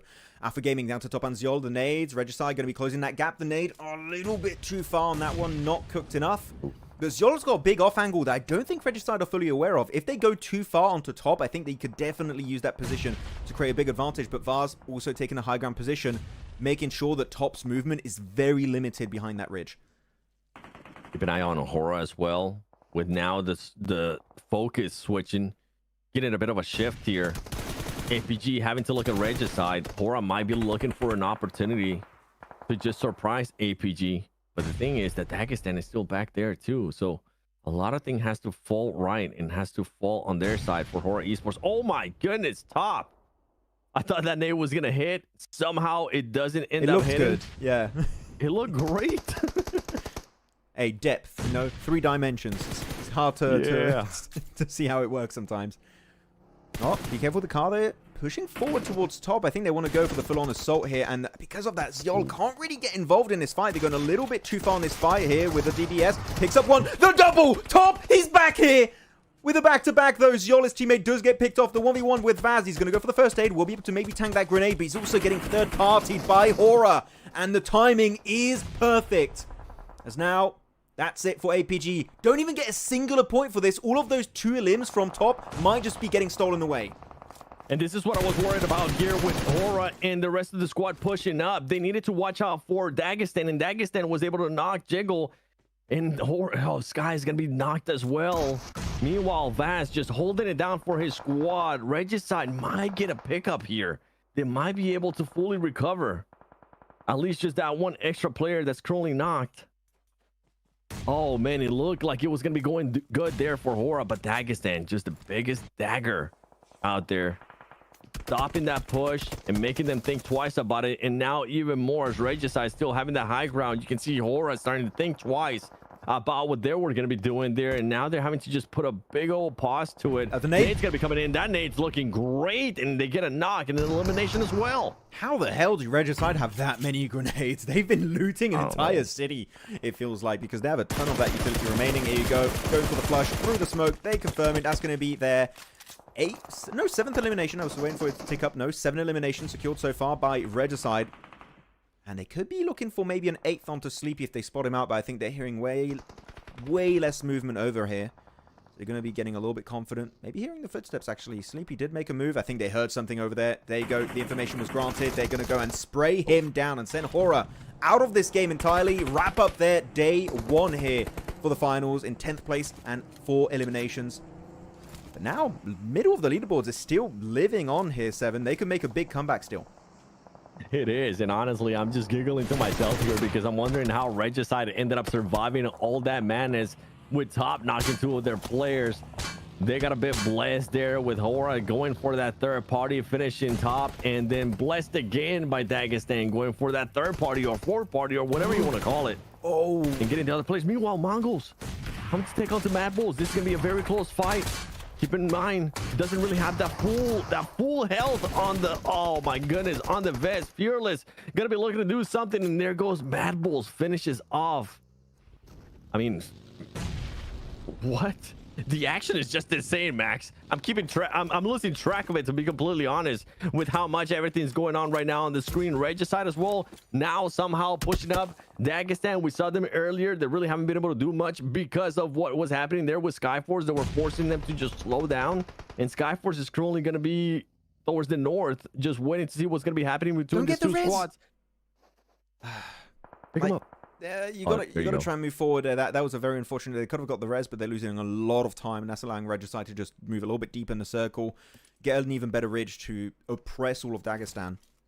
And look at Skyforce. I think they're scouting. Sanchez looking at this ridge like, if we see some nades exploding and the elimination feed lighting up, we might go for a full send it push. I think that would be a good opportunity, because otherwise Skyforce leaving the southern side of Hacienda del Patron, I think you got really poor options here. This ridge, if they can take it away, could be a golden opportunity for them to snatch away a win. Yeah, and they're being proactive too. Like, they're keeping track of everything. And right now, Sanchir is going to be keeping an eye on this fight too. And if you see other people getting knocked, I wouldn't be surprised, honestly, if they go for that third party. And this is what I was talking about in regards to Regicide, in regards to Dagestan, why they might have slowed it down a bit more, because they know how aggressive teams are. And honestly, PMSL CSA so far, I feel like the storyline for me in my head has been just third parties and aggressiveness from some of this squad. And here comes the push from Dagestan. They're not backing down from this fight, even though Sadira is currently not going to be at full health. Sadira is going to get knocked. I mean, Sadira knocks one, and then they eliminate them quick too. This teams just don't give a damn, Max. I like it though. Regicide did use the welding gun. Actually, Shifu also has a welding gun of his own. He's trying to keep that car in working condition. Luchan send it downhill eventually. That nade, it's looking precise, and IC will be able to convert it into a knock. Yeah, Skyforce, I would say send the entire team here. Send the entire team on this position, Skyforce. You have such a good position. If you can get rid of Dagestan, this little ridge, this little plateau would be a great anchor point to play around, and they do get it. Dagestan out of the game. Skyforce, they have the ridge and now have perfect oversight on where every other team currently stand in this circle. That's right, with 3 players, up to 8 eliminations. Skyforce is going to be looking to set themselves up here with a win. Wanted to shock some people too, and somehow ASI8 still alive. Even with that duo, they were able to find a way just to stay alive, secure a top 4. That's going to end up pushing them up on the leaderboard. So I know we were kind of just forgetting and saying for Inner Circle, that might be it. They might not get into the top 3, but there is other Pakistan teams here. And ASI8 trying to make sure that the lead to the first 2 spots, the first 3 spots, isn't going to be too much so they can do something. They're not in circle for the next phase. Phase 9 is not going to be in the favor of Skyforce or I8. They're going to have to leave. Maybe third partying this fight would be good. The nade doesn't get Ramses, actually, surprisingly enough. He's still the black hole of grenades. The waste of grenades is real right there. But the smoke does dissipate, meaning he can easily hit that window. ARCRED, end of the match. Top 4, valiant effort, but not quite enough to go in the podium. And now it's MadBulls, it's I8, it is Skyforce, Mongolia, CIS, and Pakistan. And I8 currently the best team from Pakistan result-wise in this Grand Final 7. We'll see if they can try and convert it, but they've been duo, as you said, for the longest time in that compound. Uncontested, not even a single team attempted to breach that compound and wrestle it away from them. That means they should have a ton of resources. In terms of nades, they have it, and Casanova is getting way too close to this Skyforce roster. And if this nade hits, you're just gonna see Skyforce wondering what the heck is going on. He keeps teasing that nade. Right now, they have their full focus. Yes. On MadBulls. This is gonna hit. They should be able to get 1 against 2. And then they're gonna be able to just switch it around. Casanova just decimating Skyforce. getting them by surprise. Who's Sci-Fi? Let's see what you're going to be doing, because it looked like it was going to be a Skyforce win. But now with MadBulls having the numbers advantage, they're going to be looking to just get ground here. But for ASIA, what a performance in this last match, even if it doesn't end up being a win. 9 eliminations in Casanova. I hope he gets MVP, because that was an MVP caliber play right there, Max. Oh, definitely. And there you have it. MadBulls there to wrap up day one in style with that chicken dinner. But yeah, Casanova, not only there in that situation, 7, he secured those 3 eliminations onto Skyforce. He locks in that second place. That was an extremely valuable clutch, and it tells you, if anything, timing is always key. And in this situation, he was kind of playing on the edge, like, do I chuck that nade? And he waited for that perfect opportunity to have 2 players very close to one another to get that double, to instantly go to his primary weapon, go for the spray down, get himself an amazing 1v3. I8 currently leading in terms of these amazing Pakistani teams by a significant amount too. Yeah, now it comes down to what I8's going to be looking like when we look at the overall, right? With those amount of points, being able to back it up with eliminations as well, that second place finish, that was just insane. And same for MadBulls. Tulika putting up those 2 eliminations, Pusher up with those 4, Flip with that 1, and Lemon there with that 0. But overall, great performances so far. Yo, what a shocker of a day. I feel like a broken record saying that, but dang, I was not expecting some teams to perform the way that they were able to perform, whether it's good or bad, positive or negative. This has been quite an impressive day of PMSL CSA full split grand finals. One word to describe today: unexpected. Yeah. This was not the way I was expecting PMSL CSA finals to begin on day one. The results all over the place, the favorites all over the place too, some at the bottom, some in the middle, some at the top, but really it is CIS through and through, especially with that MadBulls chicken dinner to wrap it up. Here we go. Overall rankings very quickly getting into the leaderboards, and it's a 1-point difference between VIRTUS.PRO and Brute Force, still creating a big point difference between themselves, and third place currently held by MadBulls. Look at that 8th spot. ASI8 doing what I wanted Inner Circle to end up doing.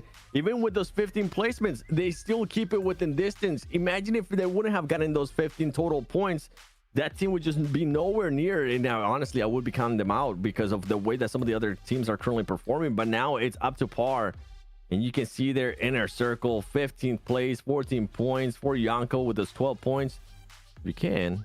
MVP for the day, the daily MVP, none other than Caprice.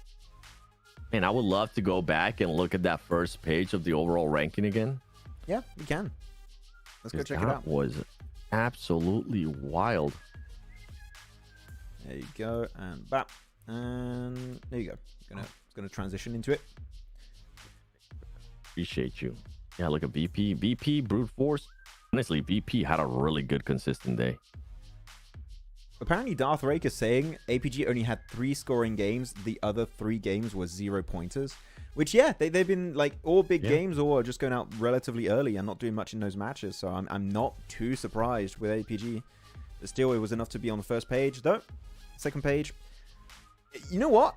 Outside of the Inner Circle storyline that we've kind of built up this entire first day, ARCRED, after what they did in group stage, I really was hoping to see more, and so far they have not delivered. And I'm also clicking that emergency button because so far, again, with the Smash rules, you don't know how long day 3 is going to be, meaning we could have almost 50% of our games played. If it ends on day 2, on game 2 of day 3, these bottom teams, there's not a big comeback opportunity, unfortunately, for them.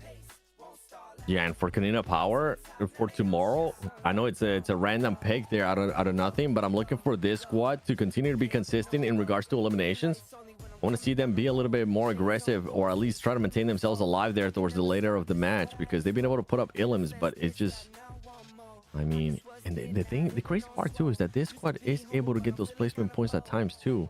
It's a bit of a weird thing with them. They either be a little bit too aggressive, or they wait until the end and not really go for not really able to get that many eliminations, man. Yeah. Well, crazy day. Absolutely wild. I don't know what to expect from that, but that is going to be it for our first day here of the PMSL CSA Full 2025 Day 1 Grand Finals. Very, again, interesting, unexpected, all over the place day for some of our teams. But you know what? There's still room for improvement. There's still a lot of opportunities for them to initiate a comeback, and there's a lot of opportunities to take down the top dogs in the leaderboards. 7, any finishing statements you'd like to have? Because I have PMSL Mina that I have to go stream, like, right now. No, and I'm excited to see what's going to happen in the last 2 days. Make sure everybody tunes in tomorrow because unexpected. Honestly, that's pretty much the bottom line of this day. Unexpected. Yeah, and we'll see what's going to be happening tomorrow, guys. Tomorrow will be day 2 of our grand finals for CSA. Same time, same place. And make sure to be there because you want to see, are we going to be seeing any of these comebacks happening? That would be a great time to do so. With that said, of course, I do have the PMSL Mina watch party happening right now with Natura. It's going to be on this channel, so if you want to check it out, feel free to come around, see if the hot drops on Miramar are still going down. And we'll catch you otherwise tomorrow if you're going to be checking out day 2 of CSA. Have a good one.